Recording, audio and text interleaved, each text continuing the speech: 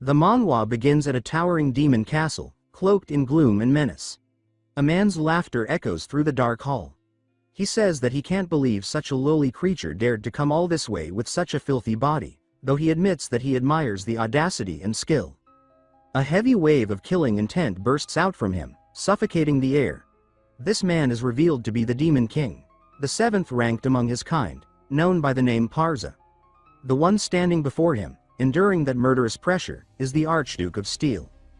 The Archduke, Han Jae-woo, smiles coolly and tells Parza to shut his mouth, because his era ends today. Then he charges. He draws his blade, invoking the Empire Sword's 12th form, Slayer. With a sharp, overhead strike, he yells at the Demon King to take this final blow. But just before impact, a status window suddenly flashes in front of his face, halting everything. The notification says that the connection to the server has been lost. Parza breaks into laughter, mocking that Jae-woo is full of flaws. Jae-woo, frustrated and confused, tells him to wait and stop. Embarrassment washes over him. He realizes he's just failed the Warburg's Parza raid. The legendary warrior, Jae-woo, didn't clear it. In the real world, voices from his apartment break the tension. One person asks if he's still playing the game. Another says that maybe this'll wake him up. A third voice suggests shaking him gently. But then Jae-woo's arm wraps around the cord, and the screen goes dark. He's just been unplugged. A guy in the room mutters that he just dropped a log in his pants and says uh-oh. Jae-woo shoots him a fierce glare and asks if he was the one who unplugged the Ethernet cable. The guy quickly apologizes. Jae-woo says that he was basically done with the raid, just a few steps away. One of the others tells the guy to stop messing around. Jae-woo starts explaining that he might look like a gaming addict, but things weren't always like this. He says that he used to be Hanam's problem solver, the brains of the operation, and their money goblin. Back then, he lived a good life. But he eventually realized how meaningless all of it was. Something shifts in him as his eyes fall on the VR capsule. He says that everything he had obsessed over before had been a waste of time. The game he's playing is called Guardian of Humanity, a VR epic made by Super AI Aquila. It's a single-player RPG with a massive open world, and Jae-woo says this place changed him. For someone who had never even read a picture book, it felt like magic. The stories, the beauty of the characters, beings of all kinds, it all pulled him in. He admits that the game didn't just entertain him, it changed him. It made him care about more than money. He and his friends ended up borrowing a huge sum, just to afford a VR capsule that cost $1 billion. He says that maybe you could call him crazy. The guy lying under him speaks up, asking how Jae-woo could treat him like this, considering he was the one who invested in him so he could game. Jae-woo laughs, saying that he understands the frustration, but he's covered for them more than a few times. He points out that one of them was caught sneaking out to golf behind his wife's back, another was working 2 secret jobs, and someone else had been simping for VTubers for a decade. He says he always had their backs. Bulkut jumps in, asking if Jae-woo really thinks he's one to talk, borrowing $1 billion just to play a game. Jae-woo glares. The guy instantly backtracks, saying he didn't mean it like that. They all question how he plans to repay the debt by writing walkthrough guides for others. Meanwhile, Jae-woo pushes through trial after trial in the game, constantly problem-solving, constantly learning. We see him typing intensely at his keyboard. When he opens his bankbook, the entries are all in red, withdrawal after withdrawal. He's almost out of money. The others suggest that he should come work with them again. They remind him that he was Hanmom's fixer, after all. But Jae-woo says no, he hasn't seen the true ending yet. No one has. He says that reaching the true ending is the least he can do to repay the world that gave him so much. Then he declares that the workday is over and tells them to go home. They protest, bringing up the interest he still owes, but they add that they still believe in him. As the door closes behind them, Jae-woo turns back to his capsule. He heads straight to it and boots up the game again. He spawns inside Baird Cathedral. A message says that, due to his death, he is suspended from actions for 22 hours.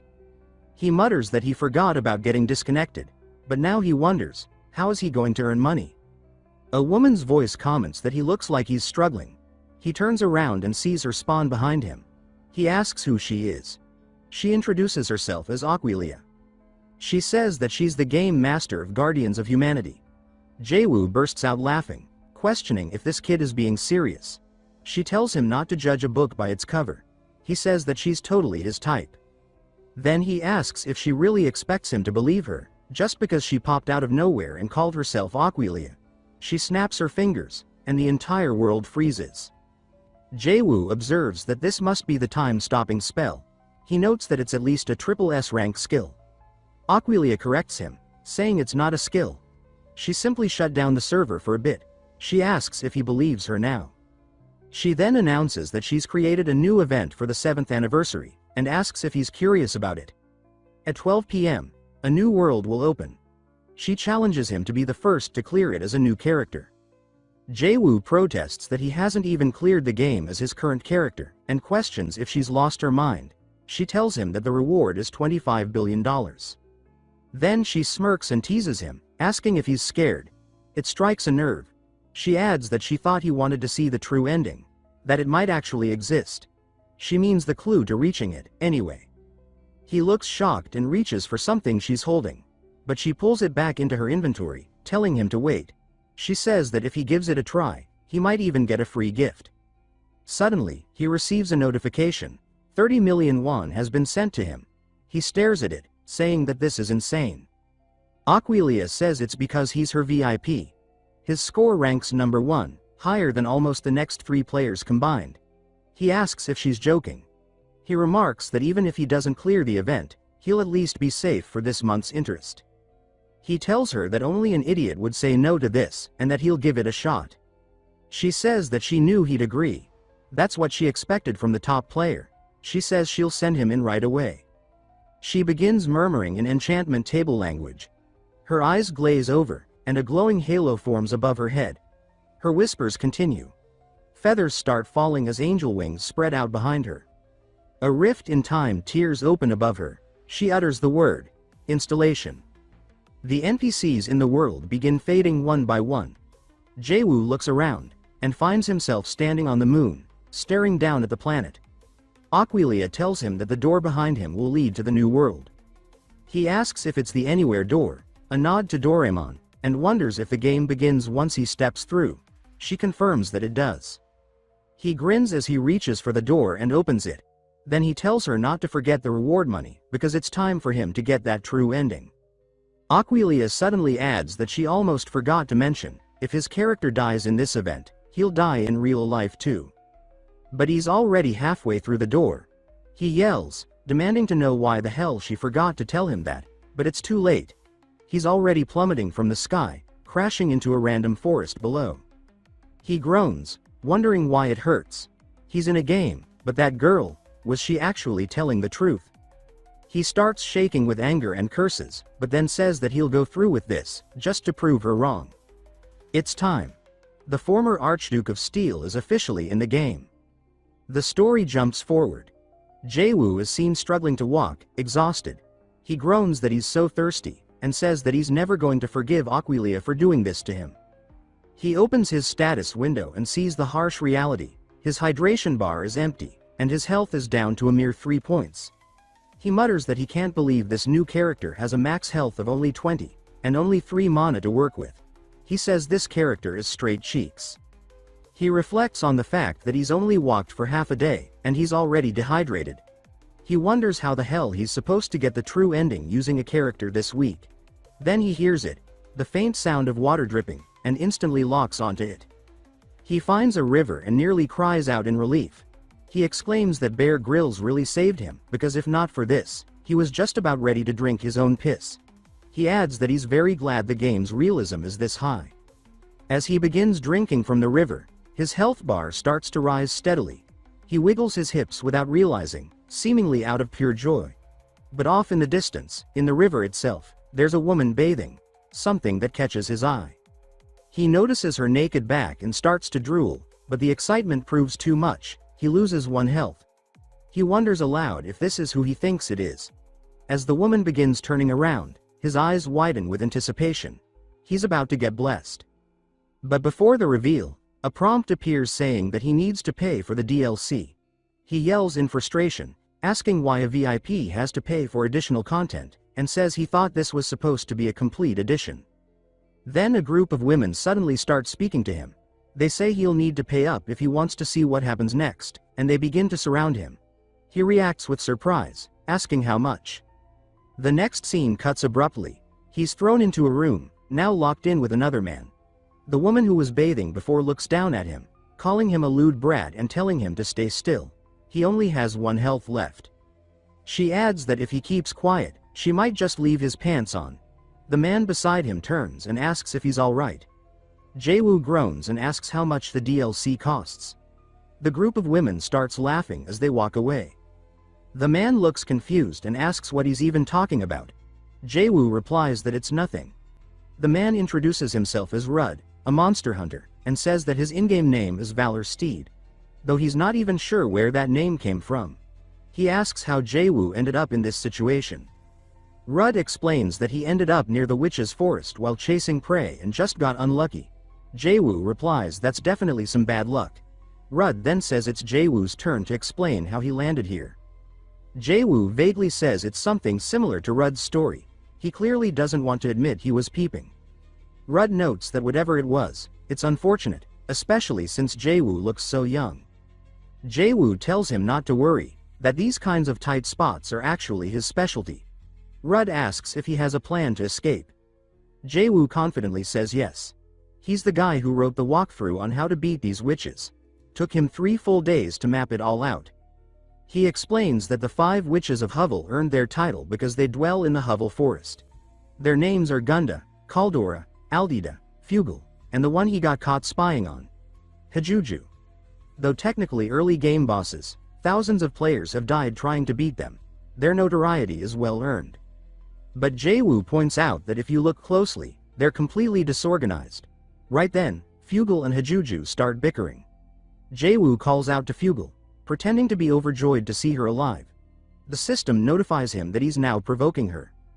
He says that he clearly remembers Hajuju declaring that she was going to kill Fugal.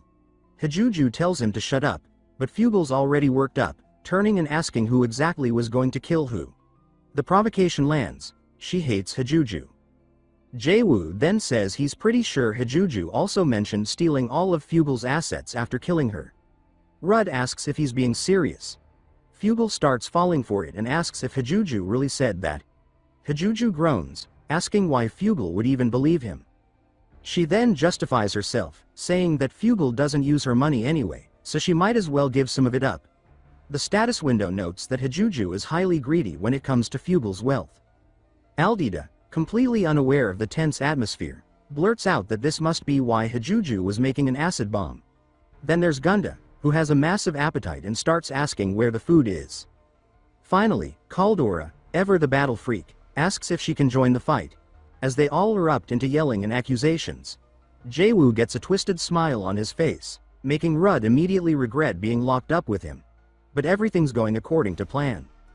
Despite their collective title, Jae-woo explains, these witches have no teamwork at all. Most players assume they operate as a unit, and that's how the witches rack up kills. But with some manipulation, it's easy to turn them on each other. As the witches start pulling at each other's hair, Jae-woo tells Rud it's time to make their escape. Rud agrees, saying that Jae-woo really is something else. But Jae-woo says not just yet, he's got another idea. He grabs the rug beneath them and yanks it. The witches all stumble back and fall into one of their own large cooking pots, screaming in surprise. Jae-woo turns to Rud and says now it's time to go. As they move, Jae-woo laughs, saying that the witches might be dumb, but they sure do give a ton of experience. Just then, something slithers and wraps around his leg. It's Fugal's snake, now constricting him. His movement is completely limited. Fugal says he's cunning, but she refuses to die alone. Jae-woo kicks at the snake repeatedly, but misses every time. He tells it to get the hell off, frustrated, and realizes his character is still pathetically weak. Rud steps in, saying he's got this. He draws his blade and swiftly slices the snake's head off. Then he asks if Jae-woo's alright. Jae-woo thanks him and asks if he can borrow his bow. Rud hesitates but asks if Jae-woo is any good with it. Jae-woo grabs it. It has 15 attack and 30 range. Jae-woo says he's only a little bit good with it, then aims toward a large potion above the pot. The arrow flies and smashes the potion. Everyone below looks up. Hajuju starts trembling, saying that's bad. Fugal asks what the hell it is. Juju screams that it's the acid bomb she was going to kill Fugal with. Fugal also starts screaming in panic. The liquid plummets into the pot, creating a massive explosion. A stray rock lance hits Jaewoo in the head, taking away 1 health point. Rud asks if it's all over. Jaewoo tells him to stop jinxing it. But then he gets a system notification. Achievement unlocked. These witches ain't shit. Multiple messages flood in. He's defeated the witches of Hovel Forest. He gains 320,000 experience points and 5,000 achievement points. Jaewoo confidently says they're definitely dead. Rud says that's good. He got really lucky at a low level. Rud then hands him something, saying it might be too much, but to take it as a gift of gratitude. Red dragon fruits. Jaewoo says this is unexpected and notes he doesn't remember these from his previous runs. Rud says they looked valuable, so he grabbed them from the witch's nest. Jaewoo thanks him and immediately starts chugging. The status window jokes by labeling him a dragonborn. His stats skyrocket. His health hits 220.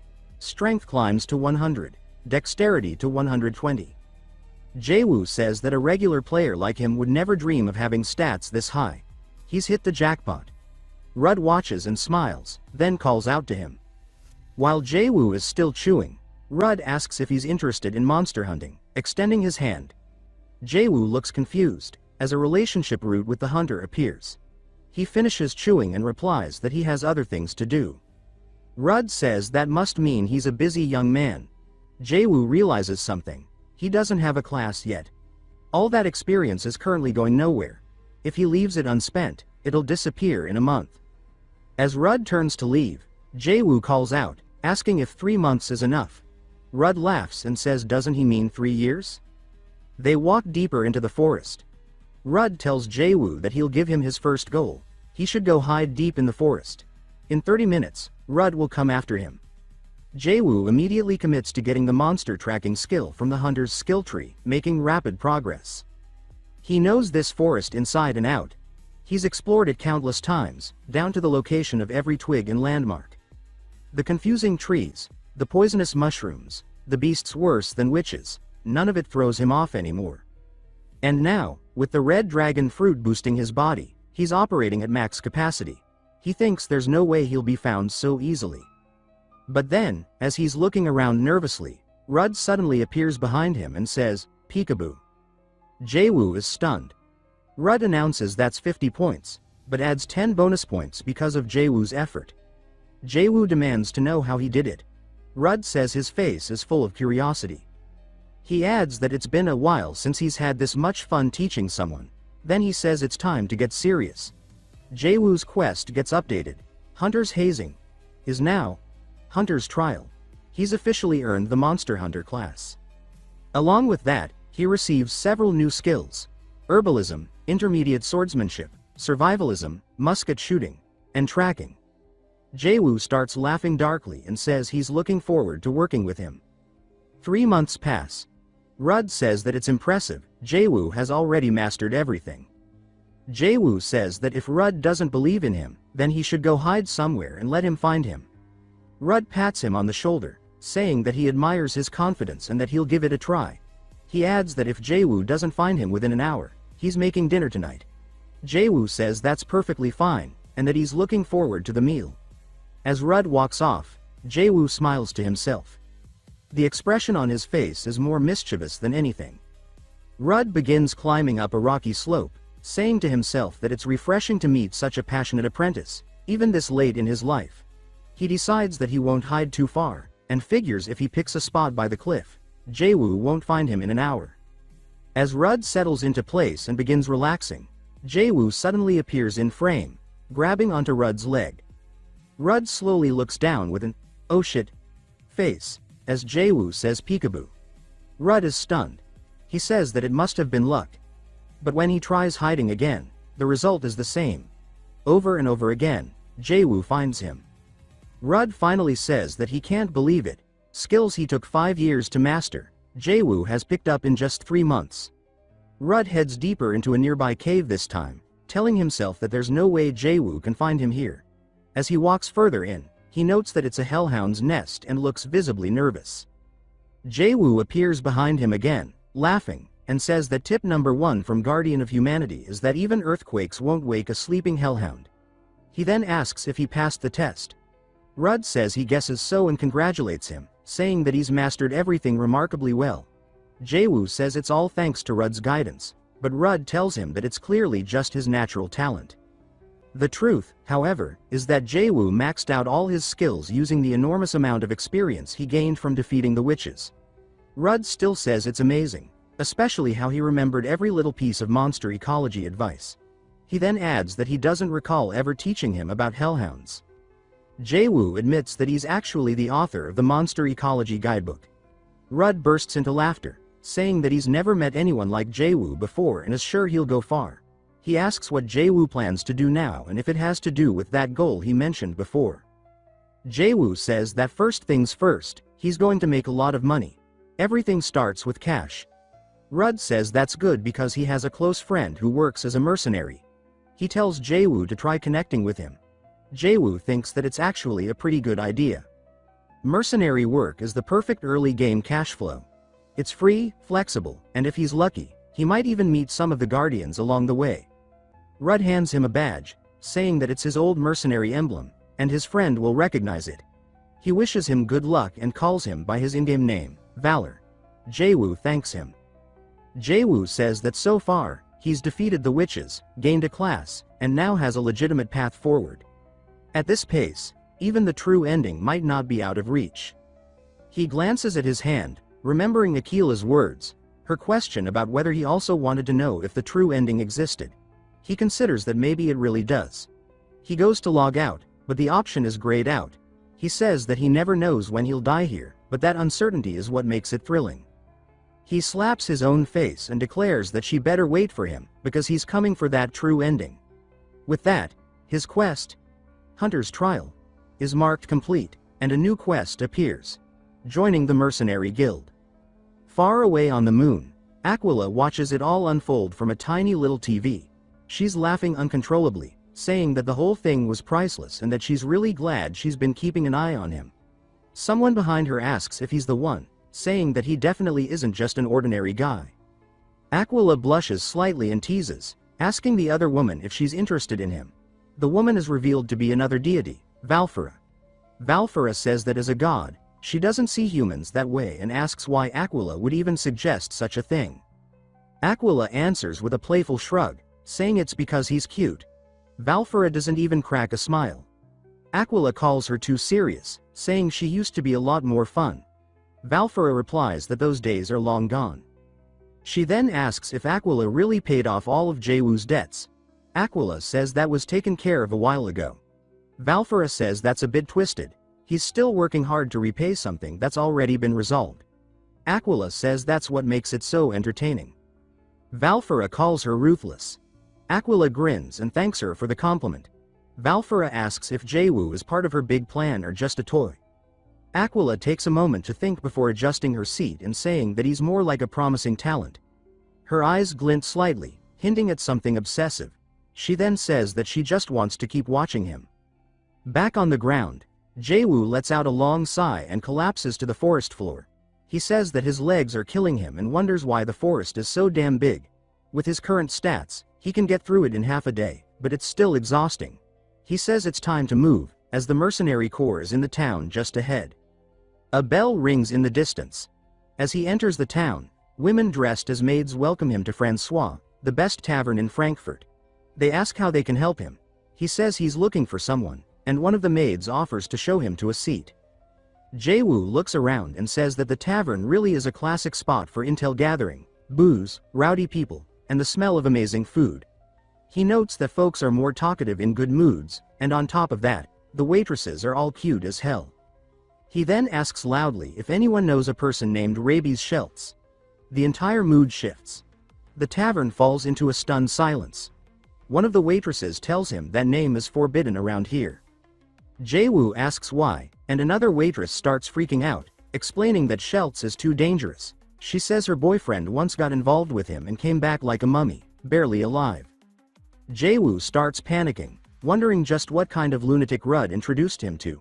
Two old men sitting nearby start whispering about their own past run-ins, which only deepens his dread. One of the waitresses urgently tells him to leave, saying Schultz will be there any minute. Jae-woo tries asking why they're all so afraid. Then, suddenly, he feels something rub across his face. He stiffens and demands to know who it was. He turns and sees a strange man standing before him. It's rabies Schultz. Schultz looks down, sees the badge on Jae-woo's waist, and immediately recognizes it as Rud's.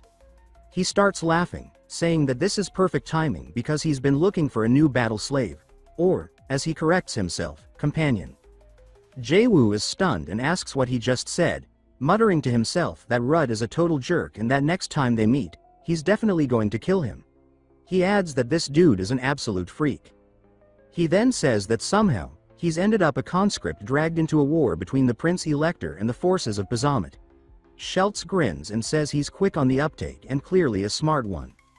Jae-woo says that even though it feels like he's getting force drafted into some fantasy war, this could be a real opportunity. The Prince Elector is one of the game's guardians. If he can get close to him, maybe he can learn more about the others. Suddenly, a loud horn blares, and Schultz smirks, saying that speak of the devil, here he comes. A system warning appears. This is an ambush. Jae-woo immediately takes 30 points of damage as his body slams down. Now watching the procession, he sees the Prince Elector riding by, surrounded by his forces. Schultz says that Jae-woo would fit in with that group. Jae-woo, however, says that this is very different from what he imagined. He says he's usually on the other side of things, but this time the Prince Elector looks more like a villain than anything else. Then Jae-woo freezes as he sees something, or someone. He mutters in disbelief. He can't believe she's here. Riding alongside the Prince Elector is a woman with long blonde hair. He says that of all people, he did not expect Dame Volpurgis to show up. The Prince Elector glances at her, asking if something is wrong since she appears distracted. She responds that nothing's the matter and lowers her gaze. He reminds her that the battlefield is waiting. Jae-woo explains that in his previous playthroughs, she was his companion, but no matter what he tried, he could never save her. Every single time, she died to the same monster. He says it was a nightmare of a creature. A wall he could never break through. A barrier he failed to overcome. Schultz notices Jae-woo's distant expression and asks if something's bothering him. Jae-woo tells him no, brushing it off. But internally, he vows that even if he has to risk his life, he will reach an ending where she survives. They proceed toward the mercenary camp, where warriors are training with real swords, shouting and swinging with full force. Jae-woo observes the scene and remarks that this feels more like marine training than any game. Schultz laughs, saying the fun's already started. They're selecting team leaders through sparring matches, and there's real money at stake. Jae-woo comments that pride and cash are one dangerous mix. Still, he says his only goal is to get in contact with the Prince Elector, so it's best to keep a low profile for now. He decides to stay quiet. Schultz then asks if that means Jae-woo's participating, and without waiting for a response, he grips Jae-woo's shoulder, saying that he's definitely in. After all, there's no way Rud would send over a clueless rookie. Jae-woo groans and asks why his opinion doesn't seem to matter here. Schultz raises his voice to the entire training yard, asking if anyone wants to take a run at the new guy. The mercenaries respond with immediate enthusiasm, calling out that they'll go first, eager to get at the fresh meat. Jae-woo sighs and realizes he might not even have the option to back out. He figures he should show some strength before meeting the Prince Elector anyway. A crowd forms as one of the soldiers steps up. He introduces himself as Max, saying it's nice to meet Jae-woo, but then wonders what's up with Jae-woo's body, since he looks like a twig. Jae-woo mutters that Max's shirt is the only thing running its mouth and adds that his own physique would rack up thousands of likes online.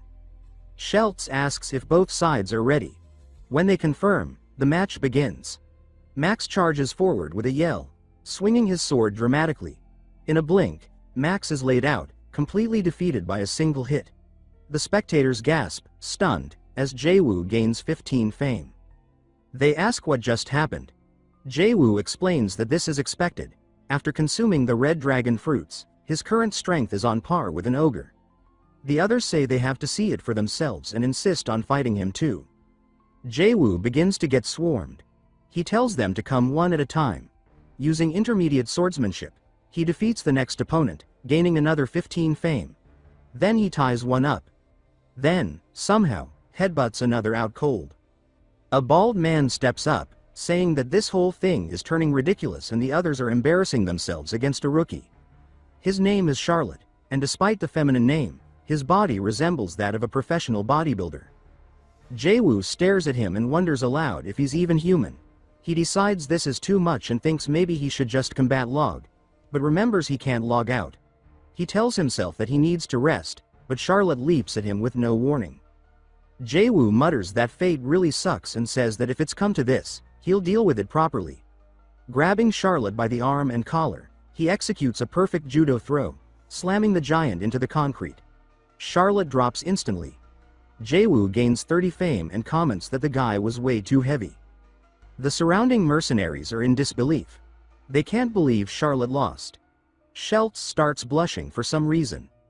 The others gather around Jaewoo, calling him a monster for beating Charlotte. They say he's scrawny but his body is built for battle, and they're itching to challenge him themselves. Schultz pushes through the crowd and tells everyone to move aside. He starts laughing with a twisted grin.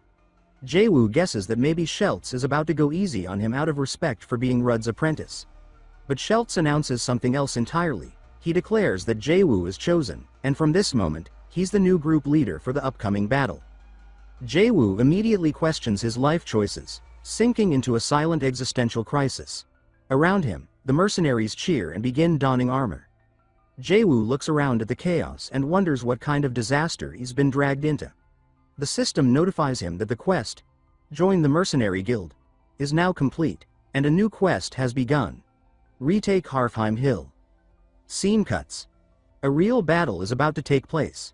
Schultz yells for everyone to charge as the entire unit rushes forward, weapons in hand, toward an advancing force of monsters. Jaewoo is among them, slicing through an enemy's neck. He explains that right now, they are allied with the Prince Elector's forces. They're locked in direct conflict against the Demon King's orc army. Their mission is clear. They must steal the enemy commander's military flag. The strategy is to smash through the front lines and, using the chaos, slip through the gaps to disrupt the formation completely. But these are orcs, brutal, relentless, and the most coordinated force on the continent. And as the group leader, it's Jaewoo's job to stop them. As two orcs charge him, Jaewoo ducks and weaves between their attacks. He asks himself why this is his job, calling it ridiculous. He explains that he originally planned to pick up some military merits and then run off quietly. In the orc camp, a scout reports to the orc commander that their spearmen are collapsing. The commander calls it nonsense, saying there's no way their elite spearmen are falling apart. He takes a spyglass to see for himself. As he peers through, he squints and asks what the hell he's looking at. He sees Charlotte and the rest of the mercs tearing through the lines, and sweat forms on his brow. He shouts for the musket squad to form up and open fire. They fire, but their bullets bounce off the mercenaries' shields. Jaewoo calls it pathetic, mocking them for not even knowing what K2 is. He adds that without rapid fire, muskets require a rotation firing system, and while they reload, now is the time to act. Jaewoo charges ahead and tells the others to follow, yelling at them to rip the enemy apart. An orc watches them advance and says that he can't believe his comrades are getting blown away by someone who looks like a shrimp. He adds that these humans aren't normal. But he refuses to let them take their flag. It's the pride of their entire tribe. As the orc lunges to protect it, he screams that he'll never surrender, only to be instantly thrown aside. The mercenaries hoist the flag up, cheering. Jaewoo says now he just needs to hold out a little longer, and the military merit is his. The system notifies him that he has stolen the flag, gaining 30 leadership and 20 achievement points. A loud horn suddenly blares. Max runs up, panicking. He tells Jaewoo that this is bad. Their allies are retreating, and orc reinforcements are directly in front of them. Jaewoo curses, realizing that victory was within reach. He asks why the others are pulling out now. Max suggests maybe they should drop the flag and get out of there. Jaewoo demands to know what kind of logic that is. Max explains that they're completely surrounded. The camera pans to show Jaewoo, Charlotte, and another merc in the center of a tightening orc formation. Then an orc with a massive sword steps forward. He introduces himself as the hidden boss, the Grand General of the Orc Army, Kalyan. He praises their bravery, calling them formidable human warriors. He offers them a deal. Leave the flag behind and retreat, and he will honor their courage by sparing their lives. Jae-woo refuses to trust that offer. He declares that if the orcs take even one step forward, he'll personally shove the flag into Charlotte's underwear drawer. Charlotte glares menacingly, and Kalyan looks disgusted, saying there's no way they'd desecrate the flag by putting it in such a filthy place. Jae-woo asks the orcs if they seriously believe there are rules in war. He says that if it means winning, he'll smear their flag all over Charlotte's ass. The orcs begin to panic, their formation tightening, muskets raised in all directions. Charlotte, committed to the bit, starts lowering his pants, but the orcs don't flinch. Kalyan gives the order to fire, and before they can even react, shots rain down around them. Charlotte fumbles with his pants, trying to pull them back up.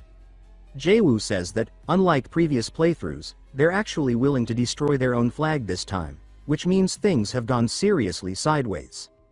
He quickly assesses the situation, realizing just how dangerous it's become.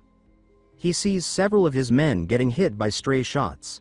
He mutters that bringing out the Grand General at this stage is pure cheating. With his current fame and rank, he doesn't stand a chance against that monster. Panic sets in.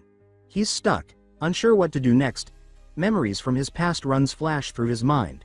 Faces of comrades, victories and failures, and Aquilia's voice warning that if he dies in the game, he dies in real life. He wonders if this is just another world now, considering she's a god. His chest tightens. Max yells at him, demanding orders or they'll all get wiped out. Jae-woo admits he forgot, and starts shaking uncontrollably.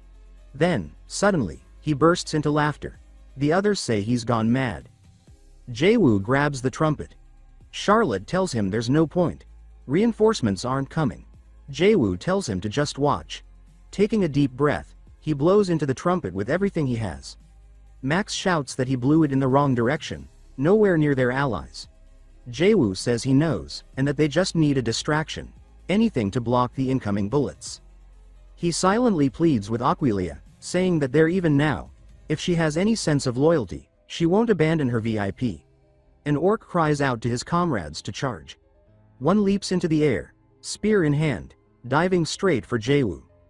The tip inches closer to his face, but suddenly, something flashes through the sky. The spear stops mid-flight. An arrow pierces the orc's throat, dropping him instantly. A figure on horseback rides above the chaos. Dame Volpurgis, appearing like a divine warrior. She descends beside Jae-woo and the others, landing like a Valkyrie. She tells them not to give up and to raise their swords. Talion, from across the battlefield, commands his soldiers not to interfere. He declares that this will be a duel between him and the Countess Volpurgis herself, and that it will be a noble one-on-one. Volpurgis commends his spirit and immediately lunges, her blade aimed at his head. He narrowly avoids it. Sparks erupt as the two begin exchanging powerful blows. Jae-woo watches, stunned, remarking that they're evenly matched. Volpurgis is still early in her story arc, and she's already this strong. He watches as she sends Talion's sword flying back with a thunderous shockwave. Then, something catches him off guard. Volpurgis spins through the air, lands a precise kick to Talion's face, and blood flies. Talion stumbles, regains his stance, and begins laughing, saying that he expected no less. Jae-woo says that it's not just her swordsmanship, her hand-to-hand skills are elite. She must belong to the Sisterhood of Volpurgia. It all makes sense now. She confirms she serves with a heart full of faith. He laughs, impressed, and she tells him it's getting late. She dashes forward, engaging Talion again. Their blades clash violently. Talion grits his teeth and slams his sword into the ground, cracking it. But Volpurgis is already in the air. She brings her sword down from above, smashing the back of his head. He drops to his knees. He says it was a good match, then collapses completely. As the orcs begin carrying their captain away and retreating, Jae-woo just stands there, speechless.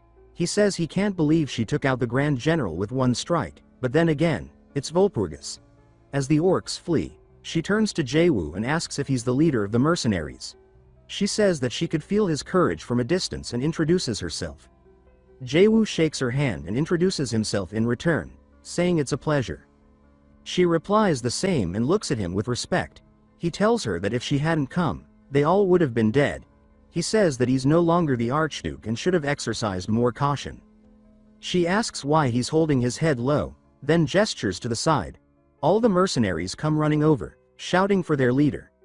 Max calls out to him, holding up the flag. They still have it. Jaewoo's chest tightens. He thinks about how close they came to dying together, and his whole body starts trembling. Then he lets out a scream, declaring that this is how it should be. He says this feeling is what it's all about, exhilarating. Back at the tavern, a little girl bursts through the door, yelling for Charlotte.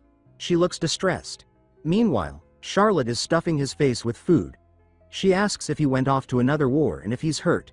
He reassures her that he's fine and calls her Bap. Jaewoo asks if that's his daughter. Schultz is dumbfounded, asking what the hell Jaewoo is talking about. Charlotte is only 15. Jaewoo reacts with disbelief. He says there's no way. The girl, Baptiste, begs Jaewoo to pay for Charlotte's medical bills. Jaewoo is hit with the confusion status. Charlotte thanks Jaewoo, saying that it's because of him they all made it back alive. The rest of the mercenaries agree. They tell him he saved them. Jaewoo awkwardly tells them to just eat. They notice him blushing and start teasing him, saying he's adorable when embarrassed. Then, Volpurgis enters the tavern, calling out for Jaewoo. He's still blushing when he sees her. She tells him to follow her to the Harfheim forward base. She says the Elector himself has summoned him and plans to honor him with a reward for his efforts.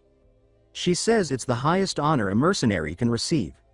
Jaewoo notes that she seems different from the Volpurgis he knew before, more cheerful now.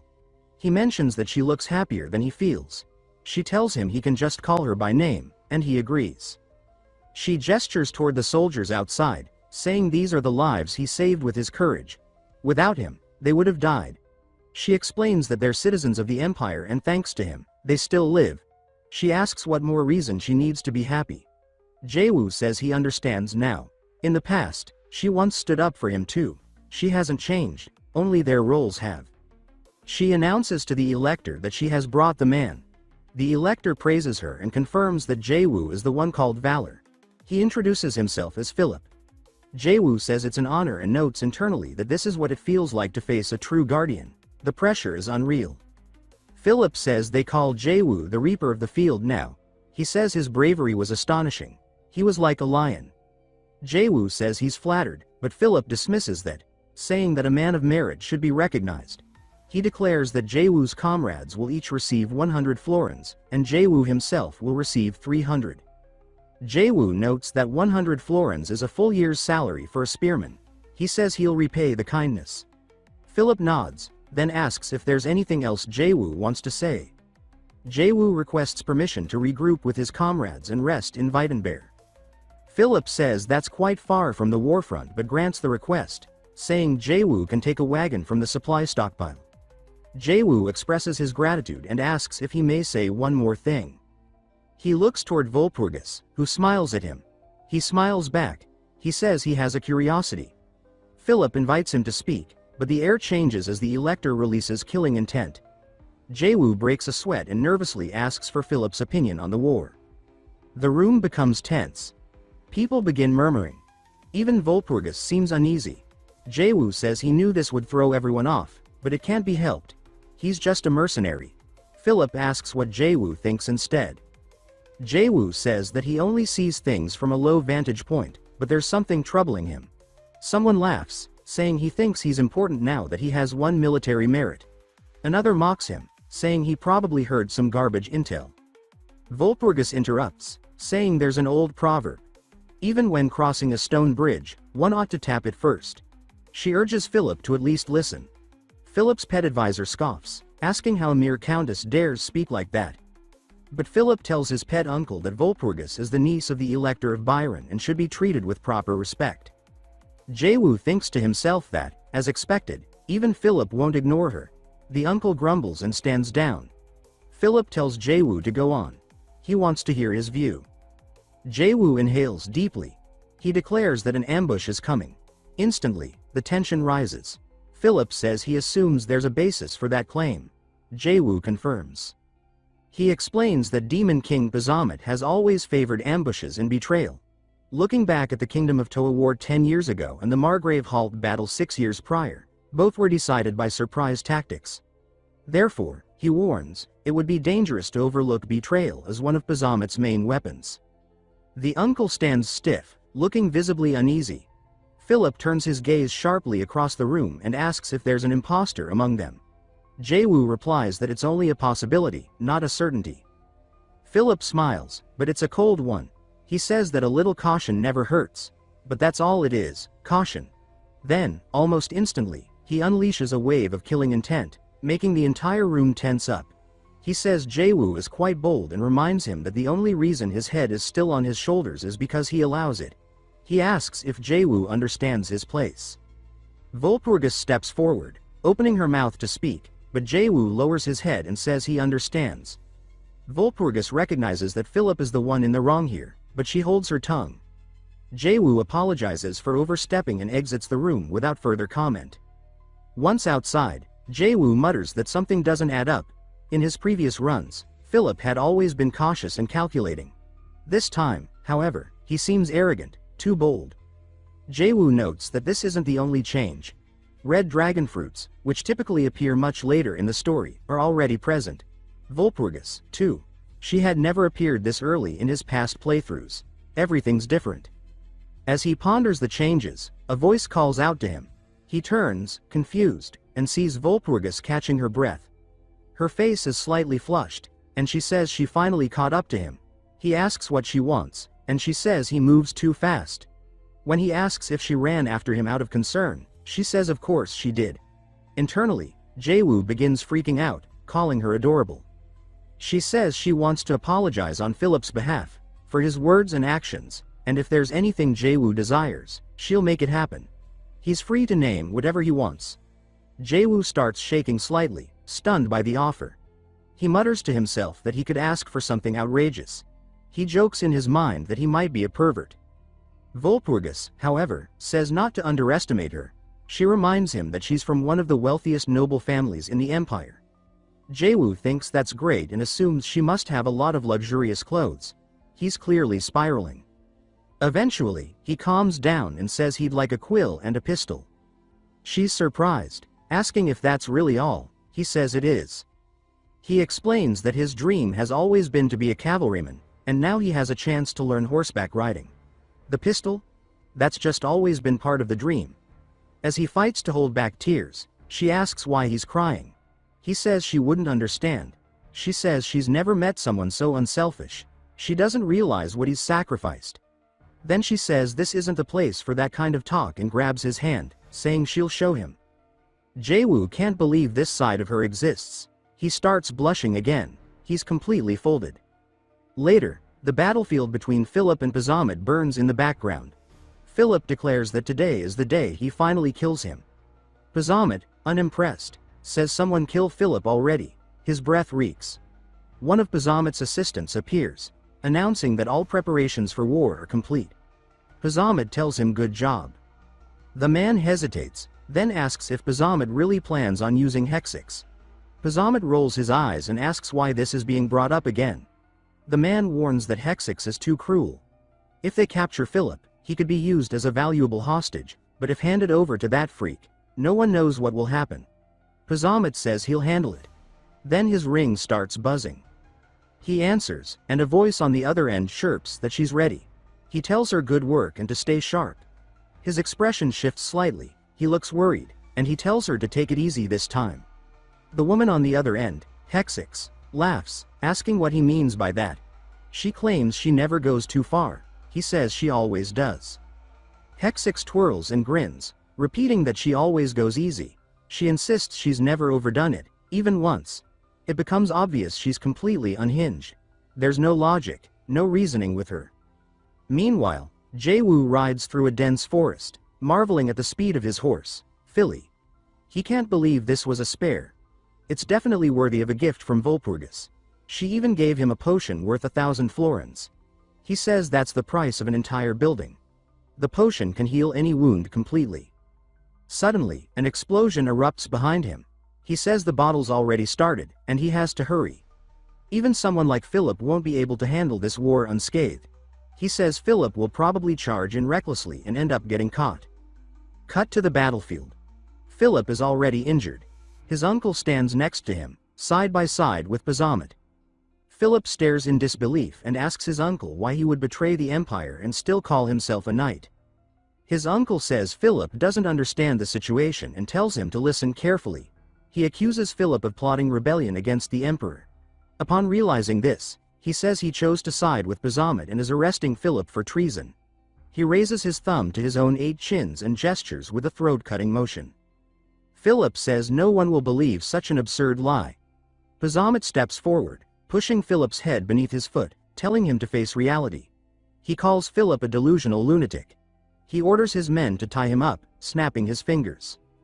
As soldiers run toward him with ropes, Philip yells at them to back off, reminding them that he is a noble elector. He starts crying.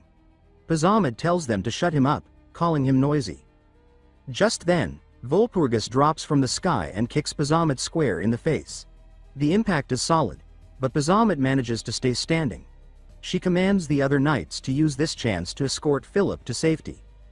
Philip's uncle begins shouting, saying they can't let him escape. Bahamut tells him to shut up, complaining that his voice is annoying. Then he speaks into his ring again, telling Hexix they're en route. Hexix asks if it's time already. Bahamut questions if she isn't ready yet. She says she is. She was just playing. He tells her to focus. She agrees and then calls out to her, "Boys," telling them it's mealtime. The strange, twisted creatures she refers to as dogs leap forward. She says they must be starving and it's time to chew on their new toy. The toy thereafter is none other than Jaewoo. As he rides through the forest, he uses his pistol to shoot at the incoming beasts. He says Hexix is using zombie dogs, a tactic she's known for, wearing opponents down before devouring them. One of the creatures leaps toward him from behind. Jaewoo elbows in midair and follows up with a clean shot. He calls it a 2-piece combo, saying he knows her style. He notes that there aren't many left near him, meaning most of them are after Philip. He doesn't care about Philip. What matters to him is Walpurgis. He kicks his horse into full sprint, saying he needs to get there fast. Ahead, Philip and Walpurgis ride side by side, surrounded by the creatures. The dogs begin circling to block their path. Philip mutters that his mana control is off. It's all Bahamut's doing. He calls it a disgusting trick. Walpurgis shouts that it's dangerous. Philip glances over as one of the dogs leaps at him. In fear, he nearly soils himself. Walpurgis intercepts the beast, cleaving its head clean off. Then she follows up with a powerful kick, sending the head flying. She asks if he's okay, and he nods. She tells him the area is uncharted territory. Humans don't venture here often, and he needs to be more careful. Suddenly, screams erupt. Philip turns and sees one of his soldiers being devoured alive. The horror dawns on him. Walpurgis tells him to wait a little longer, but he yells her name and says they can leave her behind. As they ride, the dogs gain ground. Walpurgis starts getting overwhelmed. Philip mutters that he's different from her. His life, and hers, aren't equal. He says she's expendable. Walpurgis grits her teeth, questioning whether this is truly what nobility has come to. She mutters that if she had only listened to Jaewoo before, this could have been avoided. She blames herself for ignoring his warnings. Hexix, now close, laughs and says they're hilarious. She throws a thread around Walpurgis's throat and begins pulling. Walpurgis reaches out toward Philip, her hand outstretched. He turns, shocked, but takes only one glance before riding away. Walpurgis falls off her horse, dragged by the thread. She coughs and says they're cursed to have someone like him as their elector. Her body shakes. Hexix swings her whip and says she's wrong. You need to be exactly that heartless to survive as an elector. Then, without warning, Hexix calls her sister. Walpurgis shouted in anger that Hejaz should immediately retract her earlier words. She went on to explain that the position of elector was passed down through generations, with the authority to choose the next emperor of the empire. Each elector ruled her territory like an emperor. It was a role not to be underestimated. Hejaz commanded the demons beside her to continue tracking Philip. They responded in unison with, "Yes."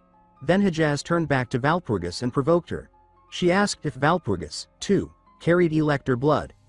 Clenching the whip, murder radiated from her. Her red eyes flashed. She asked if she had hit a sore spot.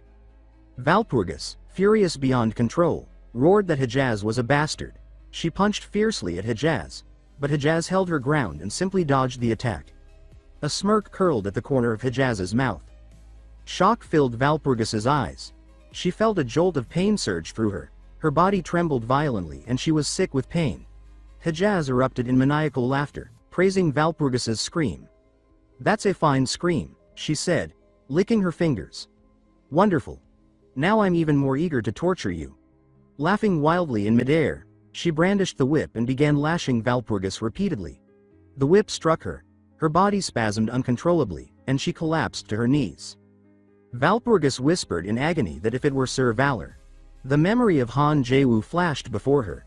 If it had been Han Jae-woo, surely he could have found a way to overcome it. But she thought that this was the limit of her endurance. Hejaz's expression turned savage as she shouted that it wasn't over yet. Raising the whip again, she prepared to strike but suddenly stopped, confusion crossing her face as a shape collapsed in the distance. She stared in astonishment at a corpse of a zombie hound. Hejaz wondered aloud what dog corpse this was. At that moment, Han Jae-woo appeared behind her. Han Jae-woo delivered a punch that struck Hejaz squarely in the face. Hejaz spewed blood from her mouth and was sent flying backwards, crashing to the ground with a wail. Han Jae-woo landed firmly. Valpurgis knelt, staring at him in stunned disbelief, tears in her eyes. Trembling, she called out Han Jae-woo's name softly, thinking that Han Jae-woo really was a hero. Han Jae-woo walked past Valpurgis, who had collapsed. Without looking back, Han Jae-woo stopped, turned, and lifted her up. Han Jae-woo cradled her. Hejaz, shielding her face, thought that he had killed a zombie hound somehow, in a way she had not noticed. Han Jae-woo had circled behind her. Standing motionless, expression cold, Han Jae-woo spoke, observing that Hejaz was still a freak. He raised a gun and pointed it at Hejaz. A faint smile curved Hejaz's lips as she asked if Han knew her, calling him brother. Han Jae-woo, holding the gun, answered coldly. "Don't use that face to call me brother, it's disgusting." Hejaz smiled mockingly and taunted that a gun, indeed, had a longer reach than her whip but told Han to be sure to aim correctly, brother. Laughing wildly, Hejaz said confidently that her whip was many times faster than a reloaded bullet. Han Jae-woo squeezed the trigger. A blast shot out, whizzing past Hejaz. Her whip wrapped around his neck, leaving him gritting his teeth. Hejaz lifted with her arm to pull. She pulled with force, shouting excitedly, "Come at me." Hejaz rammed her head brutally into Han's face. Han was knocked back. Blood spurted from his mouth. He was sent flying through the air, tumbling. Hejaz shouted loudly that she wasn't done yet. She landed solidly and laughed excitedly before whipping again, hitting Han Jae-woo hard and pushing him back. Han steadied himself, toes touching the ground, and lunged forward again. Dodging Hejaz's attack with agile movement, Han closed the distance. Hejaz looked on in shock as she thought her whip style was top tier even in the military, yet Han dodged every strike and closed in. Han raised his gun again. Hejaz roared, "You think I'll let you go?" Han quickly holstered his gun. Hejaz prepared to swing her whip and she extended her clawed hand. Han drew a dagger and chuckled. "Watch this." The dagger slashed through the air, splattering blood. Han Jae-woo casually flicked the blade clean and laughed as he asked whether that rush had felt good. He then said that, deep down, he was built for close quarters combat. Hejaz clutched her wounded eye, cursing herself for being too distracted. Losing an eye was no small thing. Gritting her teeth, she muttered that she needed time to recover. Dark wings unfurled from her back, demonic and leathery, and as she spread them, she prepared to take flight. She told Han Jae-woo that she had to leave now, saying her schedule was far too packed to stay. Han Jae-woo sneered with a mocking smile and provoked her, asking if she was retreating now. Hejaz, looking down from above, dismissed the taunt. She stated that mind games wouldn't work on her. She never fought battles she couldn't win. Han Jae-woo raised his gun again and asked why Hejaz still acted so cocky. He declared that today he was switching to ranged damage. Hejaz burst into crazed laughter, claiming that she could deal with bullets mid-air. But just then, a dark blur zipped past her eyes. The confidence drained from her face, and a sudden chunk of flesh was taken out from her waist. White smoke hissed from the barrel. Han Jae-woo commented dryly that of course, shooting bats was always satisfying. Standing before the collapsed Hejaz, Han Jae-woo sighed and said aloud that the woman really was a sick freak. Hejaz groaned on the ground. Han Jae-woo licked his dagger and said it was time to see what kind of loot this freak had dropped. Gold flickered in his eyes. Hejaz whimpered pitifully, calling him brother, through teary eyes, and asked if he really intended to kill her. She sobbed, playing the helpless act. But Han Jae-woo raised the dagger coldly and said there was no point pretending he told her to starve. Hejaz cried out in shock, one last time. Then came the system message. You have defeated Pazermet's lieutenant, Whipmaster Hejaz. Loot obtained. Hejaz's cloak, Hejaz's whip, magic binding rope, physical enhancement potion. Venom dragon, Herguma's poison, Herguma antidote, 2000 florin spirit coins. Han Jae-woo nodded to himself. He thought that this was nearly everything he needed. Good thing he hadn't sold those earlier items. Now he had to hurry, time was short. He used a healing potion and stared at the bottle in his hand. A full vial of high-grade recovery elixir. Looking down at Valpurgis on the ground, he whispered a promise to save her no matter what. The system window popped up. Effect. Completely restores all wounds and ailments. Usage. Apply directly to the injured area.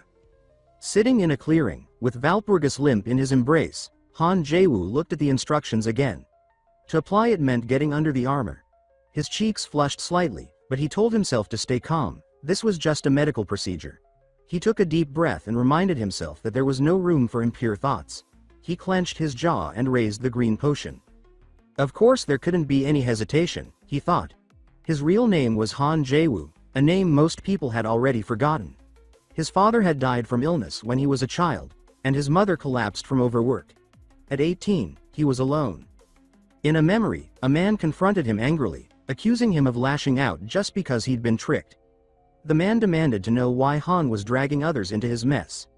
Another man barked at him, asking what the hell his problem was. Was he some clueless rookie? Han Jae-woo had replied calmly that he was just doing a job for money. He was the fixer from Hanam-dong, 22 years old.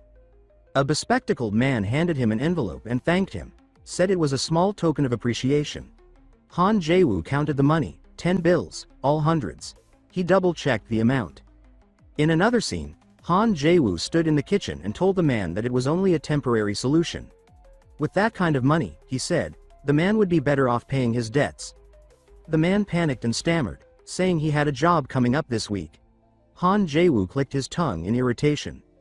The man with glasses pleaded not to be stared at like that. He said excitedly that once he completed the job, he'd get 10 million won. That number caught Han Jae-woo off guard. He asked if one job could really pay that much. The man confirmed it, explaining that it was just that important. Han Jae-woo looked around at the equipment in the man's home and asked what kind of game this even was. The man, confused, asked if Han hadn't heard of Guardian of Humanity. Han Jae-woo shot back, asking what kind of shut-in loser played something with that name. The man grew animated and explained that Guardian of Humanity was a vast world with total freedom, filled with anime-style heroines and globally acclaimed character design. Spreading his arms wide as if to embrace the universe, the man exclaimed that it had over 1 billion players and that top players could easily earn tens of millions of won. He added that the quest he was heading out to complete today was exactly one of those. Han Jae-woo could hardly believe it and asked if he meant that people were actually making millions from this. The man responded with giddy excitement. Yes, he insisted, that was exactly what he meant. Of course, the man leaned in excitedly and asked if Han Jae-woo wanted to try it. Han rubbed his chin, thinking. Then he refused the offer, saying that he's busy right now. He pulled out his phone and glanced at the screen. A message popped up. I'm canceling today's request. We've made up. Han thought to himself that it seemed he was free now. Streams of blue data surged around him as he logged into the game. The sky was a brilliant blue, dotted with white clouds. Han Jae-woo muttered to himself that he couldn't believe he was logging in on a whim. He stood in a medieval-style plaza, marveling aloud at how modern technology could make the sky look so real. The streets, the people, they all felt alive. He questioned whether this could truly be just a game. He stared, puzzled, at a burly fruit vendor by an apple stand. Everything was so vivid, he could even see the pores on the character's skin. It was unnervingly real. Suddenly, the vendor grabbed him by the collar, asking impatiently whether he intended to pay. Han panicked. The vendor waved him off angrily and told him to leave. If he had no money, he had other customers to deal with. Han opened his system window and checked his funds. 10 florins. That must be the in-game currency, he figured. He decided he had better use it sparingly. Apologetically, he said he had no money. Just then, a young boy stared longingly at the apples, saying one looked delicious. His mother tugged him away, telling him it was time to go. The boy resisted, clearly disappointed. Han Jae-woo asked the vendor how much an apple cost. The vendor said it was just 1 florin. Han handed an apple to the boy and told him to go ahead and eat it. The boy gasped in delight. His mother thanked Han sincerely, saying it was a generous use of his precious coin. Han replied that it was nothing, it was just in-game currency, after all. The boy grinned and said the apple looked so tasty, thanking him again. But the mother knew 1 florin could buy a full meal here. The mother repeated her thanks. The boy waved goodbye, thanking him once more. Han smiled and told him to listen to his mom. Watching them walk away brought back memories of living alone with his own mother. He had been a brat, always begging her for fried chicken. A faint smile crept across his face. This game had real charm. When life piled on pressure, playing helped him feel better. He once helped an elderly woman in-game and received a system message. "You've completed a quest." She thanked him, calling him a kind young man. So he started logging in more often, releasing his real-world stress inside the game. He'd return exhausted, after fighting dragons online and running from problems offline. The game recharged him so he could keep going. And just like that, 5 in-game years passed. Then a woman in armor approached and asked if he was the famous Han Jae-woo. With a toothpick in his mouth, Han gave her a puzzled look. She introduced herself as Valpurgis and said she'd heard he was strong. She asked if he could help with a wild boar problem in the Javier forest. Han repeated her words, "Wild boars?" She asked if he was scared. Smiling, he replied that the timing was perfect. He asked if she was kidding. He'd just been thinking about roasted boar for dinner. Valpurgis said she hoped his skill matched his bragging. A massive wild boar fell to the ground, bleeding heavily. Valpurgis, amazed, exclaimed that it had only taken 1 blow and that she hadn't even had time to do anything. Laughing, she explained that he was so strong she never got the chance to intervene. She asked if he wanted to form a team. The system displayed a message. "Nun Knight Valpurgis has sent you a party invitation." Han asked aloud if this was just another way to make him do someone else's chores. Valpurgis teased him, asking if he had some long-term trust issues. He laughed and admitted that maybe he did. Then she added that he was definitely entertaining. Valpurgis proposed that if he accepted the request, she would recommend him to become a knight of the Empire. He agreed immediately. Deal. Below the balcony, a crowd gathered and erupted into cheers. They chanted his name, Han Jae-woo. The elector asked him how he felt and said it must be exhilarating. Han smiled and replied that it didn't feel like an achievement he earned alone. He added that if Valpurgis hadn't spoken to him that day, he wouldn't be seeing this sight. Valpurgis objected and called that nonsense.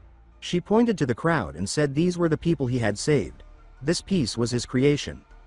A white dove flew by, feathers drifting down like snow. Images from the past flashed in memory. Back in the present, Valpurgis looked at Han Jae-woo with admiration and said sincerely that he was incredible. She admitted she hadn't lived long, but she had never met anyone so persistent. She asked him why. Han Jae-woo paused, face scarred, his cheeks still swollen. He smiled and answered that he just really loved this world. Valpurgis laughed and said she understood. He confessed that this was the first place where she ever thought the sky looked beautiful. Han Jae-woo said, aside from his aching face, everything was fine. Valpurgis asked why he had taken off his armor like that. Han replied helplessly that he didn't have much of a choice. She rode her horse and said she'd soon be returning to the monastery. She needed to inform them that he was alive. She promised she would repay him. There were so many things she was thankful for. Han stroked his chin and said he was looking forward to that. He wondered aloud with a Seuss look what a good reward might be. Valpurgis scolded him, calling him a pervert. They rode side by side down a forest path. Valpurgis said that actually, the reward wouldn't just come from her. The monastery would definitely honor him too. Han Jae-woo replied that was fine, but what he really wanted was her reward. Valpurgis threatened to punch him again. Night fell, and a grand monastery loomed ahead. Valpurga Monastery. Inside, Valpurgis demanded an explanation from Sister Angela. She said that Sir Valor was a guest of the monastery. But Sister Angela calmly replied that they had no choice. The monastery was under emergency protocol. For that reason, Sir Valor was not allowed to enter the inn near Linfelton. Han Jae-woo lay on a bed, sighing to himself. Things were getting complicated. He had planned to request the heart of the angel from the monastery, a sacred S-rank artifact passed down for generations. It held divine blessings and could restore a soul essentially, it granted an extra life. Lying on the bed, Han Jae-woo let out another sigh. Han Jae-woo thought to himself that he truly needed that relic to face what was coming next. A knock came from outside. It was Valpurgis's voice. She said it was her, Sir Valor. Han sat up, confused, and greeted her, addressing her as Lady Valpurgis. She entered the room, apologizing for making such an esteemed guest stay in such humble quarters. Han Jae-woo asked, puzzled, what she meant by that. Valpurgis looked at him and asked what he was doing. Han replied calmly that he was thinking. Valpurgis grew serious and explained that the situation was dire but also confidential. Han Jae-woo assured her that he was tight-lipped. Valpurgis nodded and said she believed him. She sat down, then solemnly declared that the abbess had become a sacrifice to darkness. Han replied with the same composure he was just thinking, but added that he had just spoken to Abbess Angela. That, he realized, could only mean one thing. There was a traitor among them. He paused, stunned by his own deduction. He asked again, seeking confirmation Margareta was the abbess. Then it had to be that bastard Pazimuth's doing. It was unbelievable. He thought that guy was dead. And Margareta, she was still alive? Han gripped his head in disbelief. His eyes were wide. Valpurgis called his name, trying to get his attention. He said he had assumed Margareta was dead and had never thought twice about it. Valpurgis, worried, said that he didn't look well. Margareta was the strongest woman in Imperial history, a living symbol of power, capable of defeating even the ultimate demon king. She was the one who turned the Valpurga monastery into a military order. They absolutely couldn't lose her. Han Jae-woo suddenly shot to his feet, startling Valpurgis. She asked what had gotten into him.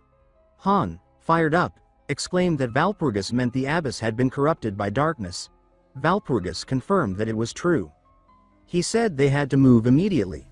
Han Jae-woo declared that he had deep knowledge of darkness. They made their way to the main headquarters of Valpurga Monastery. Rain poured down from a heavy sky. A nun asked skeptically if she really claimed to know about the dark. Valpurgis confirmed it and said that Sir Valor was someone who could be trusted. Slogans hung on the walls. Strong bodies bring unwavering faith. Another nun questioned why they didn't at least try to trust him. One of them called out to Deputy Abbess Angela. Angela stood with her arms crossed, eyes sharp. Valpurgis turned to Han Jae-woo with a grin and said it seemed like she had told him quite a lot already. Han thought the atmosphere here was way too tense. Suddenly, the nun struck her desk hard. Angela spoke firmly, reminding her that the incident was caused by a traitor, and yet Valpurgis proposed trusting an outsider? She snapped that there was nothing worth listening to anymore and told them to leave. She tried to argue, but Han cut her off. Han Jae-woo gave Valpurgis a subtle smile. Then he spoke up, saying he had heard the situation with the abbess was critical. Angela shot back that it wasn't an outsider's concern. Han asked her to just let him finish. Smiling confidently, he said it was up to them whether to believe him or not, but he had read the 7 sacred texts. Angela was shocked and asked if he meant the ones written by Saint Antonio himself. Han confirmed that he had, and said the books contained detailed records on the darkness. He explained that after the Dark Army came, the 7 sacred texts vanished, and with them, the final account of the struggle and the seal. Angela was speechless. She demanded to know how he knew all that. She pounded the table in frustration, saying that even speaking the name of that force could bring a curse. It wasn't something to talk about lightly. Han replied seriously, asking her to trust him. He claimed he knew the final method to resist the darkness.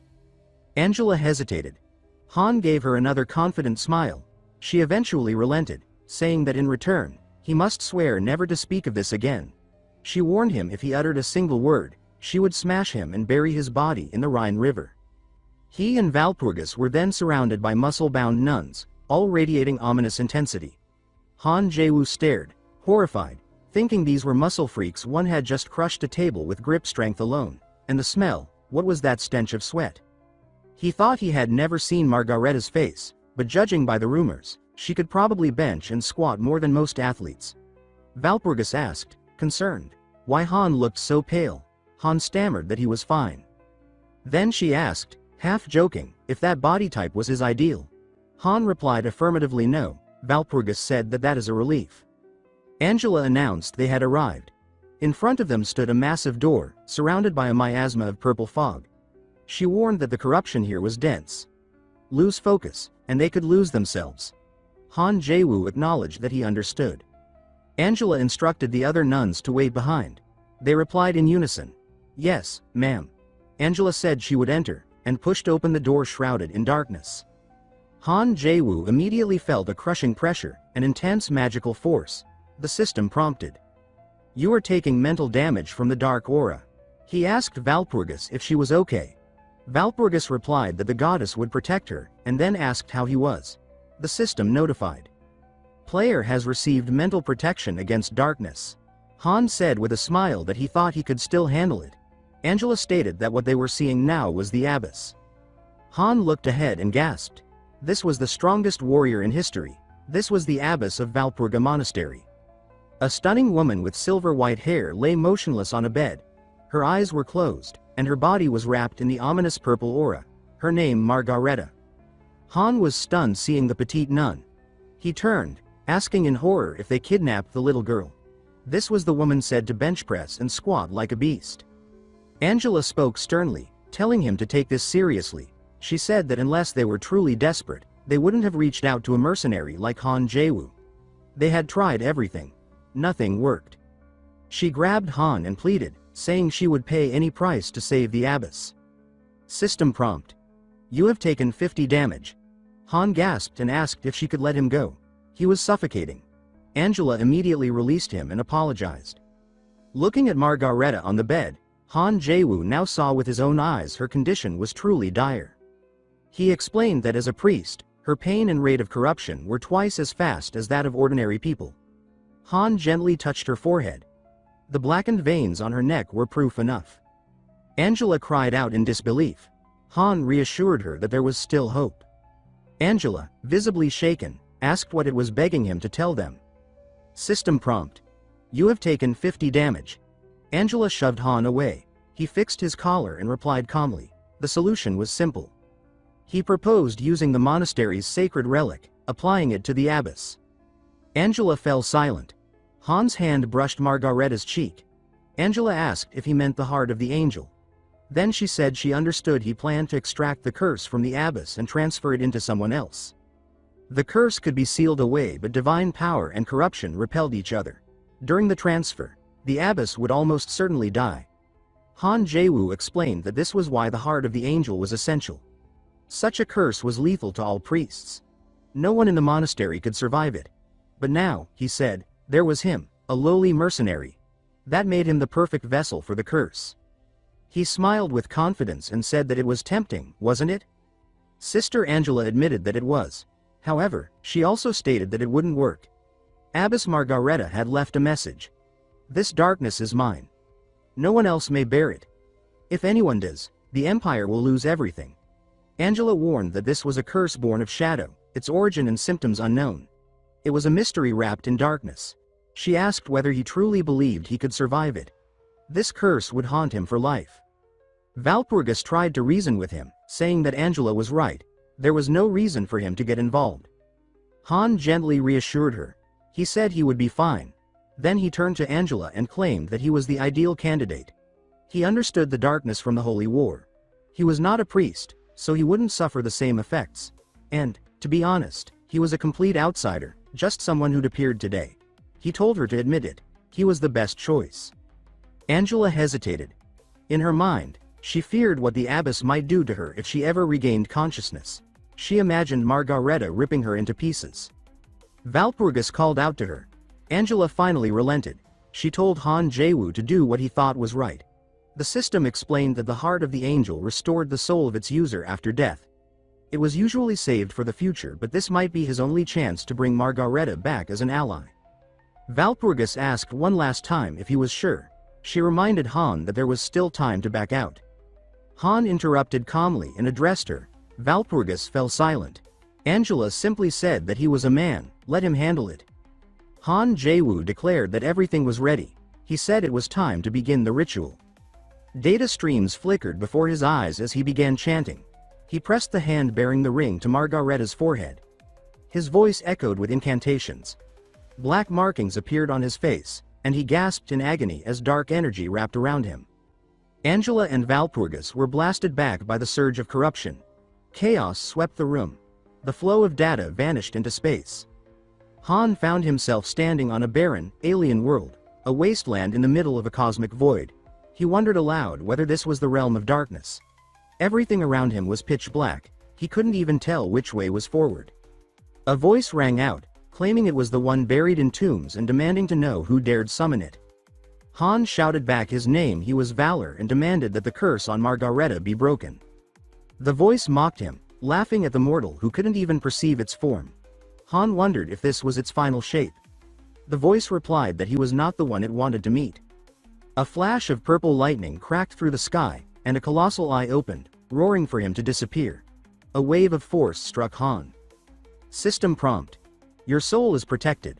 The eye was surprised. It exclaimed that he was immune to soul extraction. Han roared back, ordering the creature to break the curse and place it on him instead. The voice snarled for silence. It threatened to shred the soul of every person around him unless he revealed his identity. Han thought bitterly that it was trying to use hostages. Fine, he decided it was time to use some tricks of his own. He shouted that he had read the 7 sacred texts. The eye flinched, asking what he just said. Han explained that he had made a deal with the entity known as Struggle's Death and had exchanged one of its mongrel pets to get the texts. The eye cursed the foul beast and demanded more. Han continued, suggesting that by now, Struggle's Death was probably reselling those stolen relics to desperate freelancers. He opened his arms dramatically and warned that if they delayed any longer, he might even reveal the color of the voice's underwear. The eye hesitated, then relented. It agreed to his request. Han smiled triumphantly and said it had taken the bait. The eye added that it had a condition.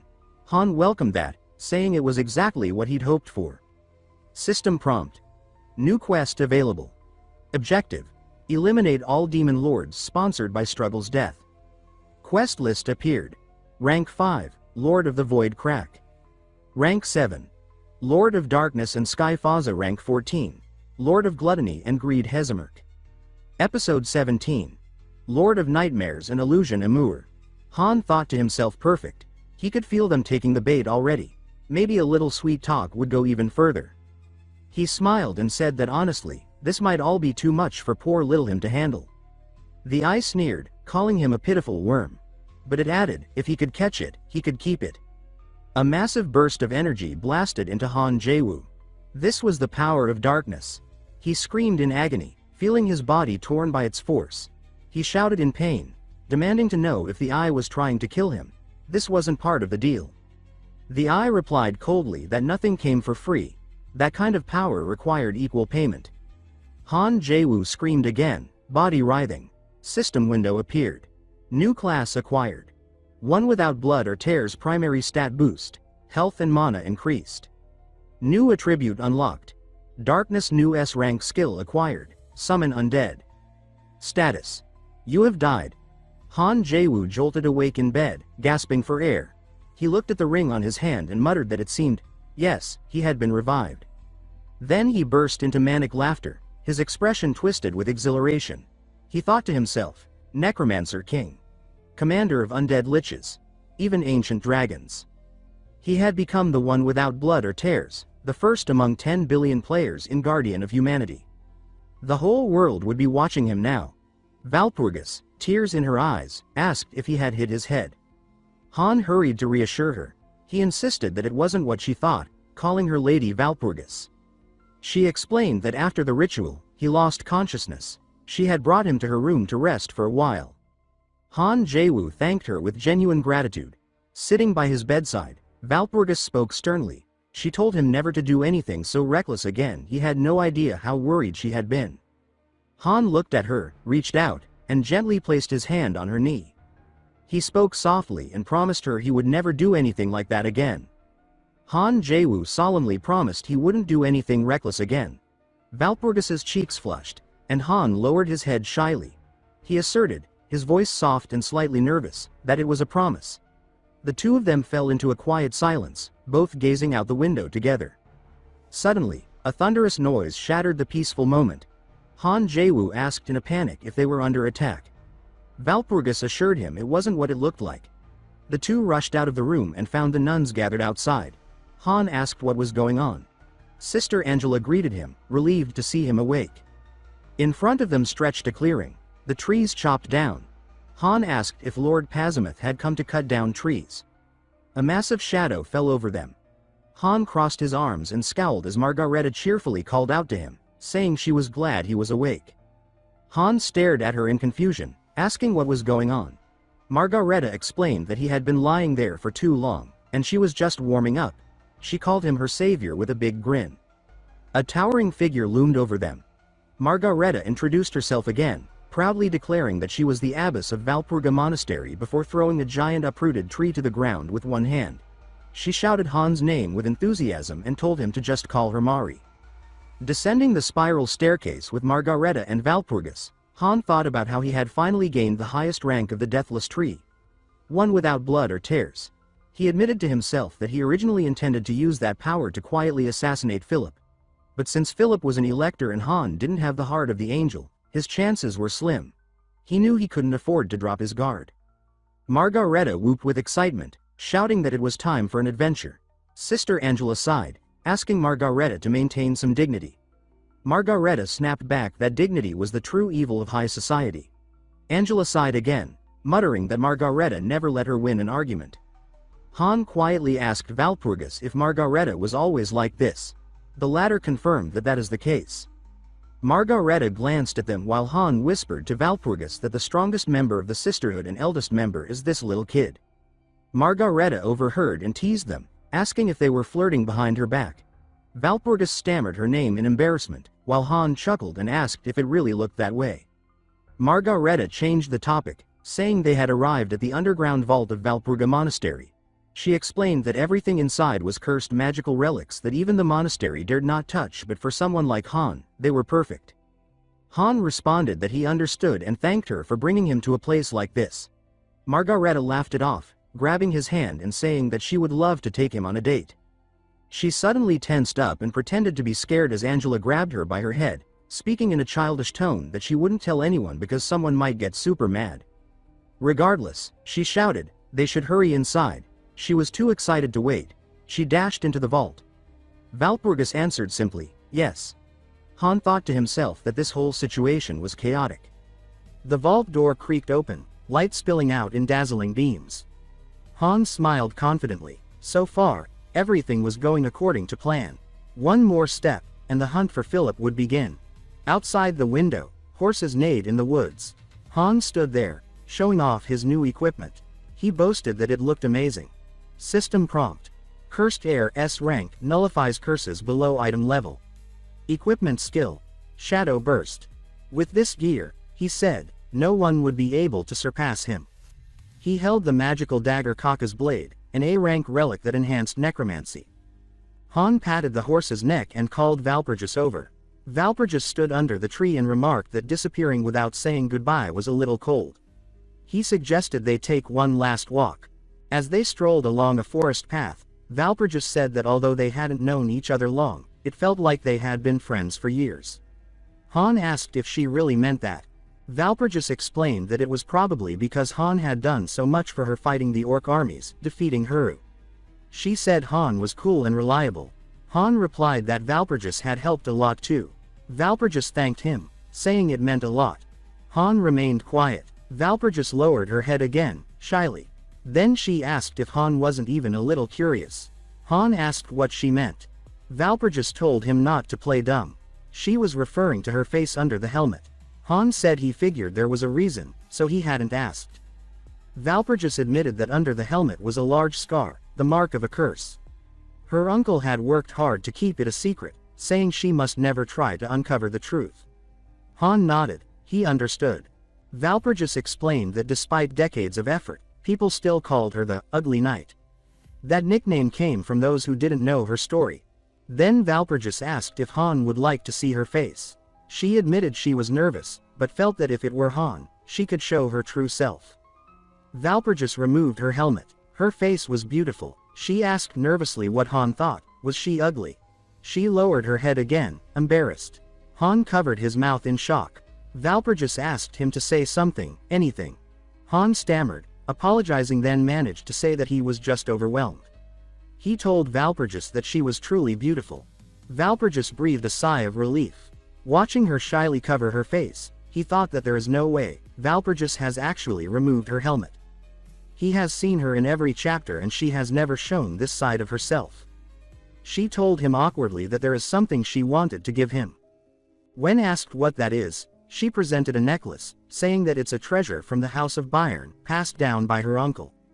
He asked why she would give something so precious to him, to which she replied that it's a token that means they'll always be together. He stared at the necklace with a blush on his face. He repeated her words, clearly overwhelmed, then he promised to treasure it. She did the same as she promised as well. Laughing awkwardly, he turned and said that he should take his leave now. She shouted, her face completely red, wishing him good luck. He told her that she could go first like a gentleman, but she said the same. They kept insisting on who should go first, causing even the horse to get annoyed with their lovey-dovey act. System prompt. Hidden story unlocked: the truth of the ugly knight.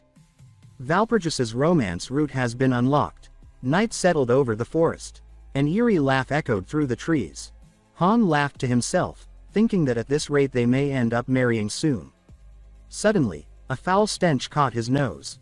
Looking around, he sees dead bodies of soldiers. He deduced that Philip and Pazamuth's armies must have fought here. And judging by the damage, it wasn't long ago. He spurred his horse, thinking that he'd better sweep the area. He gets a notification that a new skill has been unlocked via the magic dagger of the monster Karka. He grins and thinks that this is getting interesting. He raises the dagger and activates the skill. He starts chanting, eventually summoning a horde of vampires.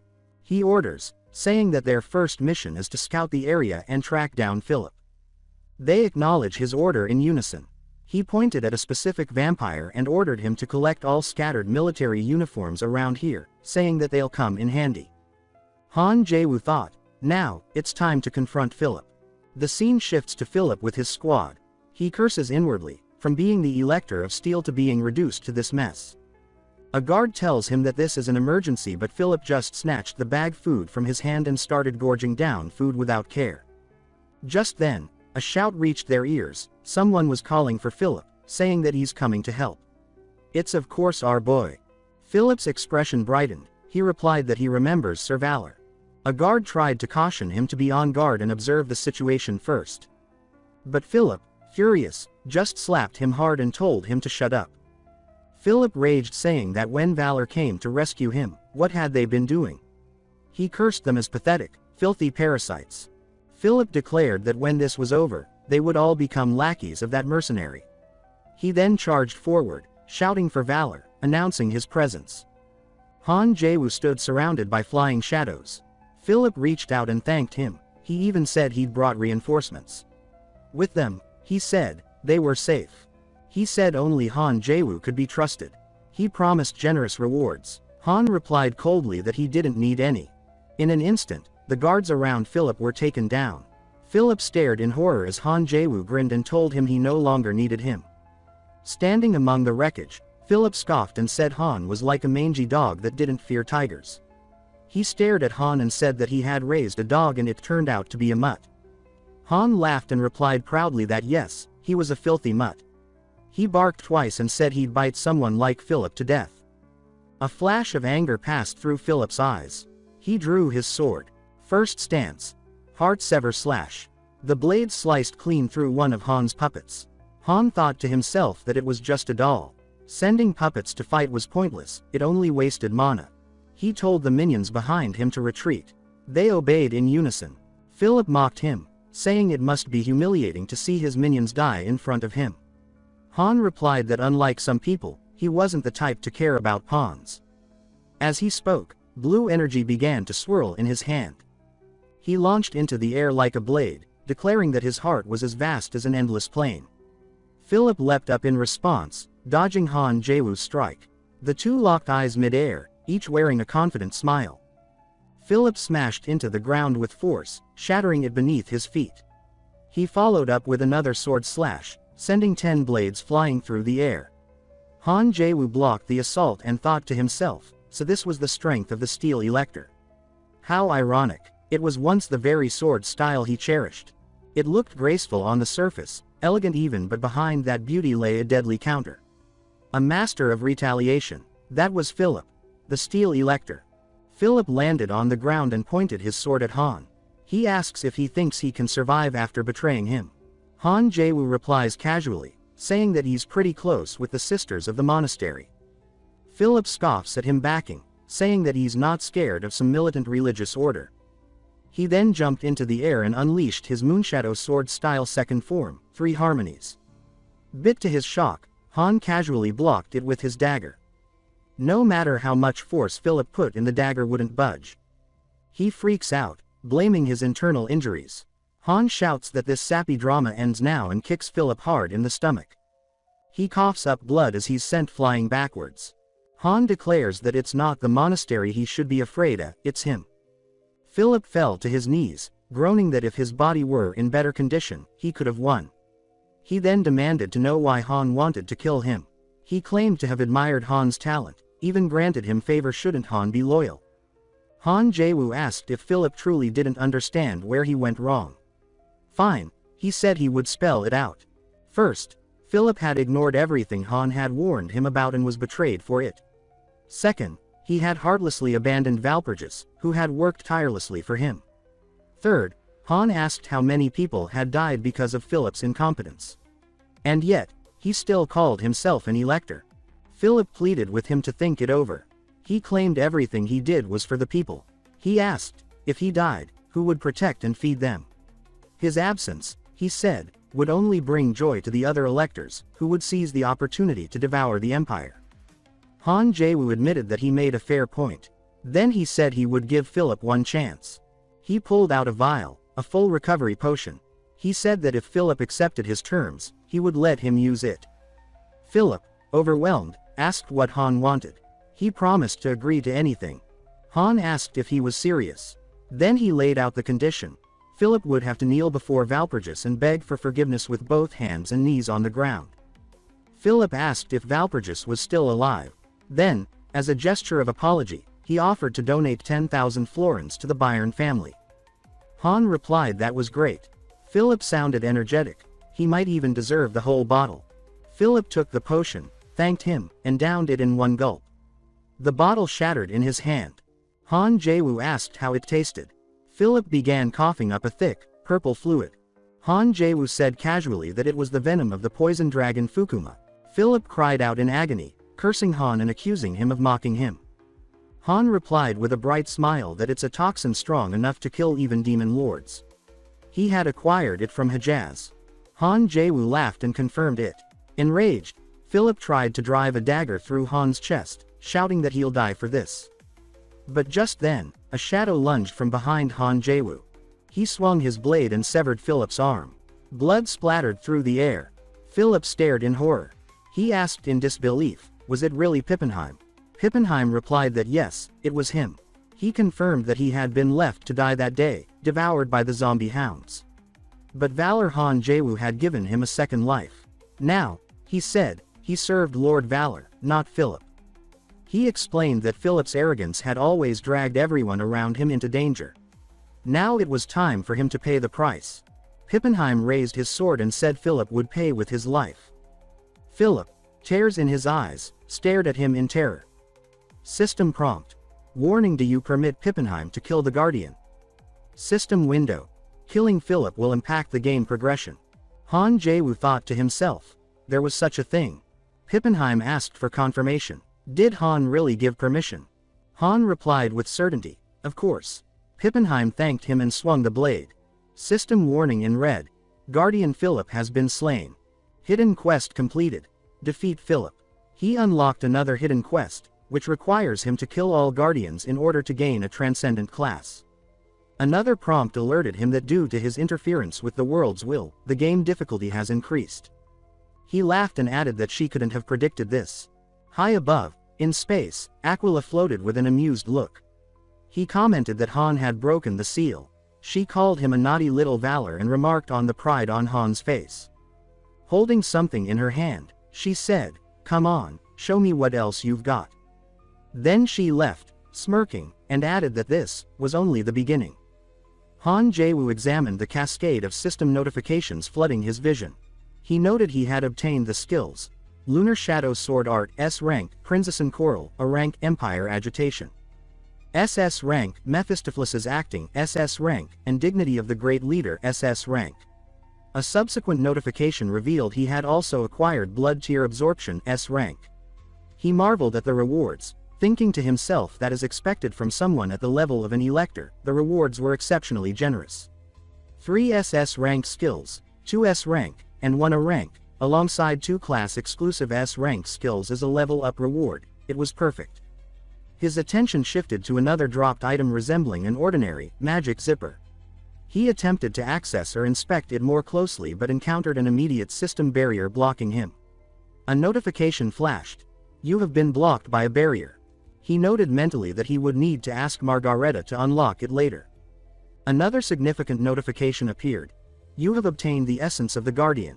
Collecting 5 will allow you to ascend into a transcendent being." However, it carried a grave warning. However, every time a Guardian is killed, the seal that protects the world from darkness weakens. Han Jae-woo contemplated this revelation, understanding it meant he must be very careful. A somber reflection followed. Would becoming a transcendent being mean eternal solitude? Would he remain with other Guardians or forge a different path altogether? Pippenheim approached, holding out an item. He reported that just as Han Jae-woo had said, they had examined the remnants left by Philip's men and found it. Han Jae-woo's eyes gleamed as he examined the item, exclaiming that this must be the main reward of the quest, noting that the gleam alone was on another level. He commended Pippenheim's work. He then inquired about the side mission he had given Pippenheim, disguising one of Philip's captured soldiers in the clothes of the Pessimist faction to resemble a demon.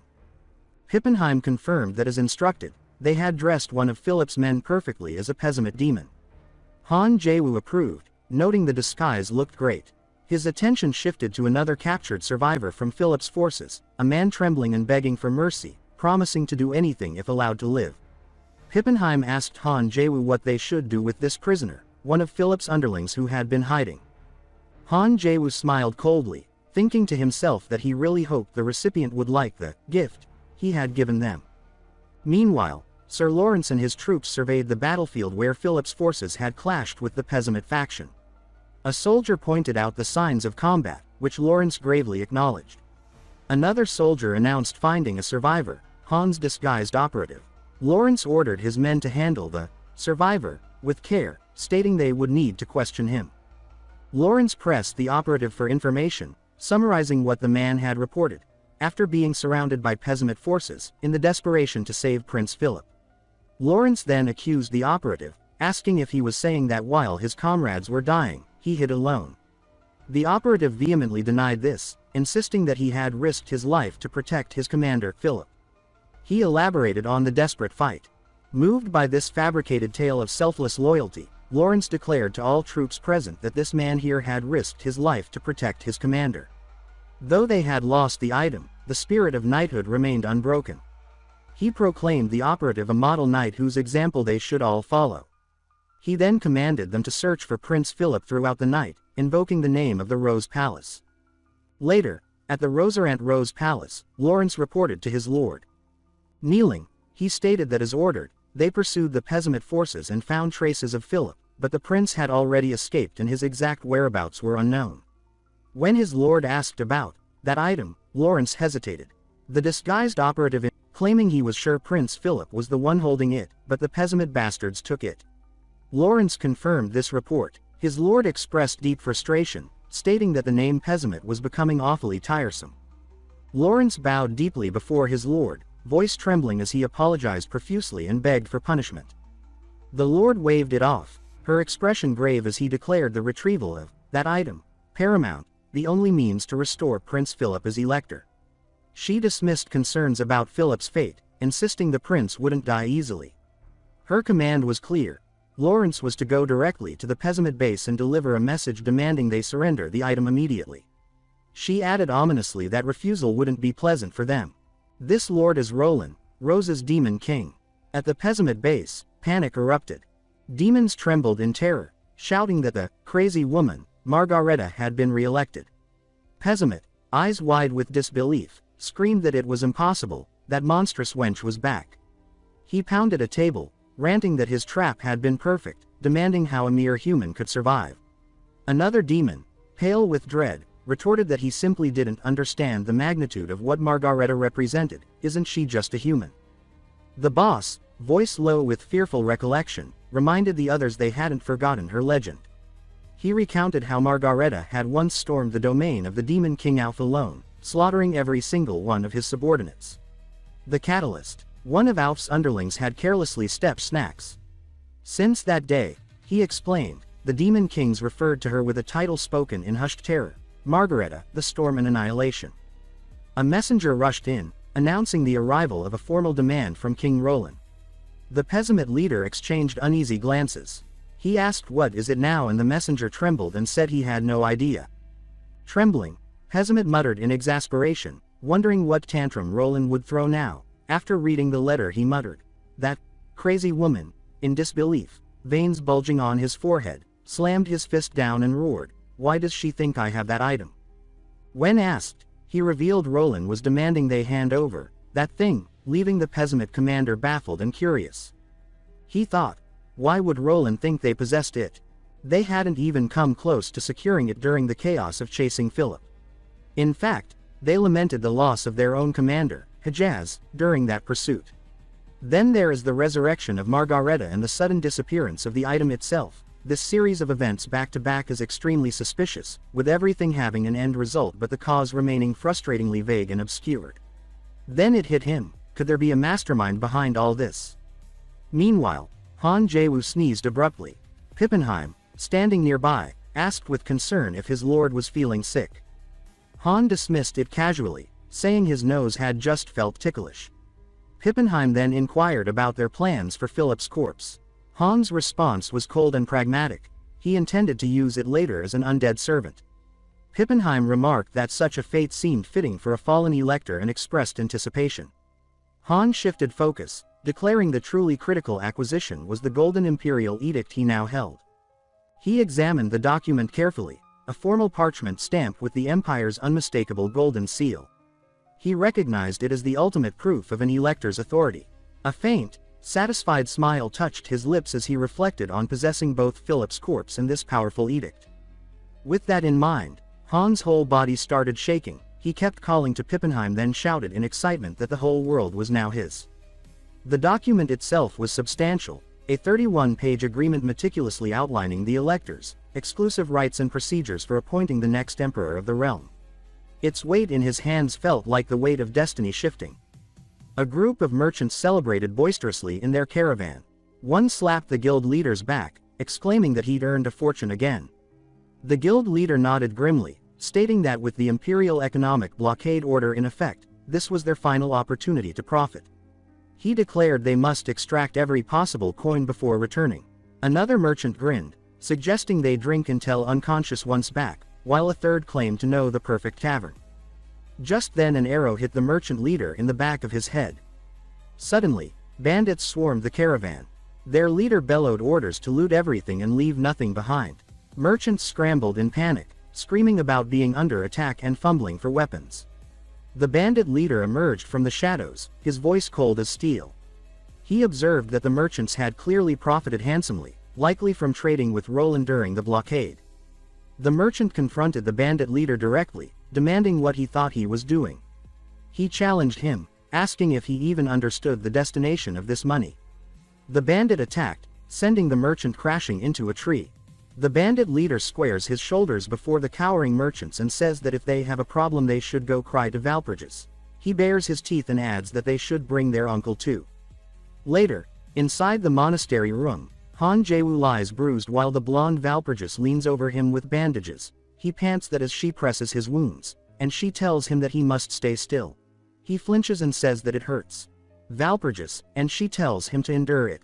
Studying the bruises, she asks where he even got hurt this badly.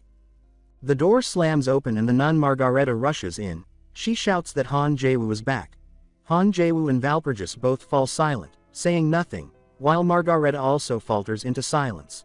A beat later, she shouted that Valpurgis has removed her helmet. She startles and yelps. Margareta, catching her breath, says that Valpurgis will give an old lady like her a heart attack at this rate. Valpurgis lowers her head and says that she is sorry, Margareta. Margareta softens and says that she understands that feeling of not wanting to hide one's true self, and she asks if that is not how a woman's heart is. Valpurgis laughs weakly. Han Jae-woo turns, and Margareta tells him to take good care of Valpurgis. A cold threat follows from Margareta. She says that if he ever makes Valpurgis shed even a single tear, Han Jae-woo asks what if he does. Margareta says that she will fold him in half. He stiffens and says that yes, ma'am. Margareta then changes the subject and asks about Philip, saying that he said Philip is dead.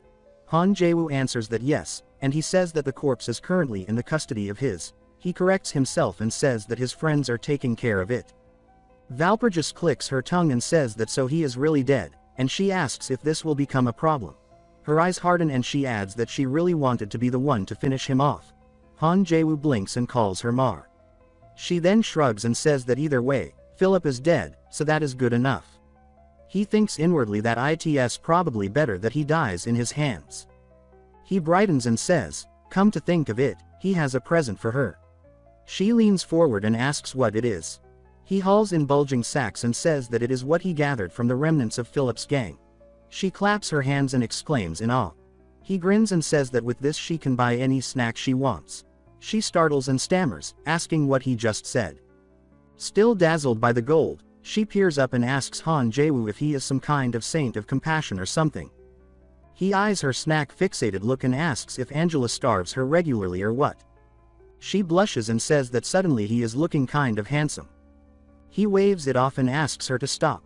Valpurgis then notices a stacked bundle and says him, and she asks him what those bundles of paper are, adding that they look like letters. Han Jae-woo spreads them out and says that they are letters exchanged between Philip and Roland. He says that it seems like Roland was trying to make Philip emperor. He adds that the current emperor's relationship with Roland is bad because of tax issues. Margareta nods and says that that is right, just like the current economic blockade order. Han Jae-woo asks about an economic blockade order, and Margareta reacts in surprise and asks if he did not know. She explains that the emperor is currently seizing goods from all merchant guilds tied to Roland, and she says that because of that the nearby night houses are going absolutely berserk.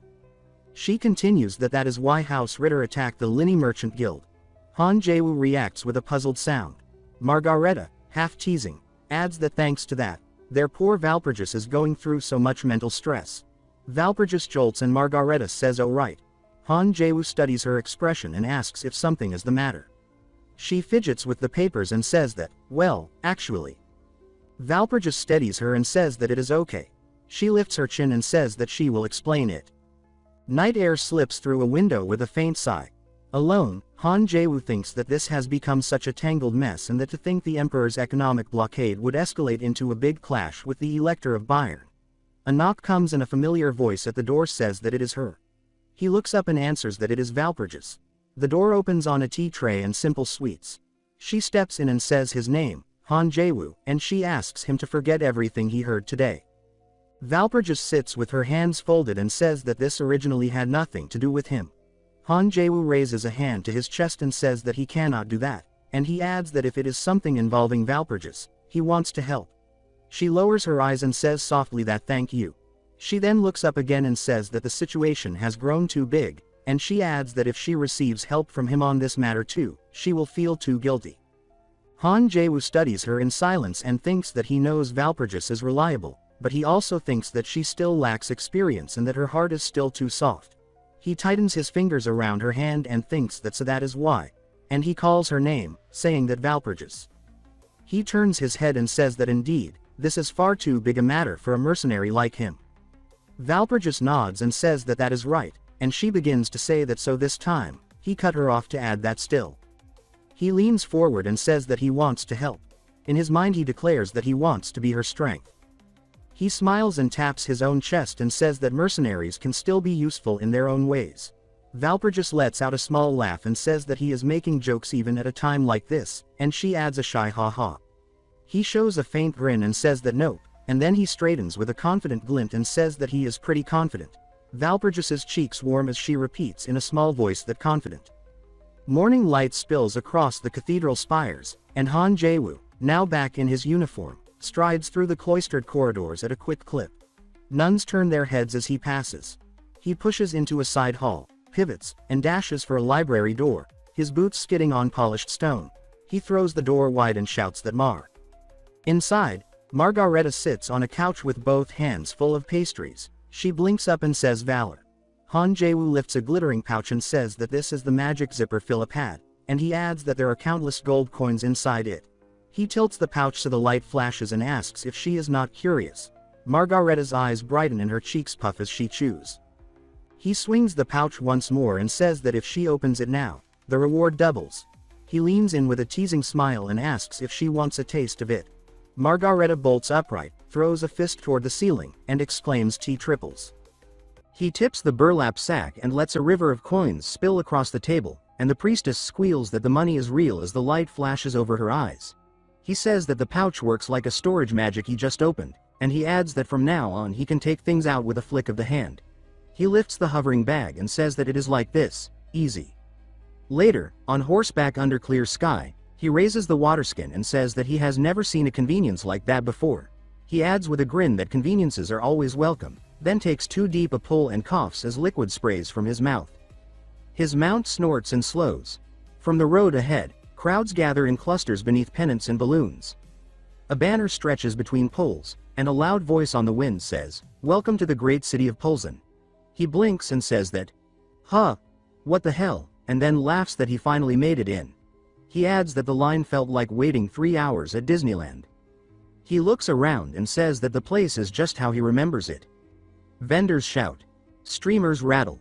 Beside him, townsfolk chatter to one another that the city is bustling because of the Great One. Polzin is a city where many different races live together. The Great One. They are all praising as Cobalt. Cobalt played a big role in improving relations between humans and other races and became widely known thanks to his eloquence, and another voice adds that he even convinced people in human-dominant districts to open their doors. He narrows his eyes and says that the man has had an important role within this city. He adds that he did not come merely to sightsee. A goblin with olive skin and white hair trots up with both arms flung wide and says hello. The goblin asks if he is here by invitation and introduces himself as an ambassador. The rider glances down and asks if the goblin knows him. The goblin laughs that, nope, but his aura is too strong to ignore. Blue letters ripple in front of his eyes, his revelation skill activates, and he says that it is a revelation again. He nods and says that this confirmation is enough for now and that he came to see Cobalt. The goblin brightens and says that, oh, his esteemed excellence remembers. He adds that it is rare for two big shots to be drawn together and that he actually has business with him as well, so he will guide him there. The scene cuts to a gray castle thrust up on rock. Inside the reception hall, the goblin gestures toward a sofa and says that he should please wait here. Tea will be served shortly. He answers that all right. A crystalline chime dings and a floating notice flickers. He skims it, then mutters that he expected as much. He watches steam curl from the teacups as the goblin fusses with a tray. And when the small talk meanders, he thinks again that the crowds outside call their benefactor the Great One. Yet this host keeps dropping hints that only an insider would use. When the chatter turns syrupy, our relationship is so loving, the goblin says. He thinks that again. He folds his arms and says that flattery alone is not enough to earn his trust. The goblin's smile tightens. He leans back and says that the acting is quite impressive, and he notes aloud that the something the goblin flaunted earlier was exactly the sort of trinket the late Earl treasured. He adds that claiming to have obtained it so easily was remarkable in the wrong way and that the invitation to meet someone unknown was suspicious as well. Above all, he says, one does not refer to oneself as the Great One. Smoke surges from the goblin's sleeves as if an invisible wick has been lit. The little body blurs. The grin stretches and dissolves. As the haze thins, a tall, white-haired man in a dark formal uniform sits where the goblin stood, a monocle gleaming in the window light. He says that the guess is correct and addresses him by name. Valorteld Valor. He adds calmly that he is the ruler of Polzin, Cobalt. A caption scrawls beneath his profile, the shadowy king, Cobalt, Demon King. He sets the cup down and says that Valor probably came to see him regarding the case involving Valpurgis, right? Valor answers yes. He adds that he thought Cobalt might have a clue or some useful information. Cobalt turns the teapot and a red signet on his finger glints as the stream of amber tea curls into the cup. He smiles slightly and says that he does, in fact, know what Valor wants to know. He folds his fingers beneath his chin and says that there is a condition. Valor thinks that he figured as much and then says that it is a condition, huh? He thinks that this man is obsessed with knowledge, he would even pay for information on the Emperor's underwear. Valor thinks he knows all the juicy info, from scandals to things like real estate speculation, and then, grinning, he thinks that he should just name it because he knows everything. The ruler chuckles softly. He raises a glowing fist and says that his condition is simple, be his friend. Valor answers with a shout that all right. A beat later he blinks and says huh. The ruler says that Valor may not realize it, but he is about to become the center of attention. From the latest Hexa's subjugation, to the strict paladin watching him, to rumors about her being close to him. He adds that if he connects with someone like Valor, it will be very profitable. Valor nods and says that he sees, then wonders aloud how he is supposed to show that they are friends. The ruler lifts 2 fingers and says to take this, conjuring a ring of light. He says that, as he can see, it is a communication ring, and he tells him to keep wearing that ring while he is here. Valor thinks, what is this guy up to? He studies the other man and thinks that he seems like the type who would lecture someone while smiling and telling them they should have studied harder. Valor mutters that he forgot, then thinks that he cannot read him at all. The ruler settles his teacup and says that next is a topic of great importance, a piece of information he might want. Then he snaps his fingers and says oh, he has one. Valor asks what it is.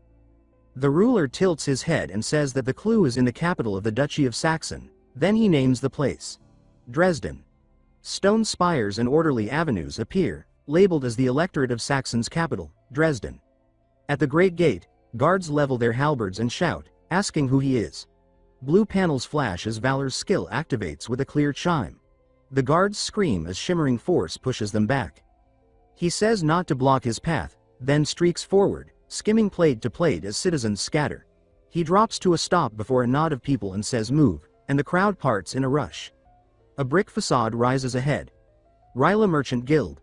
From within, voices cry out, calling for the Merchant Guild leader.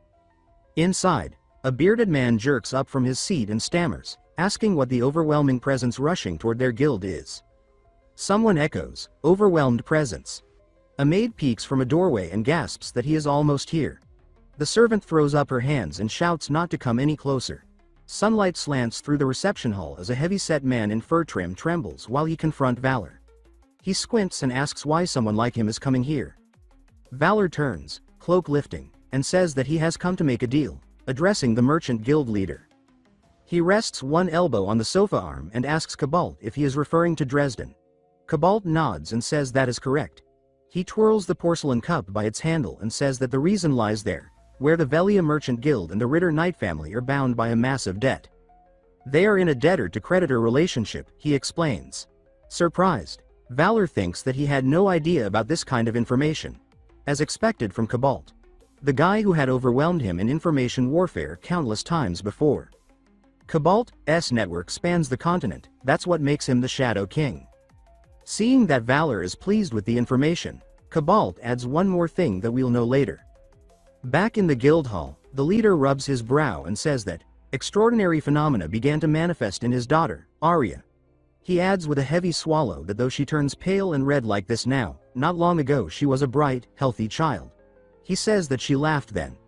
He lowers his voice and says that after that, one day, she just started to waste away, and eventually even lost strength to even lift a spoon. He says that is how they ended up in this situation. He invited every reputable doctor across the continent to no avail. He slumps down, holding his head, crying that at this rate, he will lose his daughter. Then he shouts that there has to be a way drowning our boy in his spit. He starts begging for Valor to help. Valor pushes him back and says that he came here to make a deal anyway. Valor clears his throat with a light cough and then kneels at a bedside and places the back of his hand against the girl's forehead.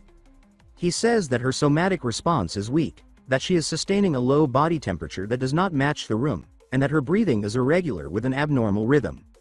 He says that it cannot be treated with ordinary medicine, but he adds that there is a way. The guild leader reels back and shouts to know what on earth it is. Valor says the name Grossglockner and adds that they need the elixir from that place. The merchant's hands tremble on the ledger edge and he whispers that this is bad. He paces 2 steps and says that it is practically impossible to get. He says that only a handful of people have even seen the stuff from Grossglockner. He explains that the mountain is a massive death magic site buried in secrecy, located in the southern part of the empire, and he says that it is the territory of the demonic dragon, Schwarz Teufel. The creature is regarded as one of the mightiest dragons in the empire, and he says that its power is immeasurable. He adds that even demon kings cannot easily contend with him. The canyon the dragon rules crawls with countless demon beasts. Simply put, it is a deadly place and a hopeless challenge for the average person. Valor's mouth tilts. He thinks that that is for average people, then places a steady hand on the man's shoulder and says not to worry. He says that he will go. The merchant's eyes glisten as if lit from within, and he nods over and over, relief breaking across his face like sunlight in winter. A soft chime pulses across his vision as a blue pane pops up. He notes that it says his acting skill has been activated and that it will help him deceive and mock his opponent. He draws a breath to speak, but the merchant leader suddenly crushes him in a hug. The man begs that, if someone must go, he should be the one to risk it. Valor pries at his arms and says that no. They stand by the bedside where the small girl lies wan and sweating. Valor studies her and says that what can stabilize her right now is not medication. He says that it is the heartfelt love of her father. The merchant leader jerks, tears springing as he clutches his head and sputters that he understands, then asks what he can do to help. Valor lifts 2 fingers and says to hold that thought. He adds that the situation is complicated and says that he has heard the Ritter family owes a massive debt to the Ryla Merchant Guild. He asks if he could take that debt on himself. The merchant leader bolts upright with a shout and stammers what. Valor leans close and says that, for the one case, he is asking to shoulder the debt. The man looks from Valor to the child and rasps, "Daughter," and the girl stirs, whispering, "Dad." Images of her laughter tumble through the leader's mind, her bright smile among white blossoms, her childish vow that when she grows up she will marry him, until he chokes on a sob and says all right. Night wind swells. A crescent moon rides high as Valor heads out, cloak snapping. He clicks his tongue and says that it is a perfect night for camping. A sharp cry from the trees makes him look up, then he crouches at a patch of glowing plants and says that this one is a big one. He plucks a white star petal and holds it to his horse. He asks Phil if he knows what it is, then laughs that, well, fine. He knows the horse has not had dinner. He tells him to eat up. He pats the black mane and says to listen carefully. Thanks to a dual exorcism security barrier, neither evil humans nor demons can enter this ground. Another blue pane flickers. He notes the confirmation. He says that because the sacred field shrouds the entire canyon, the herbs within do not soak up the dragon's mana. He adds that outside this place the plants are brittle and warped, but inside they are soft and medicinal. In other words, he says that what one can gather here is pure treasure. He sweeps his hand through the growth. He says that there are medicinal herbs here, even rare ones of high grade, and he says that they had better move quickly to harvest them all. He inhales and says that the aroma is the real thing, too. A sudden snap makes his ears twitch. He straightens and mutters huh. Green claws part the foliage. A chorus of red eyes rises from the dark. The foremost creature rasps that he should leave, human. Valor's gaze hardens. More figures spill from the brush, and a sibilant growl passes among them as they say that this land belongs to them. The scene jumps forward, working on harvesting the medicinal herbs while Valor lounges back on a sunbathing chair with cocktail in hand. Seeing one goblin's sloppy work, he shouts at them, asking if they can't even dig properly. He take out a wrapped sample and said that it should look like this, nice and clean. He had jabbed a finger toward clumsy workers and said that if they cut down carelessly like that, he would just shove them all back into their graves again. He had then bellowed with a red face. 1 hour earlier, as the goblin charge at him, Valor moves. He thrusts an arm, ether coiling like a tide around the first wave. He says that his skill should activate. His pupils contract to cold points as the sigil flares. He says that it is blood tear absorption. Crimson lines whip through the fray, draining all their blood. He exhales, just a quiet few, and glances at the tethered bodies. He says that his skill works on these guys too and that it is perfect. A blue notice confirms itself before his gaze, declaring that his skill proficiency has increased. He lifts his hand and says one word, that they should arise. Purple light pools in the hobgoblin's eyes. Rank upon rank steadies, now bound to his will. He watches them take formation and says that it is excellent, truly excellent. A hobgoblin in a tidy suit steps forward, bows, and says that he is grateful to him for taking in lowly beings such as them. Valor tilts his head and says that, anyway, the thing he wants to know is this. Besides thorny vines, what else lives in this canyon? The suited hobgoblin answers that, in this canyon, aside from hobgoblins, there are countless other monsters. He lists that there are werewolves, stone golems, giant spiders, and centaurs, and adds that there are many others as well. Valor nods toward the harvested clearing and says that he knows a lot and that he right to make him his aid. The hobgoblin brightens and says that it is an honor to be of use.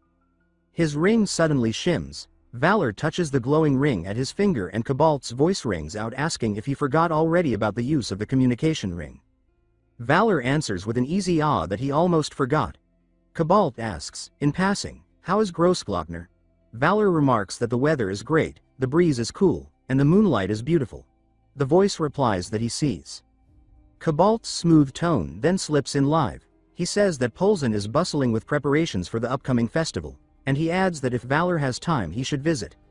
Valor answers that, well, if he has time.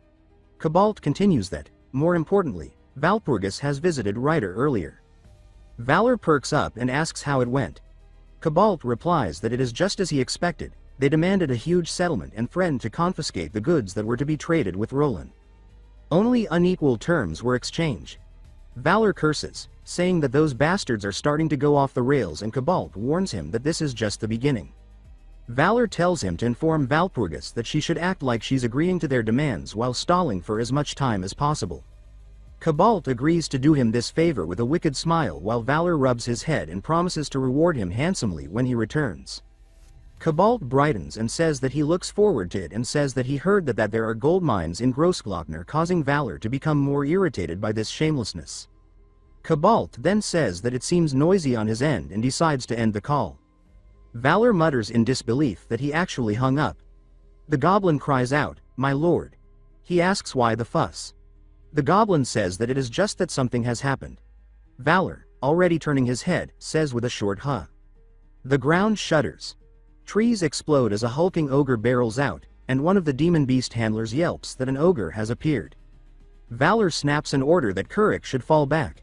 The butler protests that, but his lord, what about the herbs they have already picked, pleading that he must, no, please. The commander cuts him off and repeats that he said to fall back. Valor watches them tumble and thinks that they are all knocked out already, then hums, thoughtful and unhurried, as the moonlight glints on the arc of his blade. He studies the hulking ogre and thinks that at his current skill level with blood tier absorption, it will be tough. He notes as a blue notice pings that, as the levels of the monsters are very high, they are resisting the blood tier absorption skill. He concludes that the goblins have zero chance, and he adds that summoning undead will not help, because they would just end up like those goblins. He kicks lightly off the ground and thinks that, well, this worked out great. He rolls his shoulders and says that it is time to stretch a bit. Heat blooms across his palm.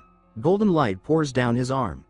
He calls forth one of the Empire's 12 legendary swords, described aloud as the unbreakable treasure of House Valiant. He names it. He says that it is Rubelania. A blue information panel confirms Rubelania and outlines that it is the heirloom passed down by the Palouse Elector and the blade associated with the Lunar Shadow sword art.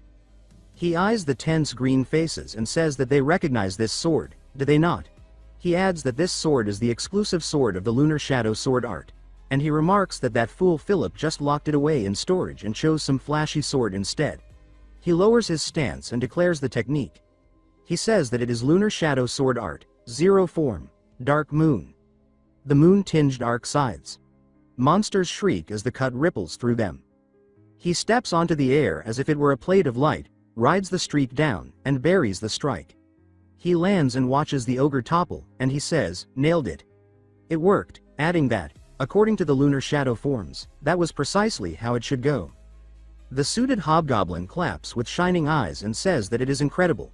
He sniffs with mock pride and says that it was nothing. He adds that right now he can only sustain it for 30 seconds, but in his prime he held it for 10 full minutes, laughing as he says it. The goblin gawks and says that his lord's nose is even higher than his own. A hooded figure appears on the ridge and asks in a low, echoing voice whether that was his doing.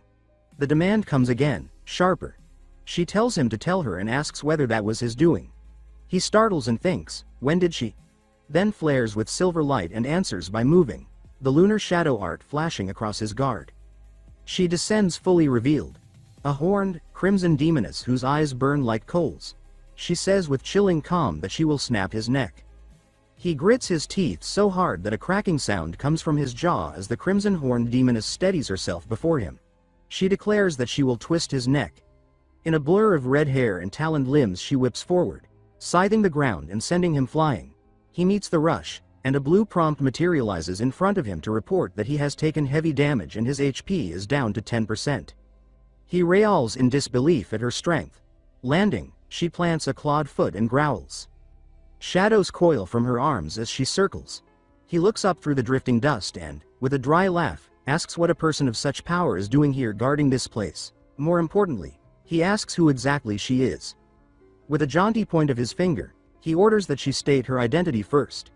She answers, coldly, that his demand is improper, and then she identifies herself. She says that she is the master, Grossglockner. He blinks, baffled at the name. The night trembles. A towering image of the demonic dragon, Schwarzteufel, looms behind her as he finally understood her identity. That is the demonic dragon of the northern range. He wonders aloud what is going on with this case. She says that he intruded, and her body vanishes and reappears with killing intent, so close that the air pops. She adds with a taunting curl of her lip that he is far too relaxed. She can feel energy pressing from everywhere at once. He wonders why that self-proclaimed wizard is talking like that. The goblin shuffles in front and declares that he will protect his master. Lifting her arm, calling him an arrogant inferior, she decrees that he dies. He throws up both hands and shouts that she should wait and listen to what he is saying. She raises her hand toward the moon. She fires back that it is pointless, then proceeds to attack. He hurls a desperate wedge of words. He says that if he dies, she will die too, demonic dragon. The declaration stops her and she demands what he just said. Keeping his voice level, he says that he has prophetic dreams, and in them he saw her. He clarifies, he saw her, the demonic dragon, die a miserable death. She narrows her eyes and repeats, as if tasting it, his death equal her death. He nods and says yes. If she does not believe him, she should check his memories. She darts, talons flashing, and then halts above him with a hissed appraisal that he is very suspicious, but, if he is lying, he will die. He agrees with a trembling voice. She morphs her hand into human ones and stands behind him. She declares that if he moves his head, he'll die, to which he agrees. She places a hand on his head and enters his mind. She rips through the air into a chamber of light and floating memory. She gets surprised by the amount of memories he has. He answers that it is nothing important, then points and says to look at this instead. A globe swells with images. She mutters that it is suspicious. He laughs, stiff at first. Then she looks at the sphere. Inside, the colossal body of Schwarzteufel lays motionless. She stands shocked in disbelief seeing her motionless corpse. He then swiftly kicks her out of his mind before she notices his other memories. He thinks that that was close. If she saw more, she would have noticed his memories from other cycles. She steadies in front of him, eyes narrowing as she says that her corpse has been confirmed, and then asks a single question, saying that she wants to know who killed her. A beat of recognition flashes through her gaze. She jolts and, with a taut breath, says thanks, then declares that as a reward he will not die and will be freed from this mountain. He straightens with a grimace and says that he does not like that, and when her expression tilts in puzzlement. He raises a hand quickly and says that they should make a deal instead, then jabs a finger with sudden cheer and calls her Shubi, saying that her name is too long, way too long, and that from now on it will be just Shubi. She bristles, chops the air, and says in halting words that his speech is arrogant and asks if he is being serious, while a sullen, loading face seems to hang over the moment like a gag. He steps closer and says that she should listen to him, that Shubi can live.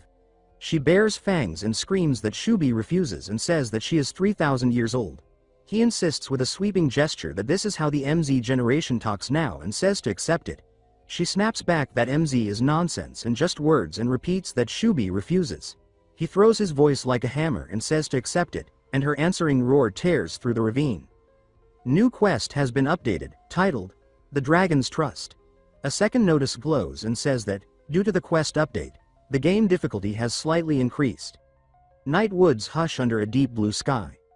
From the brush, a serpent lifts its head as a massive, blonde, horned man strides into the clearing with retinue in tow.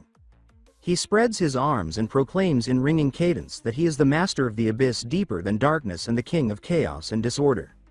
He cocks a fist back and says that his name is none other than, then flares with starry bravado and declares that he is the great demon king Odgash. A lizard-faced attendant squeaks that they are almost there, calling him Lord. Another stammers, calling him Lord again.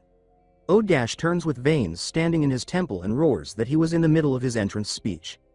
The flustered subordinate bows and begs forgiveness, calling him Lord, and Odgash slumps onto a boulder with a disgusted sigh and says to forget it, that his mood is ruined. A cool voice drifts in as a silver-haired figure advances, and that voice says that those flustered ones are her subordinate and asks that he forgive them. Odgash's irritation melts into a grin. He tips his chin and says, "Oh ho, so it is you." Footfalls drum the path as a knight in sleek, dark armor approaches with spear and greatsword crossing her back. Silver hair streams like a banner from beneath her helm as she strides past the green moats. He watches with brightened eyes and, with a possessive, almost delighted murmur, says that she is his daughter, then names her as Callione. Callione advances with metal boots whispering over the leaf-strewn earth and lowers her head as she says that Callione greets her lord. He rests a massive hand on his hip and says that he promised once this campaign ends in success he would grant one of her dearest wishes. She straightens with composed gratitude and says yes, my lord, thank you. He laughs softly, the third eye on his brow gleaming, and says no, she is his beloved daughter and that something like this is only natural. He turns from her toward the gathered host and raises his voice as he says to hear him, his servants. Dark shapes mass between the trees while he says that they now march for Grossglockner, guarded by the demon dragon. He waves aside the green motes floating in the air and says that the beasts under its control are nothing special, but the demon dragon itself will not be easy. He plants a foot and draws power into his limbs as he says but fear not. He flexes with a grin and says again but fear not. Hulking followers ripple through the night as he says that all they must do is devour everything in sight and then says to cruelly trample every living thing beneath their feet. He hefts his great weapon, muscles knotted beneath the torn shirt, and tilts the head of the weapon toward the high ridge as he says that, as for Schwartz Teufel, it belongs to him. This is Odgash, Demon King of Greed, ranking number 3. Wind lashes the canopy. Violet speedlines rake the sky. Green currents coil from the ground and lick around his arms. He sweeps one hand forward, eyes blazing, as he says now. A surge rolls through the ranks, horned brutes, plated monsters, and masked fiends break into a charge while the vortices spiral along their flanks. He advances at the fore, framed by writhing green flame, and his command billows over the host as he says to let them go forth, his vile children. Moonlight carves a crescent in the clouds while urgent cries ripple across the crags as voices shout that they should assemble, that they should assemble. Jagged ridgelines loom over a valley pricked with green motes, and he stands beneath the dark sky with the butler-shaped goblin at his back and says that a new night has dawned. He glances over the gathered green skins and says that although they were disturbed by strange beasts and a dragon with messed-up language patches, their mission is to collect as many valuable herbs as they can to bring back to Dresden. He throws up a fist and says let's go, and a flustered echo from the ranks stammers that let's go. The troop breaks into a run through the glowing brush, and he calls after them that it is good and says that everyone should go to their positions, and voices answer that they are going to their positions. He settles under a popped open parasol with a relaxed exhale and says all right.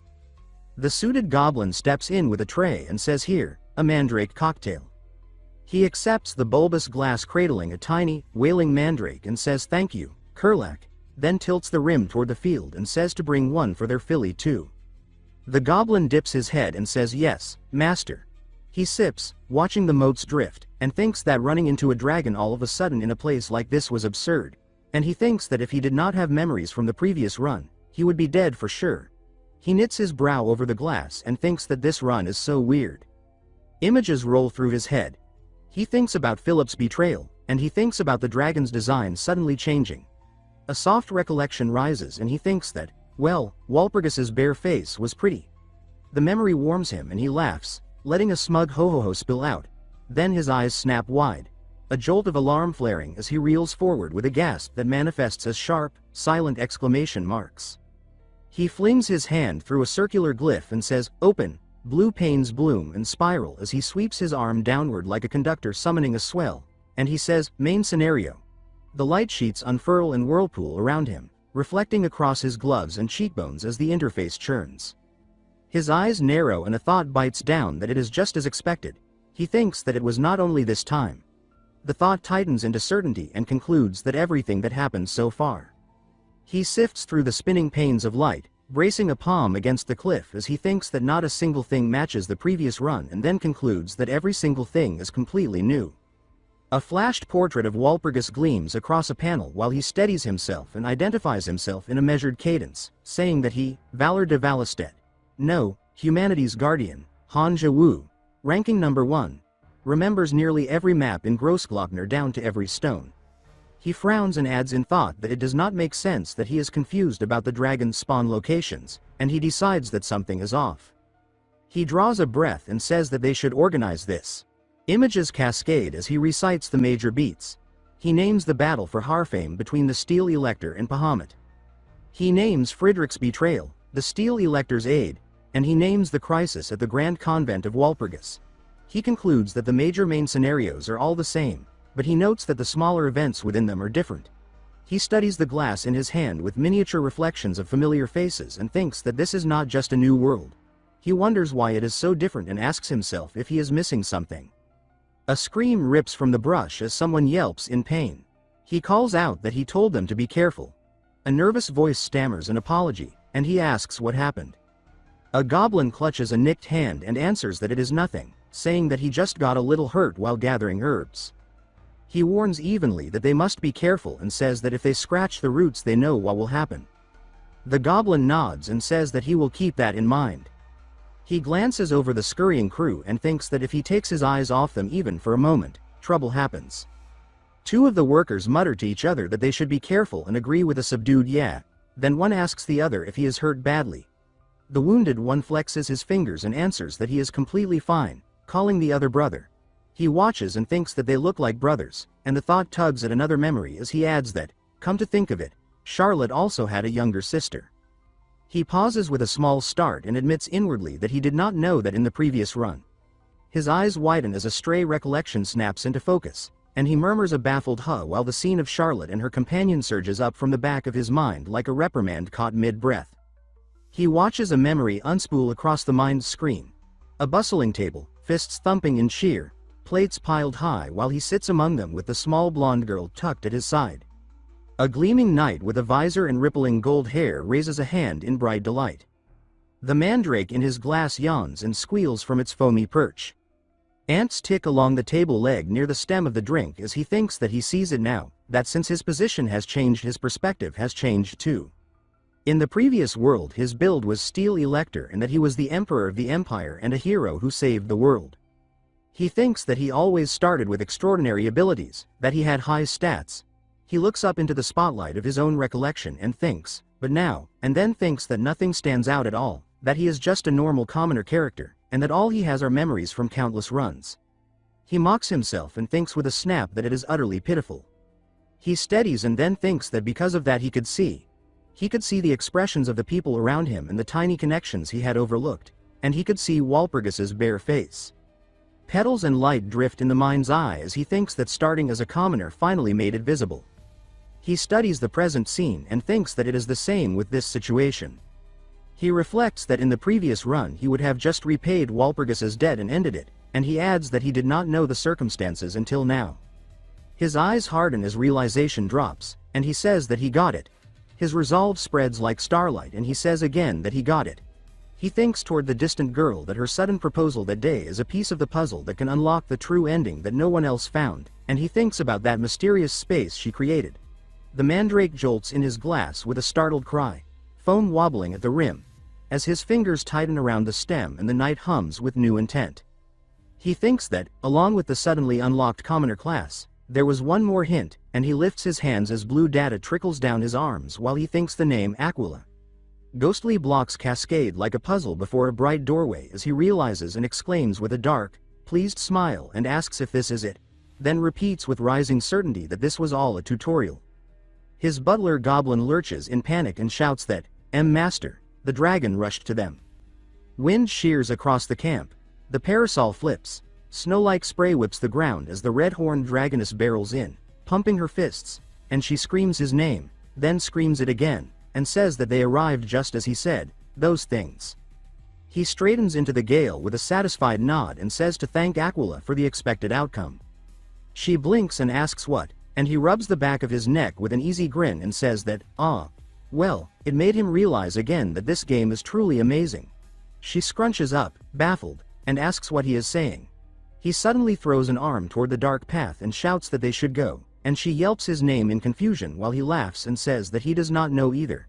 He thinks that he has got it, that he understands, Aquila, how to fully enjoy this world. He sets off at a purposeful jog through the drifting green moats and thinks that, yeah, from now on he will chew, savor, and enjoy it properly. He thrusts a fist to the sky and shouts that a new strategy begins. He vaults forward and the two behind him, demoness and goblin, stare as he erupts into wild laughter, and his laughter peals again until even the goblin's blank stare looks worried. The dragon mutters in a small, flat voice that his master has lost his mind, and the goblin answers simply yes. Aja bursts from the vortex with a wild grin, axe aloft, declaring that they have reached the lair of the demon dragon, Schwartz Teufel. Behind him, his horde erupts, fists raised and eyes burning crimson, chanting his name until the gorge trembles. At his side, a silver-haired knight tilts her visor skyward and warns that something approaches. Aja asks if it is the demon dragon. A gale howls through the clearing as the air twists into a tunnel of force as Han Jae-woo falls down in front of them. Aja peer and mutters that it is only a human and a goblin, but the knight insists more are coming. Then the ground explodes. Bark ripped from trees as a vertical blast tears upward. Through the debris descends a crimson talon. The horned dragoness lowers her foot with deliberate menace and remarks that it is a strong morning, then flatly declares that this is her base. Smoke coils from her aura as she advances, repeating with growing venom that they should leave. Aja spreads his arms wide, greeting her as an old acquaintance and claiming he has come with a proposal. She replies without hesitation that it is rejected. He follows, insisting that she hear him out because the offer will tempt her. Farther back, Jae-woo observes, touching his ring as he notes that she has heard the signal to reduce magical output. He gazes at her and says that the offer will sound appealing, just like her appearance, then gestures for the operation to begin. The dragoness's pupils narrow. She confirms the command, wings snapping open as her aura sharpens to a lethal edge. She crooks her talons and signals that he should come. Aja misreads the gesture as invitation. Laughing, he says that she wants to meet him privately, calling her shy. A whirlpool opens beneath his boots, dragging him in as he allows himself to be swallowed, still grinning. Silence settles around Han Jae-woo. He exhales softly and mutters that he expected Odga's invasion but not this early. His gaze drifts to the crater where the dragoness first landed. Schwartz Teufel, ruler of this range and crucial to his broader goal. He debates ignoring the encounter but decides the demon dragon may prove useful. Looking into the unraveling winds, his expression hardens as he resolves his next move. Then he sweeps a hand across his chest with theatrical flair and laughs, saying that to stand before the continent's greatest beauty, Lady Kalyon, is an honor. The knight lifts her visor, moonlight glinting across steel, and steps forward, silver hair spilling free, green eyes locked on him. He studies her and murmurs her name, Kalyon. Behind her, soldiers gather, assassins, goblins, armored phantoms. Internally, he reminds himself that she can become either ally or enemy depending on his choices, noting that she surpasses even Bahamut in strength and that her title as Ice Queen is well earned. He concludes that recruiting her is vital to his strategy. Steeling himself, he decides Walpurgis can wait, he'll finish this first. He raises a hand in greeting, complimenting her beauty in person. A flash of steel cuts past his cheek. He turns to see a hooded elf step forward, eyes glowing red, weapon leveled. He says that he wishes to speak with her princess and asks the elf to step aside. The elf lunges, spitting that he is a demon. Before the blow lands, a goblin leaps between them, shouting that the elf should leave and calling her lower than earwax. Jae-woo blinks, surprised. as the trembling goblin declares that anyone wishing to harm his master must kill him first. Recognition softens Jaewoo's expression. He says that the goblin, Kurlak, has grown since the time he fled during the battle with the demon dragon. Kurlak stammers an apology. Han Jaewoo gestures toward his back and says that the goblin is braver than she is. A whip lashes the ground, sending up green sparks. The elf snarls and moves to strike again, but violet sigils bloom beneath her feet. Shadows rise and coil around her limbs, binding her mid-lunge. Black shapes flicker within the dark ribbons, tightening them until her weapon clatters to the ground. Without shifting his stance, Han Jaewoo calls for Hijax. From the gloom steps a caped figure, half hidden by violet light, idly twining the whip with one hand. The bindings cinch tighter. The goblin exhales in relief, glancing back for approval. Hijax yanks the whip. The bound elf thrashes as shadow bats burst across the ground. Violet energy slices through the air while a man in a dark coat steps charged and slashes the elf, declaring that he will cut down anyone who threatens his lord and will show no mercy. Kalyeon narrows her eyes, noting that he is a vampire. Han Jiwoo praises the observation and orders his forces to connect. At once, purple veins of power link them together as a line of familiars rises from the mist. Surveying his army, he remarks that their numbers are now even. He asks the Silver Knight how she feels about the arrangement. She studies it, then admits that now she understands, so that is the source of his confidence, and calls him human. Lightning crackles along her blade as she adds that they face the legion of Demon Lord Odga's army. Lowering her visor until it glows red, she commands her troops to destroy everything. Her vanguard roars in answer, swearing loyalty to Lady Kalyeon. Horned brutes shriek their charge, while Han Jaewoo's followers scream defiance. Steel meets storm. He surges forward, blades flashing, meeting a masked champion head-on. Kalyeon's necromantic blast erupts, but he cuts through it, landing on bent knees as sparks scatter around him. She steps forward, aura blazing, and admits that his strength impresses her, that he not only blocked her spell but her strike as well, concluding that he surpasses Bahamut. He straightens and says that her praise is an honor, but remarks that calling Aja a demon lord would make her father weep. He recites her title, the only daughter of the former rank 1 demon lord Kaimars, naming her as Lady Kalyeon Romnia Kaimars. She demands to know how much he knows. He laughs lightly and says that her ignorance amuses him. When she demands why he laughs, he answers that it is because she blindly follows her father's killer. The earth quakes. She whirls, eyes blazing, and growls, asking who killed whom. She remembers that he was the one she admired above all others. The warmth in his eyes had always steadied her, a quiet strength that lifted both her and the demon folk who followed him.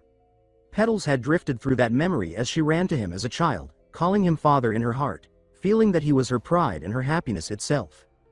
Then the memory burned away. She bites her lip until blood runs, the roar of fire drowning everything. Voices scream through the inferno, claiming that Kaimars was slain by Gorikaldum and Cultus.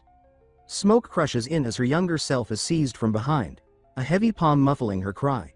She hears them declare to the mob that from this moment onward, the number 1 demon lord is them. The horde howls their madness to the flames. Later, rain drums on broken stone. She remembers standing beside him, Aja, who would later wear that hood, his voice low and cold beneath the storm. He says her name and tells her that he despises them as much as she does. He says that Lord Kaimars was not only his master but his friend, and that now is the time to endure. He swears that one day he will help her take revenge. She remembers every word. The present slams back in lightning and armor.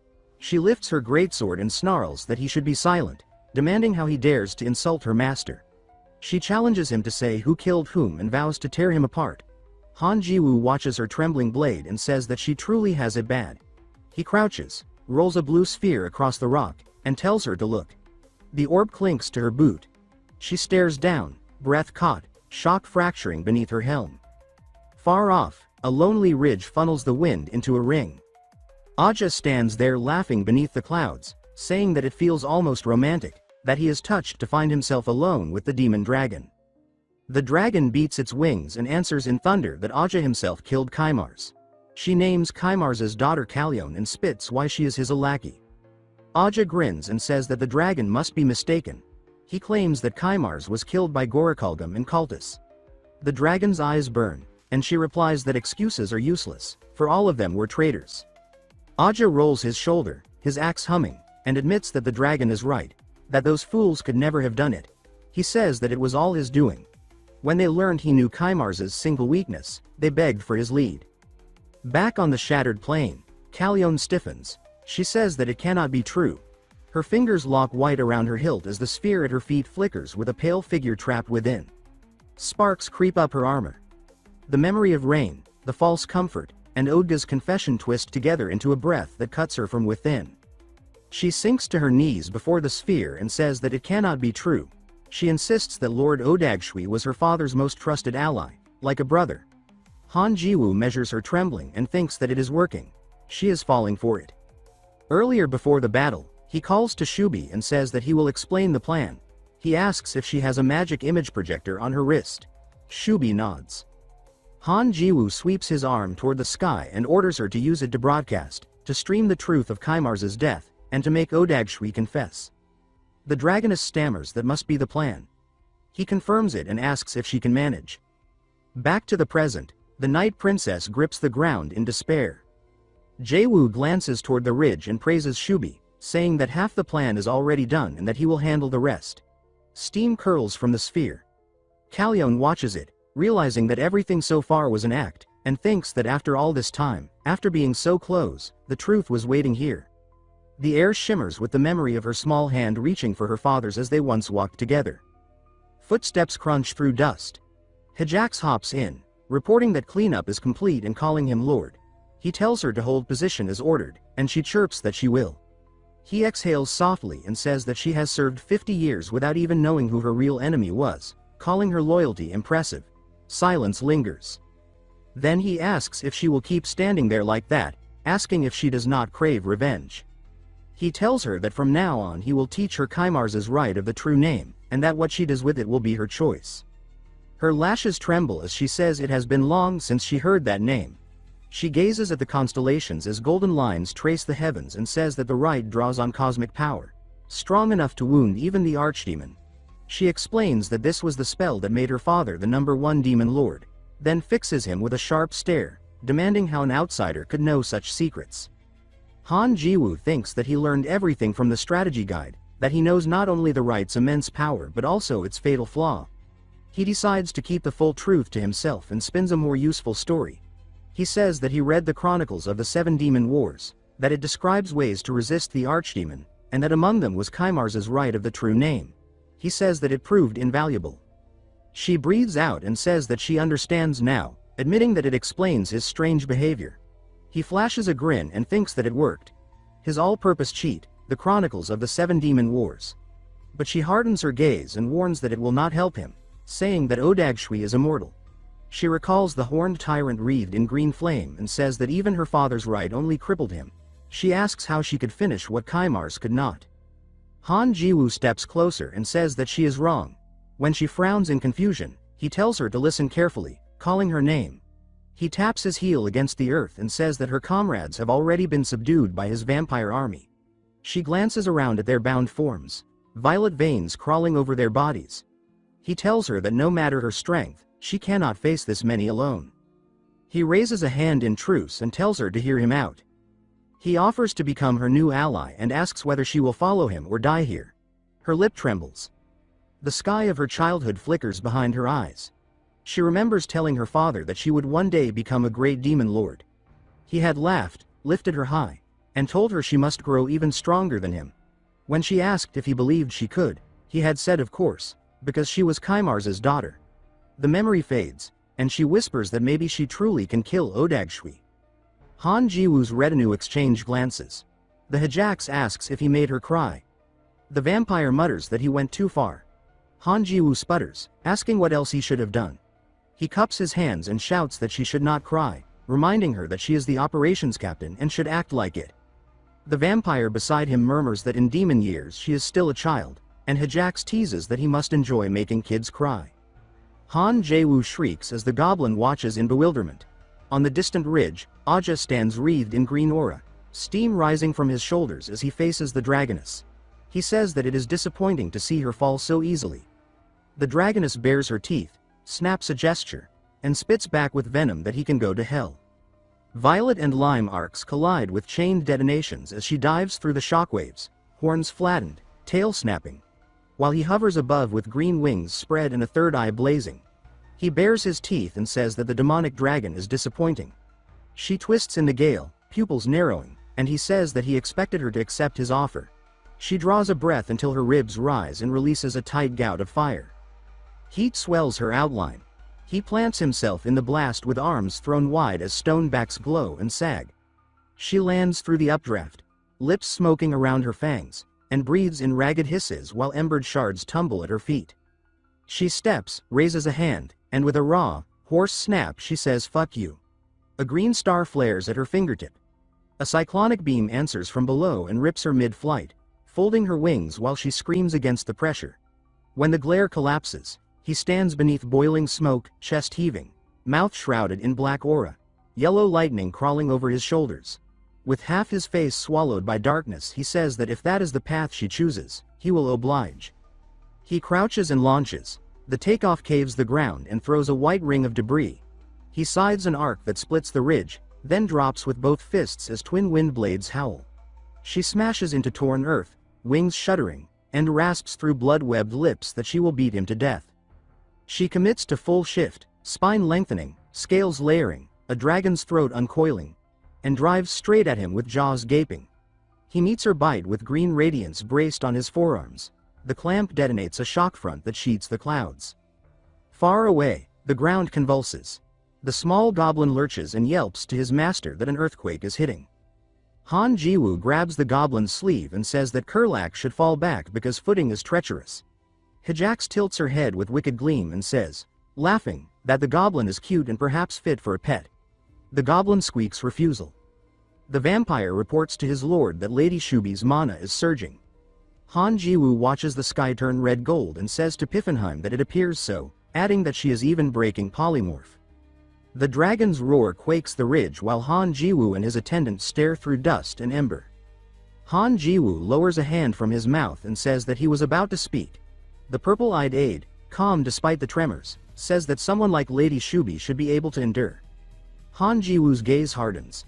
He says that the attendant does not understand, and explains that in Gross Glockner the battles impose an enormous penalty on Shubi. His words landing as the night flashes with the blood-red outline of a horned leviathan. He swallows his next thought, turns, and calls for Kalyon. The white-haired knight steps forward with visor raised, emerald motes sliding over her armor. He says that her mission just became more critical and asks if she can carry it out. She answers that she can. Above the battlefield, Aja grins under a wreath of green lightning. The demonic dragon slams down, rings of force rippling outward, eyes burning like coals veined with venomous green. He rockets up to meet the surge head-on, weapon humming with a haloed edge as large as a gate, and he declares that it is now a contest of strength. Flame avalanches from her throat, a golden column colliding with his sweeping arc. The blast peels the clouds. He hurtles backward through light, axe tumbling, then steadies with a snarl as wildfire scribbles across the plain. He lands in a caldera of burning stones, steam hissing at his calves, and laughs low, shoulders shaking, saying that he cannot believe he is losing in raw power and that the desire to claim her only grows. She skins her lips from her fangs and calls him arrogant. She beats wings to scatter smoke, chest heaving in measured pulls, and says that she will deliver her reply. She surges higher, scales torch bright, the night bending around her, and says that even if the world collapses, nothing changes. Embers chase her like stars. Below, he narrows his eyes, lightning thickening along his arms as he sets his stance. He bares his teeth, lifts the heft, and says that she leaves him no choice but to change methods. Green cracks root from his feet across the ground as he rockets forward like a Viridian comet. The axe whips in a searing arc, shock lines laddering the sky. He does not chase the dragon. He carves the land itself, sprinting shattered ridges like a stare toward a black mouth in the mountain. Wind coils behind him, leaning spires groan. He skids, pivots, and drives the weapon like a ram. He barks that the target is that place as the cliff trembles. Stone collapses, exposing a cavern ringed with dim green motes. He launches again, faster, deeper, repeating that place as lightning stamps the threshold. The white-green concussion punches the mountain's heart. A tidal wave of dust and rock erupts while the dragon wheels above and the night boils with fire and thunder. Her jaw scrapes stone as the massif shudders. He plants himself at the cavern mouth, shoulders blazing with viridian arcs, and throws his head back into hysteric laughter. He opens a palm to the fire-lit ruin and says that the sight is pathetic for a demonic dragon. He tilts his chin, savoring the stagger in her wings, and says that he cannot believe she would lose so easily. She drops to one knee, scales shrinking to blood-red skin and torn bands, breath seething through her teeth. Pupils narrowing. He says, almost pleased, that he suspected a reason bound her to this place, though he admits he does not yet know what that place is. She wipes ash from her lip, lifts her head with a savage smile, and spits another "fuck you." He rolls his neck, amused by her defiance, and says that she has guts even now. He lifts the axe as green lightning webs from half to sky and says that he will cleave her in two. Her eyes harden. She exhales once as a decision seals. She says that her role ends here. A white-blue line screams from the heavens, steel braided with sigil light, hammering across his guard and making him snarl and skid. Han Ji-woo steps through the shock with blade raised and declares that it is his turn now. Blood spatters the dark like rain. The red woman drags herself back, hands shaking, and breathes a wordless sound before letting a corner of her mouth lift at the swordsman's approach. She says that he is a brat. He plants himself beside her, eyes never leaving the horn-crowned foe as she says that he is late. He barks a laugh at her bruised scowl and says that her face is pathetic. She snorts, flicks sweat away, orders him to be silent, and warns without looking that he must never drop his guard. Aja straightens with aura roaring full and rakes the field with contempt, asking the leech like human what became of his Kalyon. Jae-woo smiles with lazy provocation and says that he refers to her. Han Ji-woo inhales, blade settling to his centerline as power gathers beneath his boots, and he calls for Kalyon. A golden star detonates above. Radiance pours through the broken clouds, and from its heart a voice trembles down that addresses a father. He lifts his face, third eye burning, while Kalyon floats within a spinning magic circle, eyes bright and cold. She fixes him with her gaze and asks whether he has anything to say to her. Below her, the Aja stretches his arms wide, laughing with manic pride. He calls out that his daughter, Kalyon, has at last mastered the true name, urging her to use that newfound power to obliterate their foe. But he stops mid-command. Jae-woo cuts in, demanding to know what she is doing. Han Ji-woo steps forward, cloak snapping in the charged wind. He raises his voice to the hovering knight, asking if she intends to simply let the monster keep talking. He scowls and adds that she will be kicked out on her first day if she hesitates. The blonde titan's third eye narrows, his gaze burning across the battlefield. Jae-woo points at him and growls that this man is her father's killer. Aja toward Ji-woo, his confusion sharpening into threat, demanding what he just said. He throws his head back, laughter rolling like thunder, and says that such talk is absurd. He beats his chest and declares that Kaimar's had been his drinking companion, that killing him would have been unthinkable. He recalls his earlier conversation with the dragon. Images twist together, his masked grin from the past, a voice dripping venom admitting that everyone knew he was the traitor, that he had orchestrated it all. Green lightning rips through the haze, crackling around Odga's frame. His tone drops to a rough growl as he realizes he has been toyed with. He spreads his hands, the ground shaking beneath his feet, and says that she was only playing him from the start. Han Ji-woo snaps to the dragoness, shouting for Shubi to restrain him before he goes berserk. She bares her fangs, replying that he should not rush her. Violet chains erupt from her hands, spiraling around the giant's limbs and locking him in a lattice of binding light. He braces against them, muscles bulging, as the ground cracks beneath his weight. Sigils flare into a massive circle, sealing them within a glowing arena of light. Aja tilts his head back, laughing in feverish delight, saying that this is fun and urging them to bring it on. Kalyon descends through a shower of golden motes, sword-shouldered, aura bleeding into scarlet. She drives forward in a blur, her voice breaking into a roar as she calls for Odga's death. Above her, a vast golden seal ignites.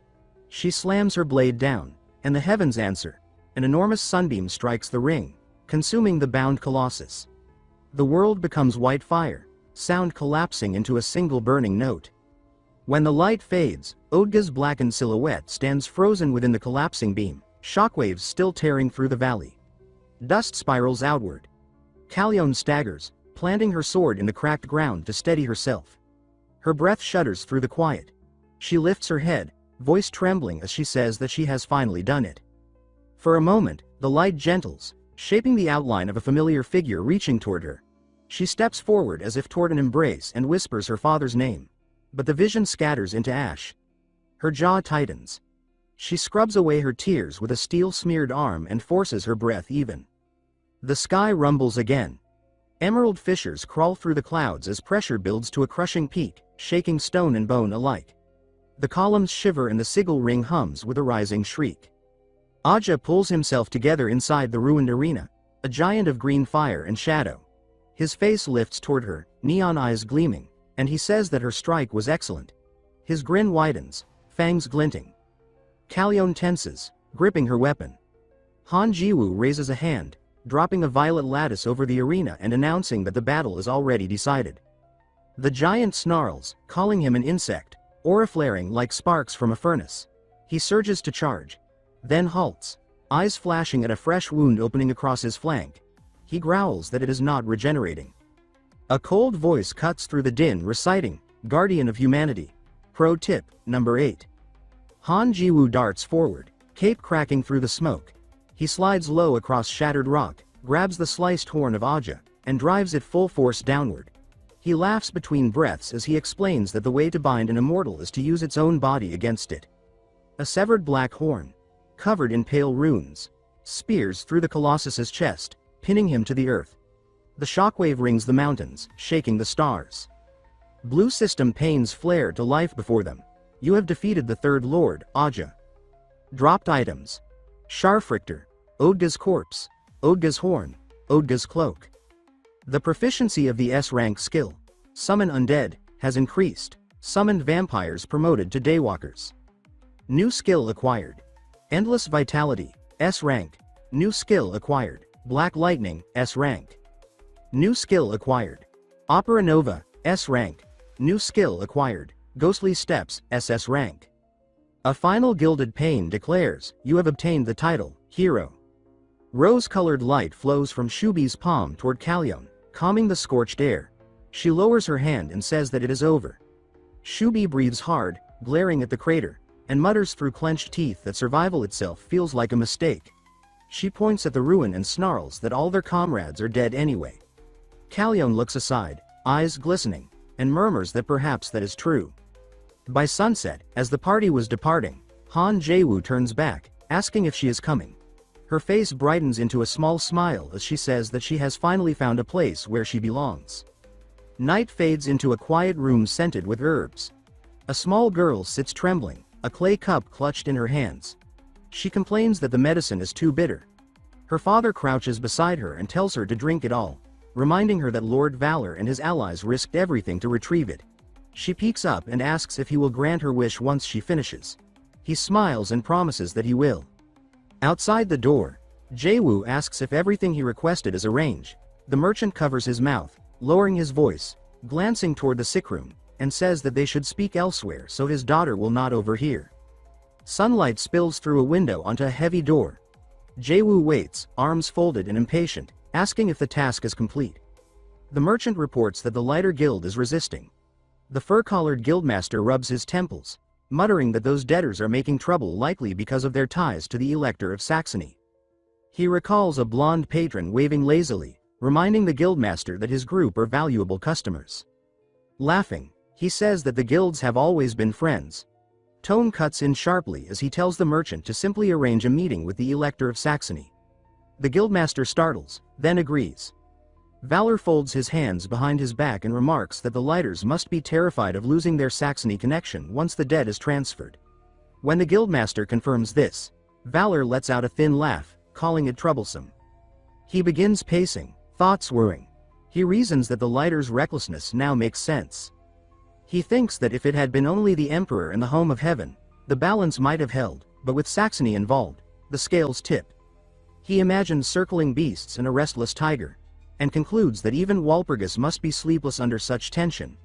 He taps his temple and urges himself to think, reminding himself that he had once been a ranker in this game and should be able to devise a plan. He turns back with an idea forming while the guildmaster proposes offering alternative compensation instead of a debt transfer. When the guildmaster looks surprised, Valor steps closer, voice dropping, and asks if the guildmaster is skilled at making threats. A crimson banner cracks in the wind above a stone keep. Inside the grand hall, a sharp-faced lord leaps from his throne, demanding to know why Saxony now threatens their annihilation. A sweating steward bows and explains that Saxony promised a 2-year extension if they acknowledge the debt transfer. The lord slams a jug to pieces at his feet, snarling that they should have refused such terms, then orders them to go to the capital at once. He points toward the doors and roars that they must cling to the emperor himself if necessary and resolve the matter by any means before returning. A blue notice materializes, stating that the proficiency of his S-rank skill Summon Undead has increased and that his vampires have advanced to Daywalkers. He tilts his head and says that Daywalkers, then reads the follow-up note defining a Daywalker as a vampire who has overcome sunlight. He lifts his hand, gathers power, and says that Piffenheim should arise. Bats coil into form and the purple-haired vampire kneels from the swarm, saying that he greets his lord. From the steps, he says that Piffenheim and the others have become true Daywalkers and that, because of this, he is assigning a special mission. Piffenheim bows lower and says that it is an honor.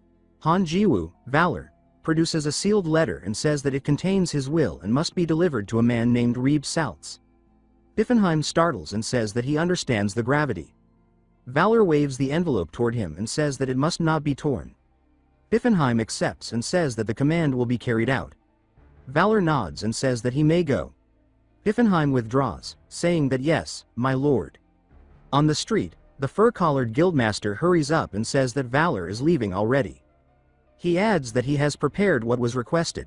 He gestures to a lacquered carriage behind a black horse and says that it is a masterwork used only by select nobles, acquired through an acquaintance at a client's business. Valor runs a hand along the trim and says that it is slick.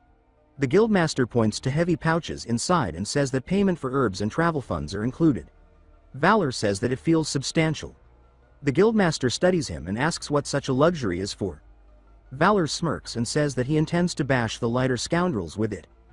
The merchant flinches at a memory of a rampaging blonde noble, then stammers that he is not curious about how Valor plans to teach them. A pink-haired girl peeks from behind her father. Valor softens and says that she is out and about and that, while healthier, she must still be careful. She gathers nerve and says that she has something for him. He asks what it is. She rises on her toes and presses a quick kiss to his cheek as petals drift and onlookers gasp. She clasps her hands and says that it is a present, then hurries to her father. As they depart, she looks up and says that she once mentioned a wish. He swallows and says that he remembers. She admits, voice shaking with excitement, that she wants to become Lord Valor's bride. Her father freezes in shock. Memory floods her father's mind. A child with white blossoms and a kitten once declaring that she would be her daddy's bride when grown. The recollection shatters under a present tense howl from the street that says no, and the world reels with it. The lacquered carriage rattles along a forest road under blue sky. Inside, Callione leans back, grinning, and says that the girl is a true warrior. She says that such boldness to claim a mate is impressive. He lounges opposite, one leg up hugging the gold. She asks, amused, if their lord likes money that much. He blinks and says what? He waves it off with laughter and says that they do not understand, that the world runs on money.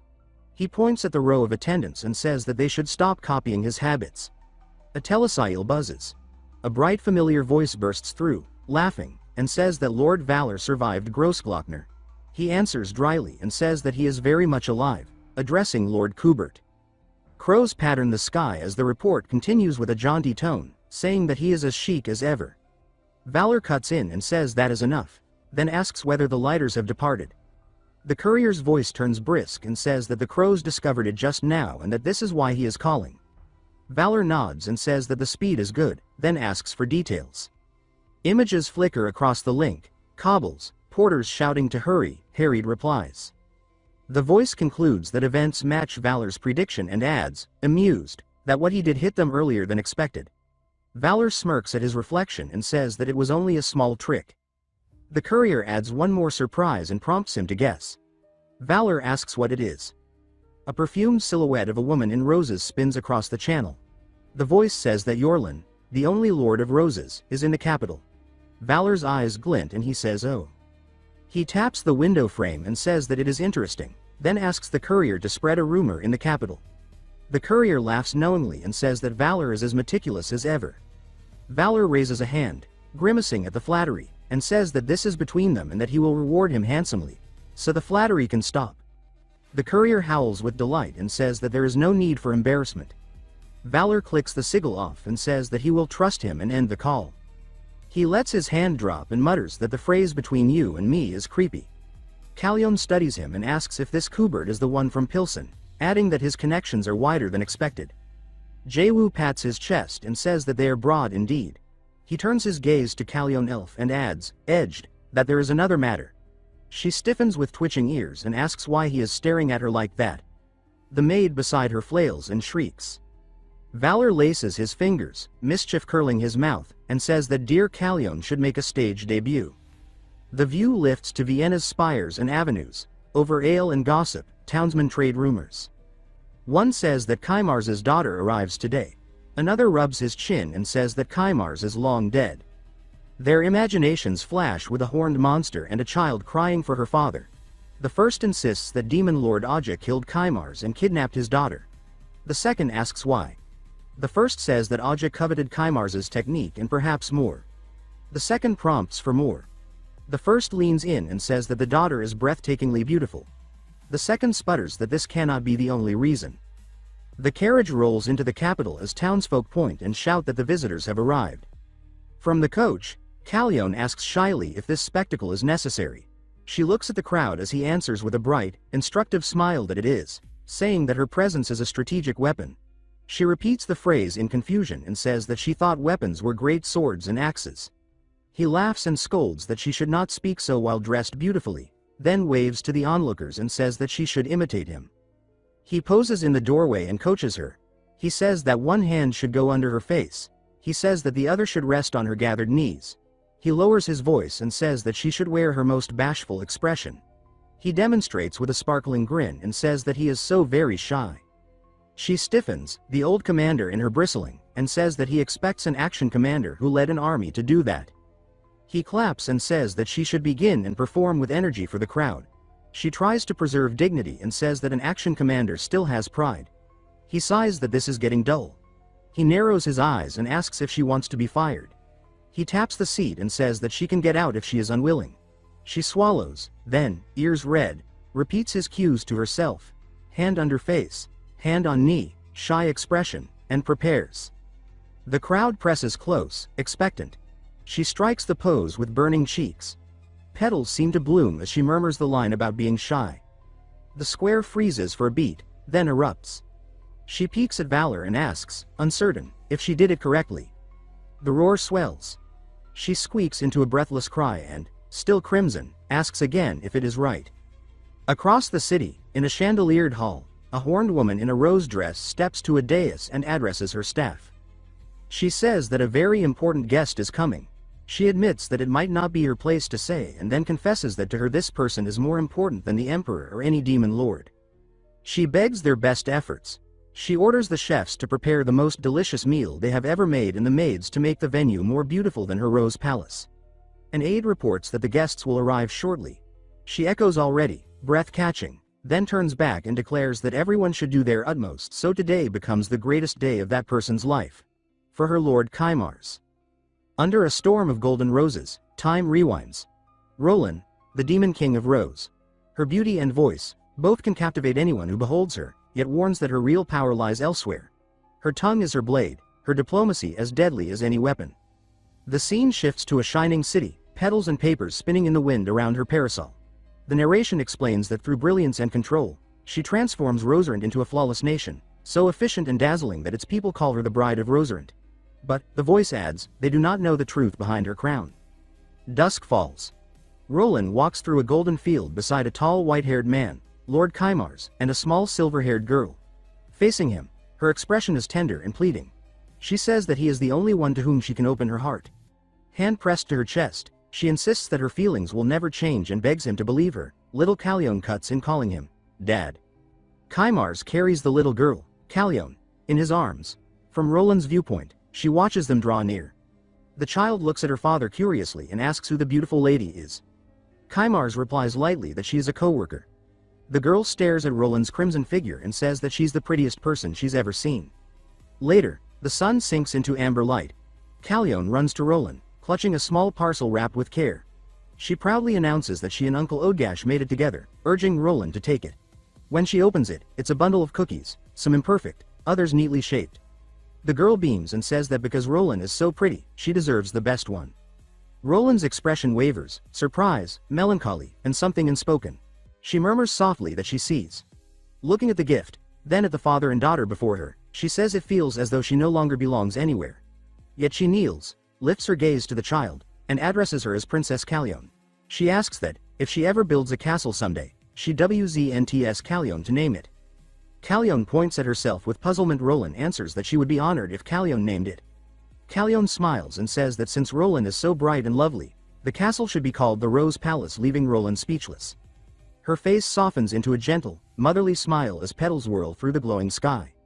The memory fades. In the present, Callione stands in a marble hall beneath soaring arches, now grown into a poised princess in a white and blue gown. With steady composure, Roland announces that since Lord Kymars has passed, she comes now as his sole blood relative, Lady Callione. Before her, Roland kneels, head lifted, calm and unreadable. Time slides forward to a banquet. Callione gazes at the grand feast while Roland admits regretfully that if they were at Rose Palace, she could have offered something more extravagant. Roland observes her with an amused smile while the table gleams with gold dishes, jeweled meats, and shining vegetables. Flustered, Callione waves her hands and insists it's already more than enough. Roland thanks Lord Valor for bringing the princess back when everyone believed her dead, calling it an extraordinary feat. Valor modestly replies that it was nothing.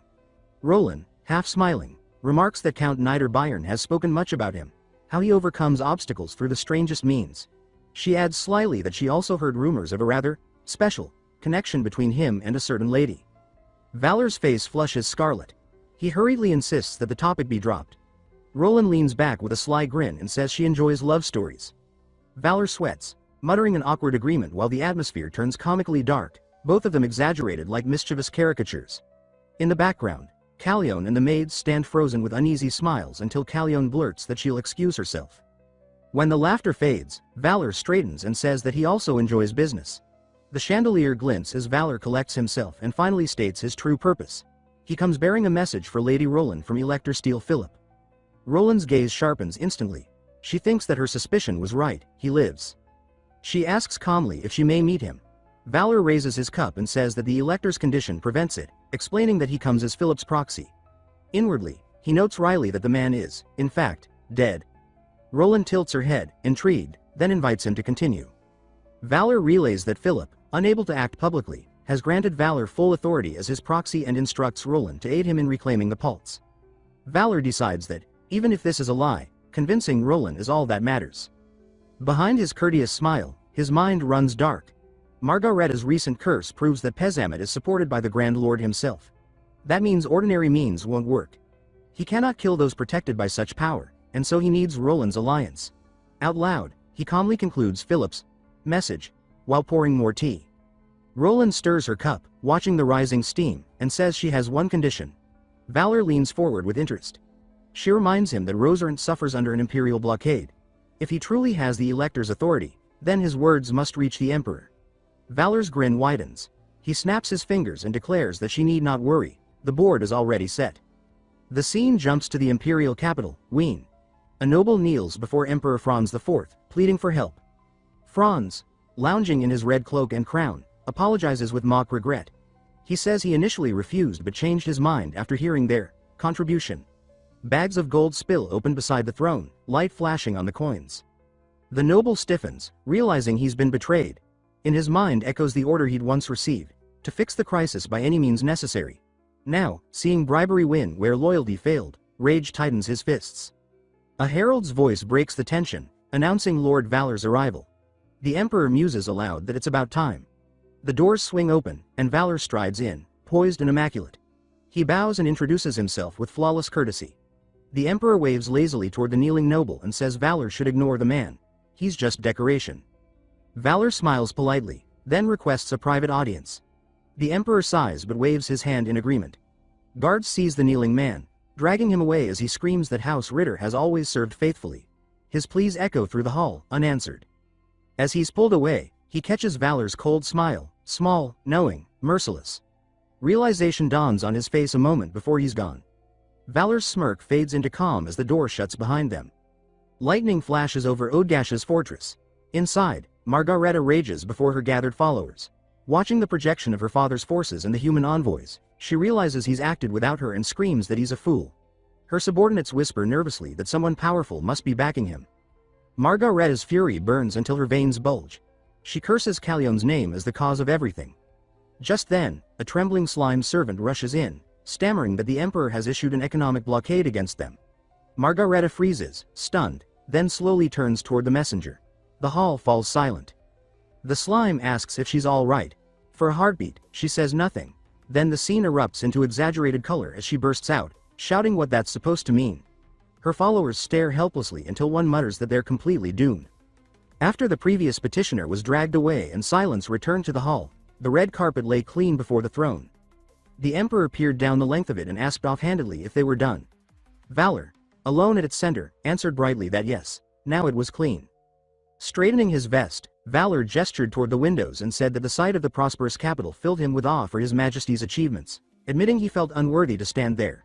The Emperor curtly told him that was enough flattery, inwardly scoffing that the man was a slick little weasel. The Emperor's thoughts darkened. In a short time, Valor had used Kymars's daughter, Calion, to calm anti-demon unrest and win allies. Clever, yes, but still a trembling mouse before a lion. He pictured himself as that lion, watching the mouse squirm.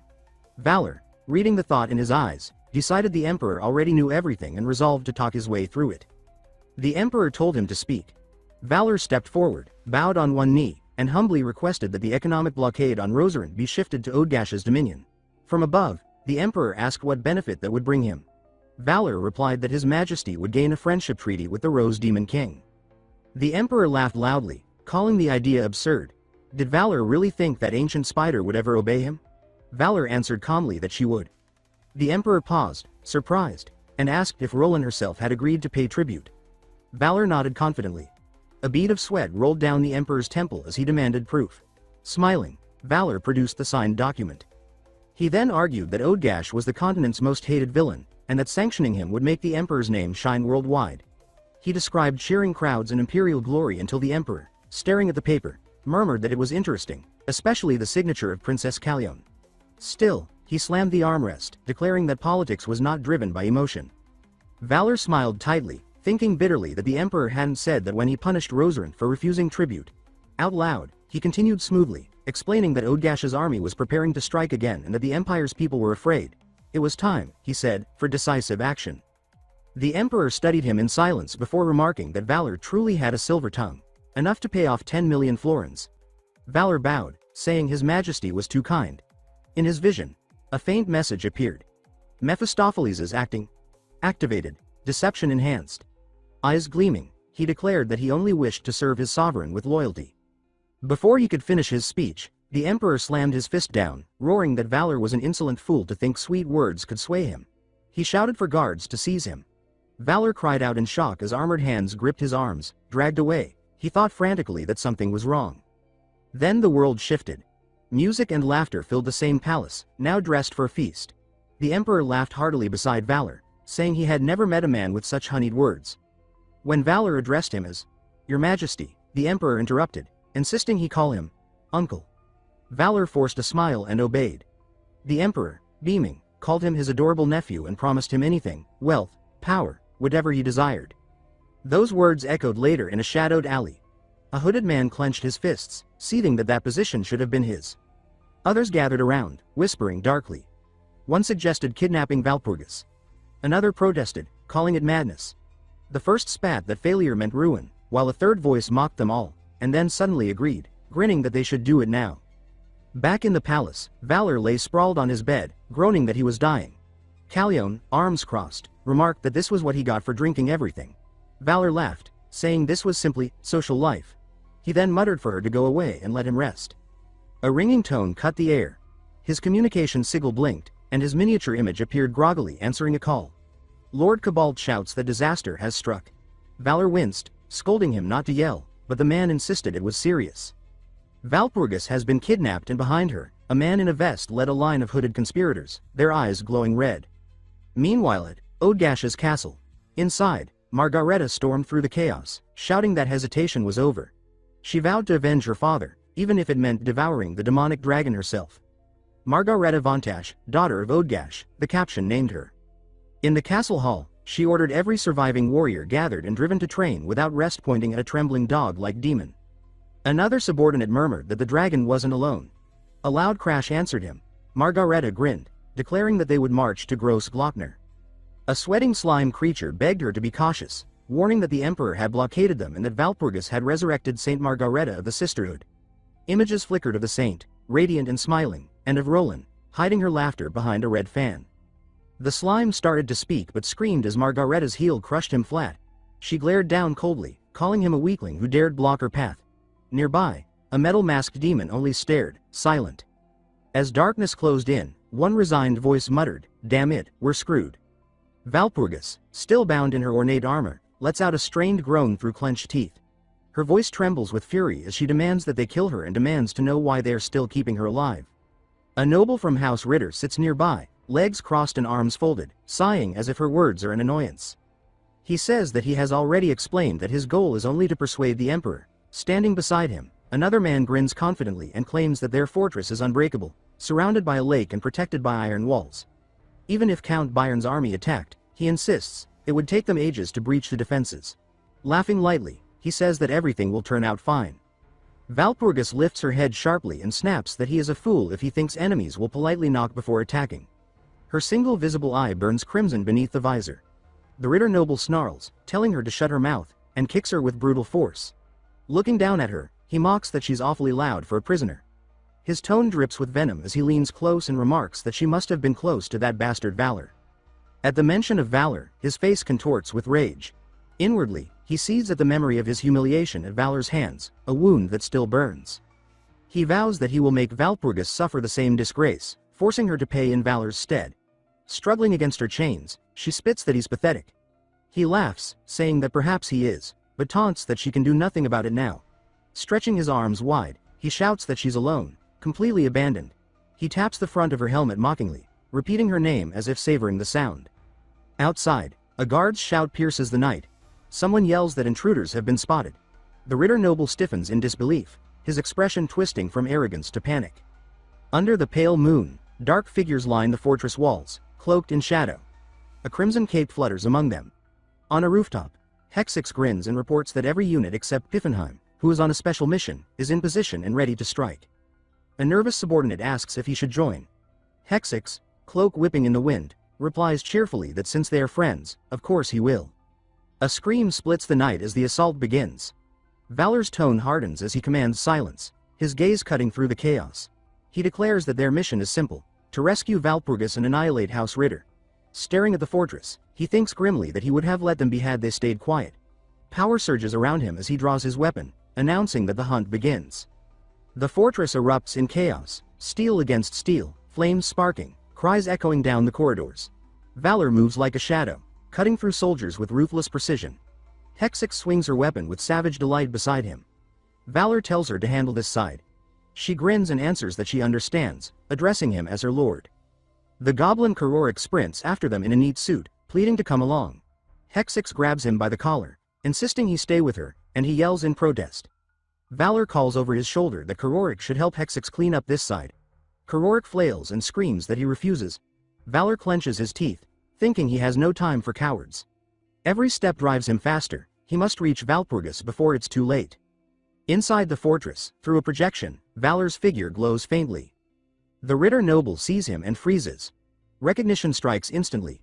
That hated face, the one that once disgraced him, returns like a nightmare. His features twist into madness. He shouts for a sword. When one is handed to him, he runs a thumb along the blade and mutters that imagining Valor's screams makes him tremble with anticipation. His grin stretches into something monstrous as he vows silently that this time, he'll be the one laughing when Valor dies. He orders his men to follow. Meanwhile, Valpurgis strains against her restraints. Realization dawns. Valor has come. He always comes for her. Memories flash of battles fought side by side, of his constant presence at her back. Yet now, chained and powerless, she feels fury at her own weakness. A thunderous crack shatters the pillar. Stone splits, and fragments scatter. The Ritter Lord exhales heavily, muttering that everything had been going so smoothly and that he should have gone to the capital himself. His gaze snaps toward her as the chains break. His eyes widen when she steps free, the bindings falling away. He shouts that she actually broke the reinforced barrier, then scoffs that it makes no difference, she's unarmed. He lunges with a roar, shouting that she should die. She pivots and drives a kick that shatters the sword, sending him stumbling. He slashes wildly, demanding how she dares defy him. She meets his attack head-on, countering with a crushing blow that hurls him across the room. Standing tall, she says coldly that she will no longer rely on others. That she will end this herself, addressing him as Lord Ritter. He scrambles back, begging her to wait, insisting that the kidnapping wasn't his idea, that it was his son's foolishness. She answers sharply that it makes no difference. Another devastating strike tears the chamber apart. He collapses, trembling, muttering that she's a monster. She tilts her head, saying that calling a lady a monster is quite rude. The ground rumbles beneath them. Ritter laughs suddenly and declares that the real monster has awakened. He says that if monsters exist, they should fight each other. He bellows for Igor. Elsewhere, Valor rushes through the corridors, demanding to know if he's headed the right way. Over the link, Cobalt confirms that he's tracking through familiars and adds that something, or someone, called Igor has appeared near Valpurgis. Valor repeats the name, puzzled. Cobalt explains that Igor is a weapon under Ritter's command, a human creation infamous for the massacre at Ritter Castle. A beast in human form. Valor mutters that such a thing wasn't in the original storyline. Cobalt asks what he means, but Valor brushes it off, thanks him, and cuts the link. The raging noble charges Valor with a roar. Valor flicks his hand. Dark power blooms under the attacker. The man screams a slur, asking how Valor dares humiliate him like that, and then cries out in confusion, as the shadow creature slams his fist on his head. Valor glances down at the crumpled form and asks what this is, then mutters in irritation that wasted so much time, and sprints on. In the Lord's chamber, Ritter laughs manically as a massive shadow stirs in the dust. The creature rises. A towering abomination of steel and flesh. Valpurgis recognizes the hulking form and realizes this was the monster that ambushed and captured her. She steadies herself, reminding that as a warrior of the Valpurga convent, she must not falter. The giant's aura explodes outward, shaking the chamber. Ritter grins wickedly and says that she just mentioned a word that Igor hates more than anything. The name Valpurga convent. He repeats it gleefully. Valpurgis gasps, demanding to know why that enrages him. Across the fortress, the ground quakes as Igor bellows with fury. Ritter laughs manically, pointing toward her, shouting that the monster should kill the monster. As Igor's roar fills the fortress, Valpurgis braces herself for the coming clash.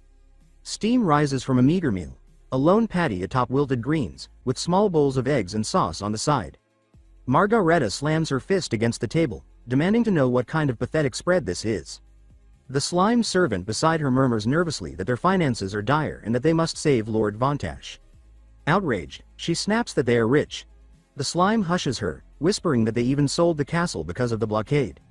She blinks in disbelief, then waves dismissively and asks if the army is ready. The slime stammers that yes, after using part of the sale money, they completed the soldiers' medical treatments. She smacks him sharply, saying she meant training, not treatment, and orders him to make them strong, not healthy. He protests weakly that treatment was necessary. She reclines with irritation, saying that meat heals everything and that her pampered soldiers are useless because her pig-headed father spoiled them. A tiny armored attendant mutters that things were better when Lord Odgash was around. She points to the meal and orders them to eat and summon everyone. The small one nods obediently, while the slime droops, thinking grimly that they are doomed. Far away, before a cathedral's rose window, two nuns watch a trembling boy clutching a metal ball to his chest. One sister asks if he truly wishes to join the Valpurga convent. He nods, bowing deeply. The taller nun crosses her arms, explaining that their faith is proven through weight, not words. She remarks that he hardly looks strong enough to lift 100, let alone 500 pounds for the 3 sacred exercises, bench press, squat, and deadlift.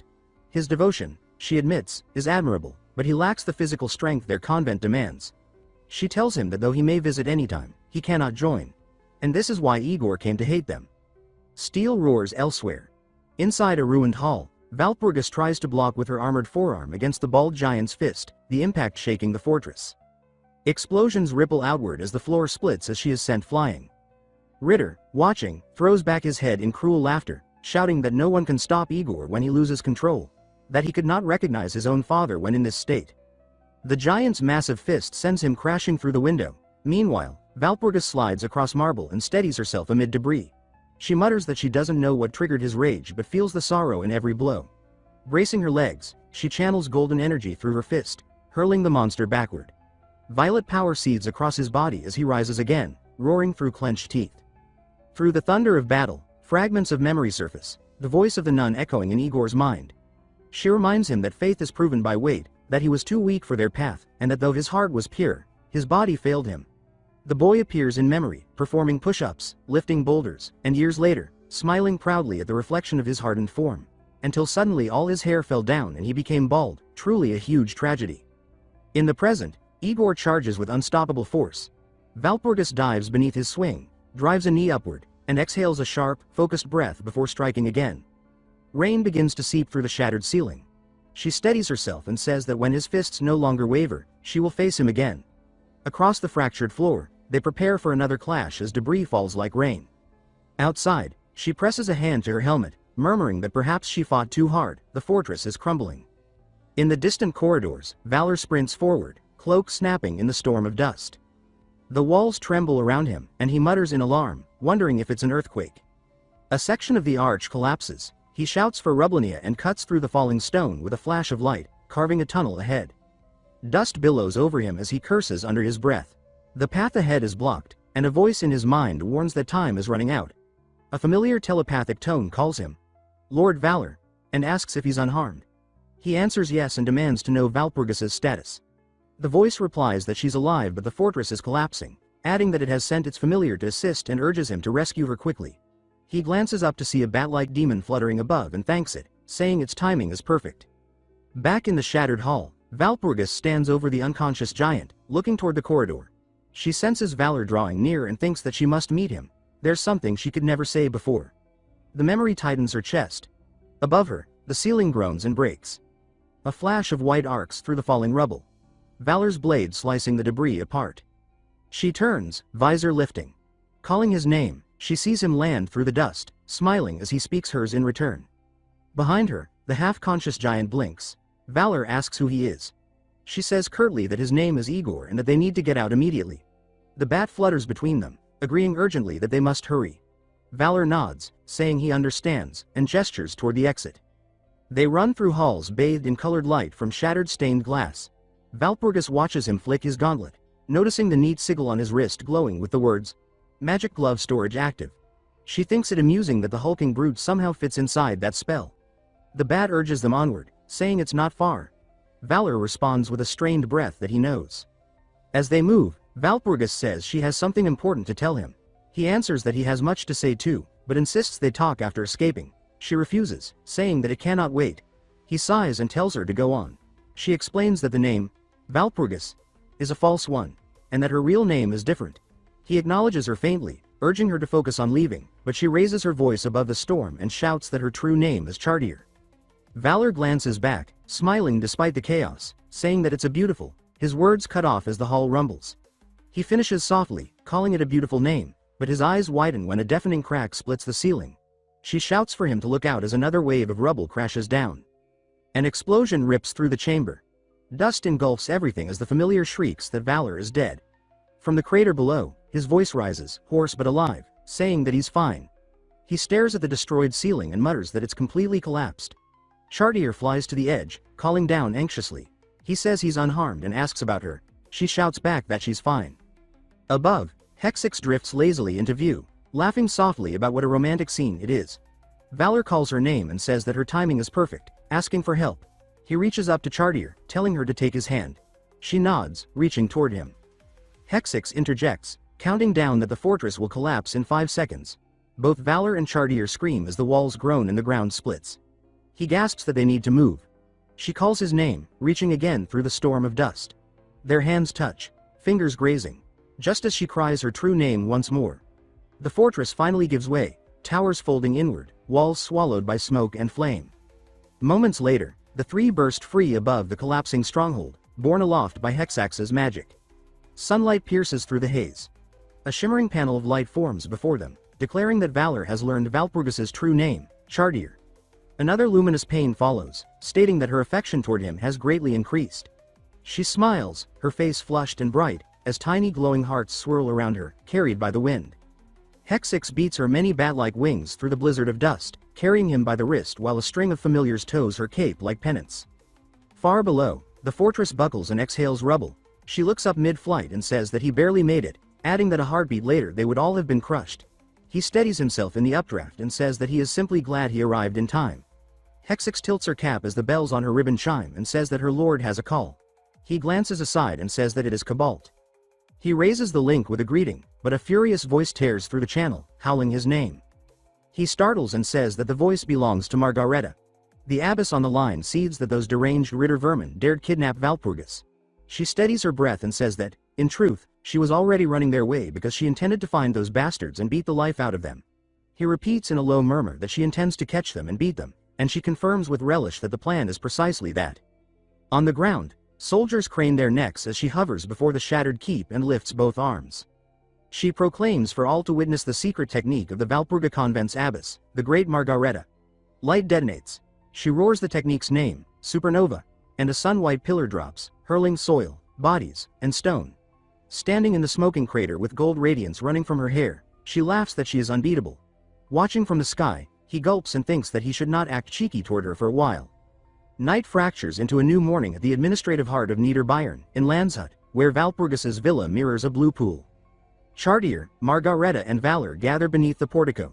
Wheels clatter to a halt as armored men in deep blue cloaks dismount into crisp ranks. Margareta whispers that the guest has arrived. She that it is yet another theatrical entrance, while Valor stares at the wall of metal and stammers that these men wear heavier plate than the Emperor's elite. Footsteps strike the carpet as a tall blonde noble advances under banners. A caption names him Maximilian, Prince Elector of Bayern. Valpurgis breaks from the line and runs into his arms, hair flying, asking if he has been well, calling him uncle.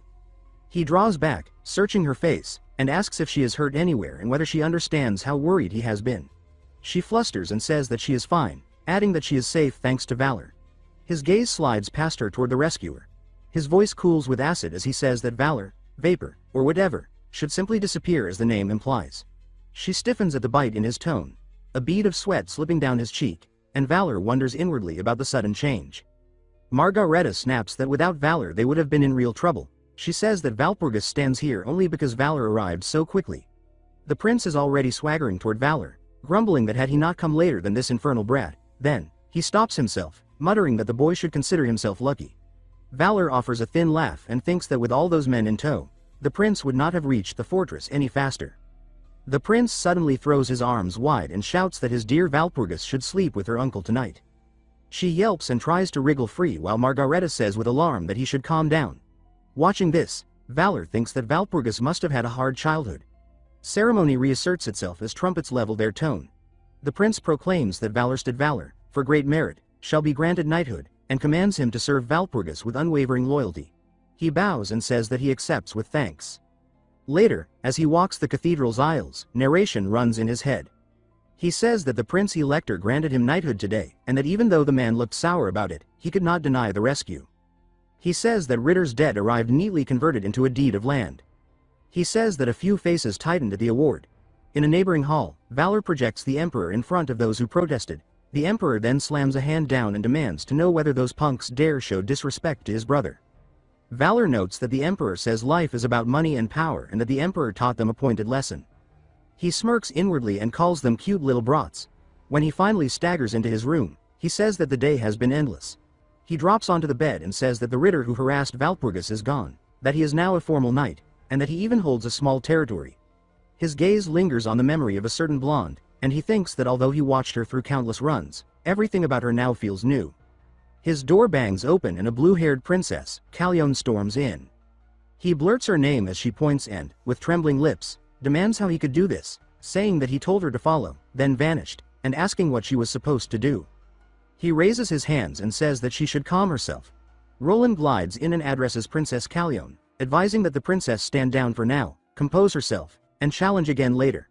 The princess blinks and asks if compose means more strength training. She says that under Odgash she already trained enough. Roland waves a hand and says that she means a different kind of composure. Moments later, the princess flushes pink and relaxes. A beat later, the princess declares that she will stand down and orders Valor to answer when summoned, while Roland trills a delighted laugh and takes her leave. Valor rubs his temple, Wondering what was just whispered, he says that Roland saved him. A calm voice remarks that vanishing from the capital without a word would startle anyone. He yawns and says that he intends to sleep. Then a gentle call of his name drifts from the balcony. He turns to see Chartier framed by roses, gloved hands gathered at her waist, eyes luminous. She stands within the petals and tilts her head, asking that he walk with her. He startles, warmth flickering across his face, and says that they should go at once. They step beneath a crescent moon. He brushes dust from his sleeves and says that the day truly was chaos. She keeps pace and says that it certainly was. Night insects trill. He steals a glance and says that Valpurgis was an alias. She nods and says that, strictly speaking, it is her baptismal name, adding that the festival for the goddess Valpurga is called Valpurgis. He says that this is why it sounded akin to the goddess of compassion. Inwardly, he recites the pantheon of this world. He says that Rugen is the god of justice. He says that Valpurga is the goddess of compassion. He says that Orbiana rules nature and life. He says that Marga governs light, and he says that Aquila is the sovereign of time and space. Because she serves Valpurga's convent, he gathers nerve and says that Chartier is a lovely name. She colors and says that she is surprised but pleased. He thinks that the name suits her, and she leans closer to say that he may use it when it is just the two of them. He pumps a fist at his side and says that he understands, using it only in private. He grins inwardly, thinking that at this pace there might even be, he stammers in his thoughts, an actual kiss. A pillar of crimson crashes down before them with a thunderclap. He wheels and shields Chartier, jaw tight. The red-horned dragoness drops into the smoking crater, eyes blazing, and says that Valor should come along with her now, while he could only grumble at how shitty life is. Meanwhile, Margareta Vontash's voice rolls across the grounds as she cries that everyone must assemble. Demons and monsters spill from shadowed hedges into the clearing. She plants hands on her hips and glares at the ragtag horde. She asks why all of them are in their underwear. A slime bobs and says that they have no money. She argues that they sold the castle. He adds that payments are delayed by the economic blockade. She slices the air with a finger and says enough, fix it. Then she squares her shoulders and jerks a thumb over her shoulder, saying anyway, and lifts her arm high. She declares that their destination now is the lair of the demonic dragon, Gross Glockner. She grins wide, fangs bright, raises a clenched fist, and says that they should fear nothing and devour anything that moves, then screams that the demonic dragon is hers. As Shubi carries him through the night sky, Valor loses his temper at the worst possible time. She questions whether he has started some kind of reckless rampage. He rejects the accusation at once and insists that it is nothing of the sort. Gritting his teeth, he says that a disaster of this scale should be handled by people far above his rank. She refuses to accept that answer and argues that only he can deal with what is unfolding. The red dragon woman descends with him and lands on shattered stone. Her wings fold neatly behind her as faint green motes drift through the darkness like scattered fireflies. He turns to face her across the broken ground and asks what she intends to accomplish here. Her eyes narrow as she studies the strange and abnormal energy that had risen from his body moments ago. Inwardly, she thinks that he is cunning enough to toy even with Augesh. Fragments of old memories continue surfacing in her mind. She recalls what she witnessed long ago and becomes convinced that it can only be him. Stepping closer, she presses a finger against his forehead. He flinches at the sudden touch and demands to know what she is. She calmly asks whether he can hear her voice. He replies that he can hear her clearly. She says that this is good and declares that from this moment forward they will form a pact known as a soul oath. He repeats the unfamiliar term in disbelief and asks what such an oath entails. She explains that it requires them to stake their souls as collateral in order to safeguard each other's secrets. She adds that this kind of pact demands a dangerous being to act as its witness. He echoes her words and asks what she means by a dangerous being. Then he asks whether she intends to summon the Grand Lord of Darkness as their witness.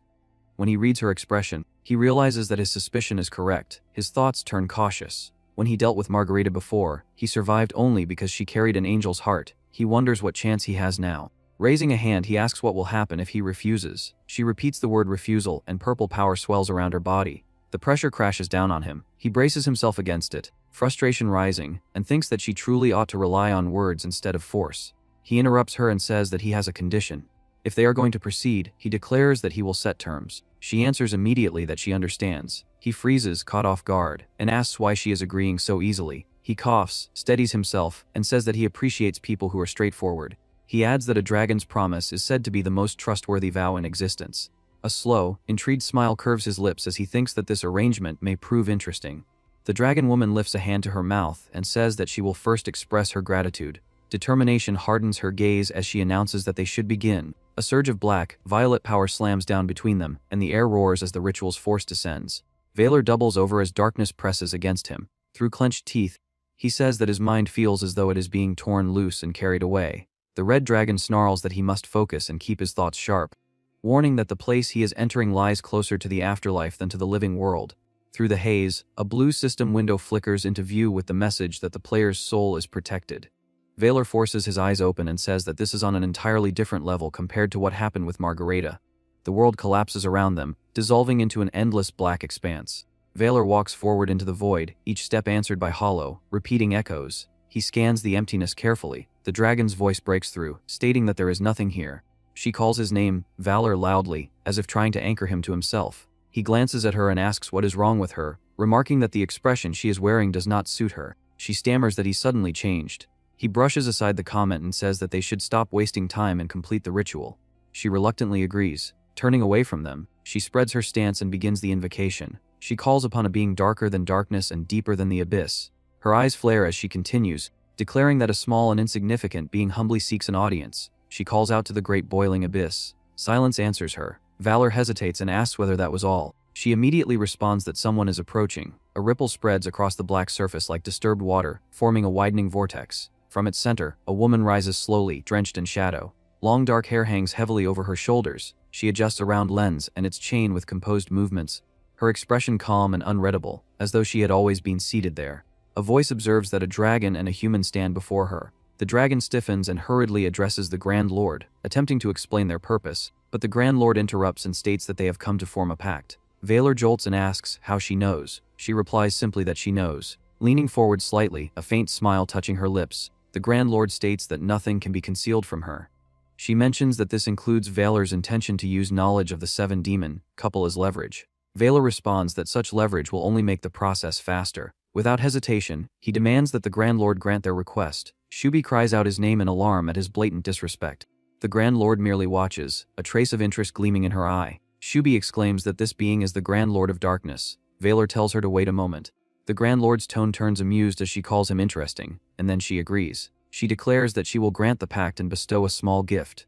As the power settles over them, she adds that at present Valor cannot withstand 3 sponsors. He stiffens and repeats the number in disbelief. His thoughts race as he insists inwardly that he should only have the sponsorship of he who crouches in the grave. The Grand Lord responds that he truly does not know yet. Valor snaps at her to stop reading his thoughts at will. She only smiles and says that he will discover the truth soon enough. Lifting a finger, she points. A violent explosion of light and pressure erupts, hurling both Valor and the dragon backward as the void screams. As the force pulls her presence away, she says that it will be until they meet again. Her voice lingers once more, expressing that when they meet next, she hopes his vessel will be far larger. Valor strains against the fading storm and forces out a furious, broken protest while darkness swallows the last trace of her words. Valor spits out his frustration and shouts that it is always like this with them. Overhead, thick clouds choke the night sky, leaving only a thin crescent moon to cast a pale glow across the wrecked terrain. In the distance, a towering pillar of purple light erupts upward, rattling the broken earth as if the world itself is groaning. He sways on his feet when a system window flashes before his eyes. It informs him that his stamina and physical resistance have risen dramatically, and that his darkness energy has increased by a large margin. He exhales slowly, as though confirming the change within his own body, and says that this must be the result. The Grand Lord's final words echo in his mind. Her remark about meeting again and hoping his vessel will be much larger lingering like a shadow that refuses to fade. He narrows his eyes and reflects on what she meant. He wonders aloud whether that means he is expected to grow stronger. The red dragon snaps at him immediately and calls him an idiot. She warns that if he ends up marked by the Grand Lord of Darkness, then death will be the least of his concerns. Before he can respond, a violent surge of green energy whips across the battlefield, twisting like a storm. Margareta Fontache appears with wild confidence, raising her weapon high above her head as an emerald aura swells around her. She brings it crashing down, blasting rubble and dust outward in a thunderous explosion. Standing amid the shattered ground, she throws her arms wide, laughs loudly, and declares that she has come for the demonic dragon. Her laughter rolls across the cliffs. Valor stares in surprise and asks who that woman is supposed to be. The dragon, equally unsettled, answers that she has no idea. The horned woman points toward their ledge and orders the demonic dragon to come down immediately. She roars that the dragon should fight her and continues laughing as if she can barely contain her excitement. Margareta Fontache has arrived, brimming with fury. She keeps laughing and shouts the dragon's name, calling her the demonic dragon Schwarz-Teufel. She proclaims that she has come to avenge her pig-headed father and swings her fist as if already striking. Valor, his tone flat, tells Shubi to handle her. Shubi blurts out her disbelief, clearly stunned that he would issue such a casual order. A faint overlay of the Grand Lord's earlier words surfaces in his mind again, emphasizing that the gift itself could deal fatal damage simply by being received. Shubi spreads her arms and insists that her body is already in terrible condition. Valor throws out a hand in frustration and says that he does not know what else to do, because she is exhausted as well and can barely summon even a single undead at this point. Shubi clicks her tongue and mutters that it would have been better if he had not done something so foolish earlier. Another system notice appears, announcing that due to the gift of the boiling abyss, his HP has temporarily fallen below 10%. His eyes widen. A second message explains that because of the surge in darkness energy, he can now turn an even higher, rank darkness, type being into an undead. He remembers Philip instantly, and a dangerous idea begins to take shape in his mind. Lightning slams into the ground with a deafening crack. A red warning panel declares that the target is a higher, dimensional life form. Another alert warns that summoning it may endanger the player's life. Valor smiles despite the blood gathering at the corner of his mouth. He reflects that, at the moment, the only true support he has comes from the Gravekeeper. He admits to himself that he still knows nothing about the other sponsor, yet somehow he has received attention from 3 Transcendents. His expression hardens as he decides that this situation will not break him, even as the warning about life, threatening consequences pulses insistently before him. He thrusts his finger forward and declares that if that is how it works, then they might as well prepare 10 more sponsors while they are at it. Far above, the Grand Lord observes in calm silence, her fingers resting lightly near her lips, amusement flickering in her eyes. A burst of electric light explodes around Margareta as the summoning takes hold. She braces herself, her remaining followers gathering behind her, eyes sharp with tension. Purple shadows ripple and condense, forming a towering silhouette. The darkness thickens and crackles until a blond man clad in ornate armor materializes within a storm of violet aura and lightning, standing as if he does not belong in this world. Valor strides forward and tells Philip to stop posing and move aside. Philip's gaze, lit by a faint purple glow, sharpens. The air around him distorts as dark, violet wisps coil like restrained violence. Valor tilts his head, almost amused, and gathers darkness into his palm. A blue message flashes, announcing that Valor has overpowered the soul of Philip, the Elector Steel. A strangled shock escapes Philip as the force clamps down on him. With veins standing out along his temples, Philip snarls that he will kill Valor. Valor merely rests a hand against his chest and calmly tells him to try. Behind them, Margareta points and mocks that Valor truly believes a single undead can stand against her Grand Lord. She pauses, her gaze sharpening as she measures Philip's presence. A furious shout rings out, calling Valor an insolent brat. Margareta's side surges forward, massive figures and a snarling beast, like creature charging together. Philip raises his blade, and lunar black energy coils tightly around the steel. He releases a first-form sword art, then follows with consecutive crescent slashes. Purple arcs slice across the battlefield in overlapping waves, tearing through the attackers and reducing them to shredded remains. Philip lowers his sword and coldly dismisses them as vermin. Margareta goes still for a heartbeat, then bristles with rage. She hurls herself forward, shouting furiously about his insolence, descending from above with her weapon raised to crush him head-on. She charges in a blur, hammering the ground and sending shattered stone and white bursts of debris spraying into the air. She spits that he is nothing more than a rat scurrying around and drives green energy into her movements. Lunging again with a scream, a vertical spear of green power rips upward, but Philip answers with another lunar crescent. His dark arc cleaves through her assault and tears it apart. He slips inside her reach and strikes her hard, snapping her head sideways. Watching her stagger, he remarks that she is merely vermin who relies on brute strength alone. Margareta struggles to steady herself, blood staining her lips, but Philip strikes again. The blow caves in her posture and sends her skidding across the broken ground. One of her companions recoils in panic and cries out for Lady Vontash. From a distance, Shubi observes silently before asking Valor whether Philip truly tore off the arm of the Pulse Elector. Valor confirms that he did. A faint smile curves Philip's lips as Valor comments that such brutality seems far more fitting for vampires. Margareta crashes near the trembling green slime. The creature rushes to her side and anxiously asks whether she is all right. Even with bruises and blood streaking her face, she insists that this level of injury is nothing. Philip advances, his presence heavy and oppressive. The slime, voice tight with urgency, warns that the undead is too powerful and urges retreat. Margareta forces herself upright, blood still on her mouth, and refuses to yield. She snarls that the bastards slaughtered all of her subordinates, adding that they were the ones her pig-headed father left behind. Purple energy coils around her as she regulates her breathing. She clenches her jaw, determined that she must surpass her father. Philip closes the distance in a flash of gold and black. His blade and aura descend like a falling star. A heavy, round-bodied armored follower charges between them and urgently tells her to retreat. Margareta grabs at him in desperation, but Zaguro abruptly strikes her unconscious and passes her to the slime. Understanding his intent, the slime carries her away and tells him to survive and return. Philip drifts forward with a detached, almost bored look and remarks that the absurd creature is not entirely incompetent. The armored undead braces as Philip's shadow falls over him, the moment tightening toward a clean execution. Valor intervenes sharply and orders them to stop. With his arms folded, he calls Philip by name and commands him to spare Zaguro. Philip pauses. The armored figure remains crouched, waiting. The killing intent in the air eases slightly as Philip turns away in obedience to Valor's command.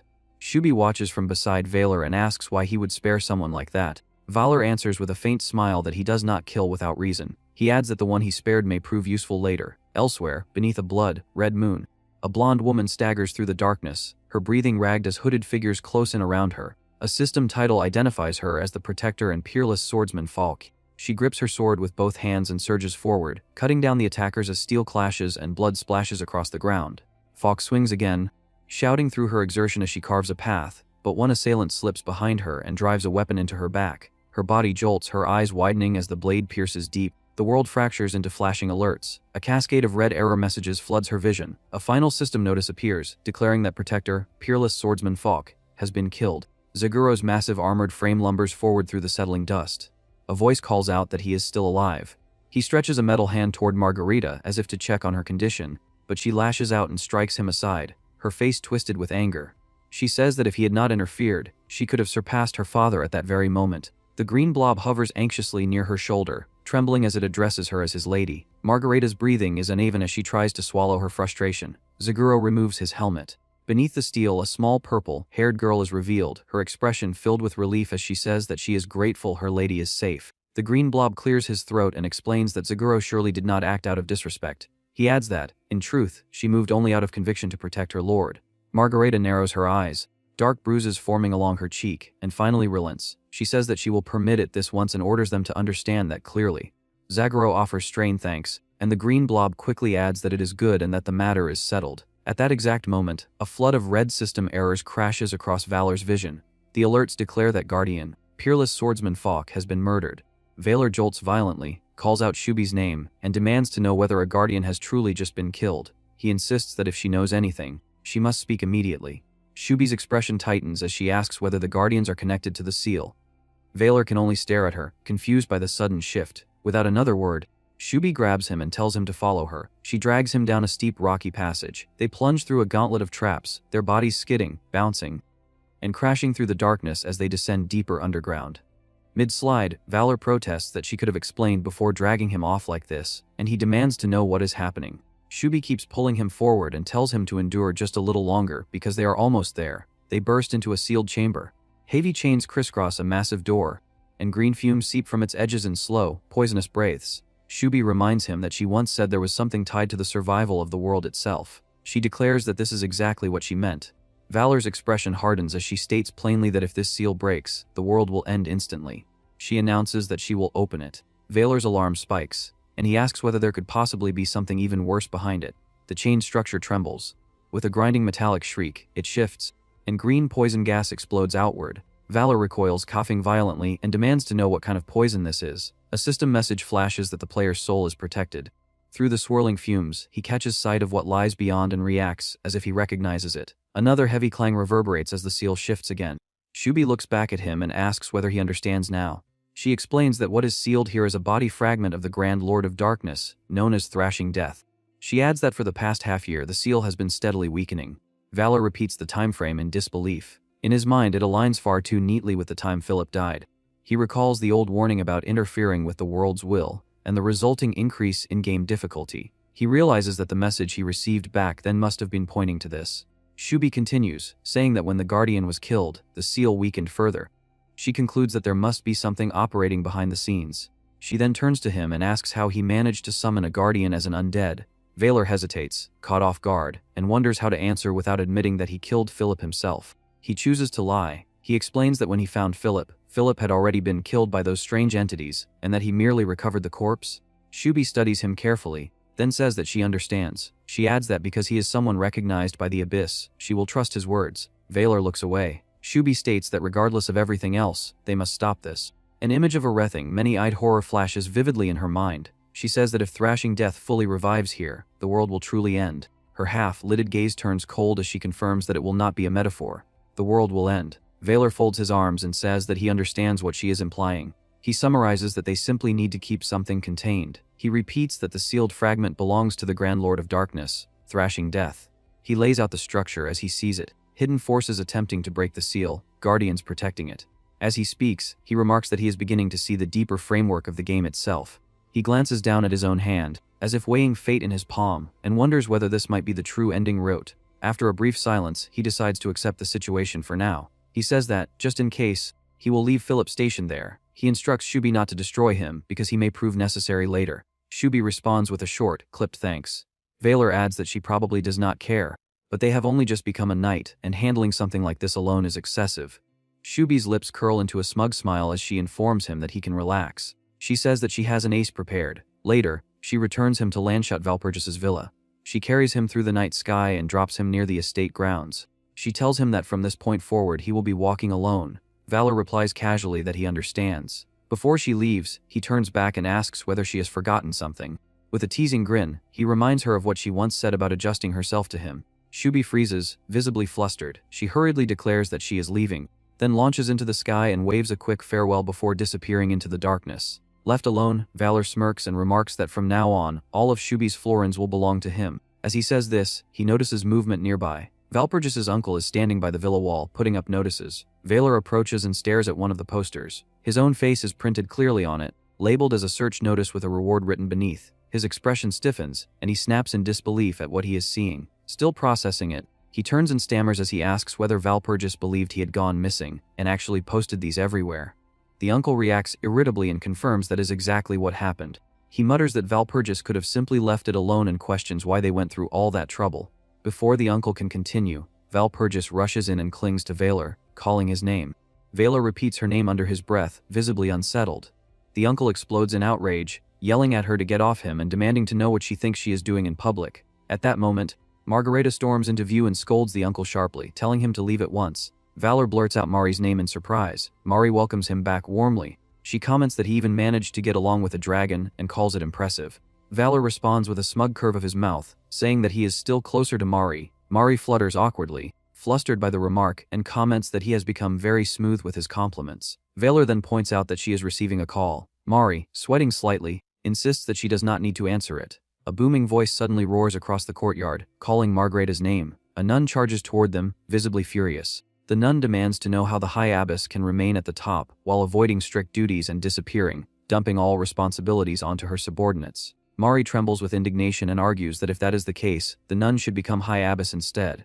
The nun cries out that such logic makes no sense. Without hesitation, she hoists Mari over her shoulder like a sack and drags her away, ignoring Mari's protests as she demands to be put down. Valor watches the entire scene with a flat expression and comments that things seem quite peaceful. The uncle echoes the remark in disbelief. The scene shifts. Inside Valpurgis's bedroom, she sits across from Valor at a small table. She asks whether he is saying that he needs a territory. Valor confirms that he does. He explains that he must solidify his base before what comes next.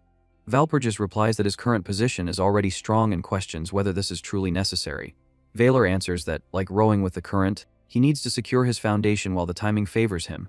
He recalls the factions Shubi mentioned and the followers of Thrashing Death, describing them as forces where every member is at least a high-ranking demon king. He states that he will require an organization that will not fall behind in comparison. Valpurgis lowers her eyes and sighs softly. She apologizes inwardly for not being able to see all of his intentions, then says that she understands his reasoning. However, she reminds him that the bitter domain he was granted is currently in poor condition. Valor reflects that Mari has already turned it into a complete wasteland. Valpurgis explains that her uncle placed a bounty on the family patriarch's corpse, which has triggered a large-scale search. A call signal interrupts them. Valpurgis remarks that it sounds urgent and tells Valor to take it. He thanks her and accepts the call. A dark-haired retainer reports that they have located the Liebes child he requested, but they are still pursuing a certain count.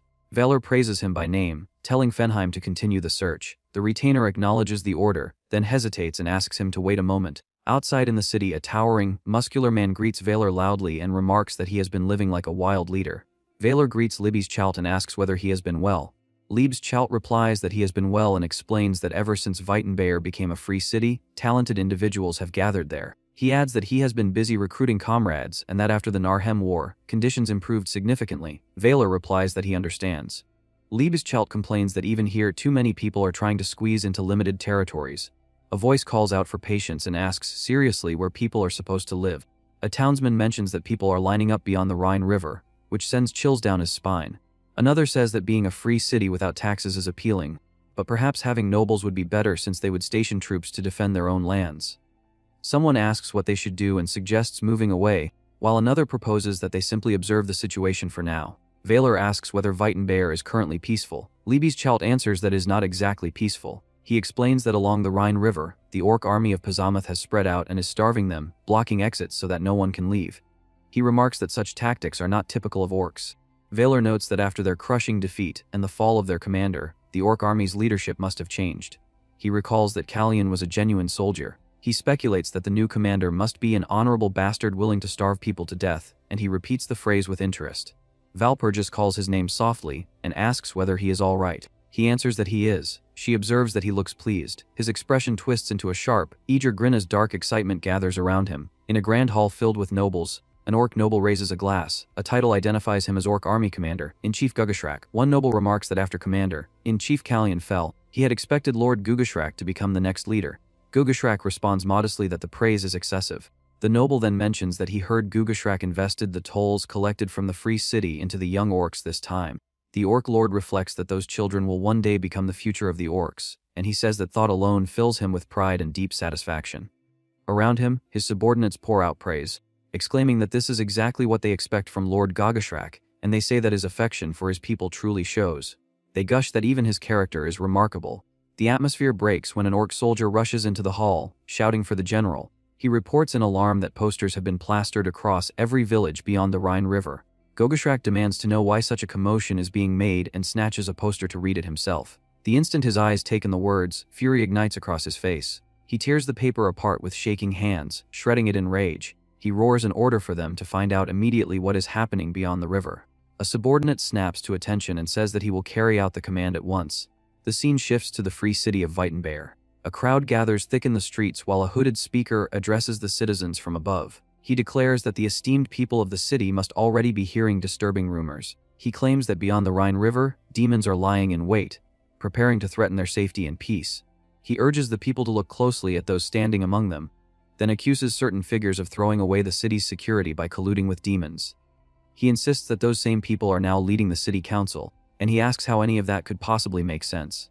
The crowd erupts. Voices shout that traitors should be punished immediately, and that traitors deserve to die. The hooded figure proclaims that this is the moment for them to become one body. He says that survival depends on driving those greedy orcs back beyond the Rhine. He demands unity, and the crowd answers with roaring cheers. Orcs within the city try to push forward and stop it.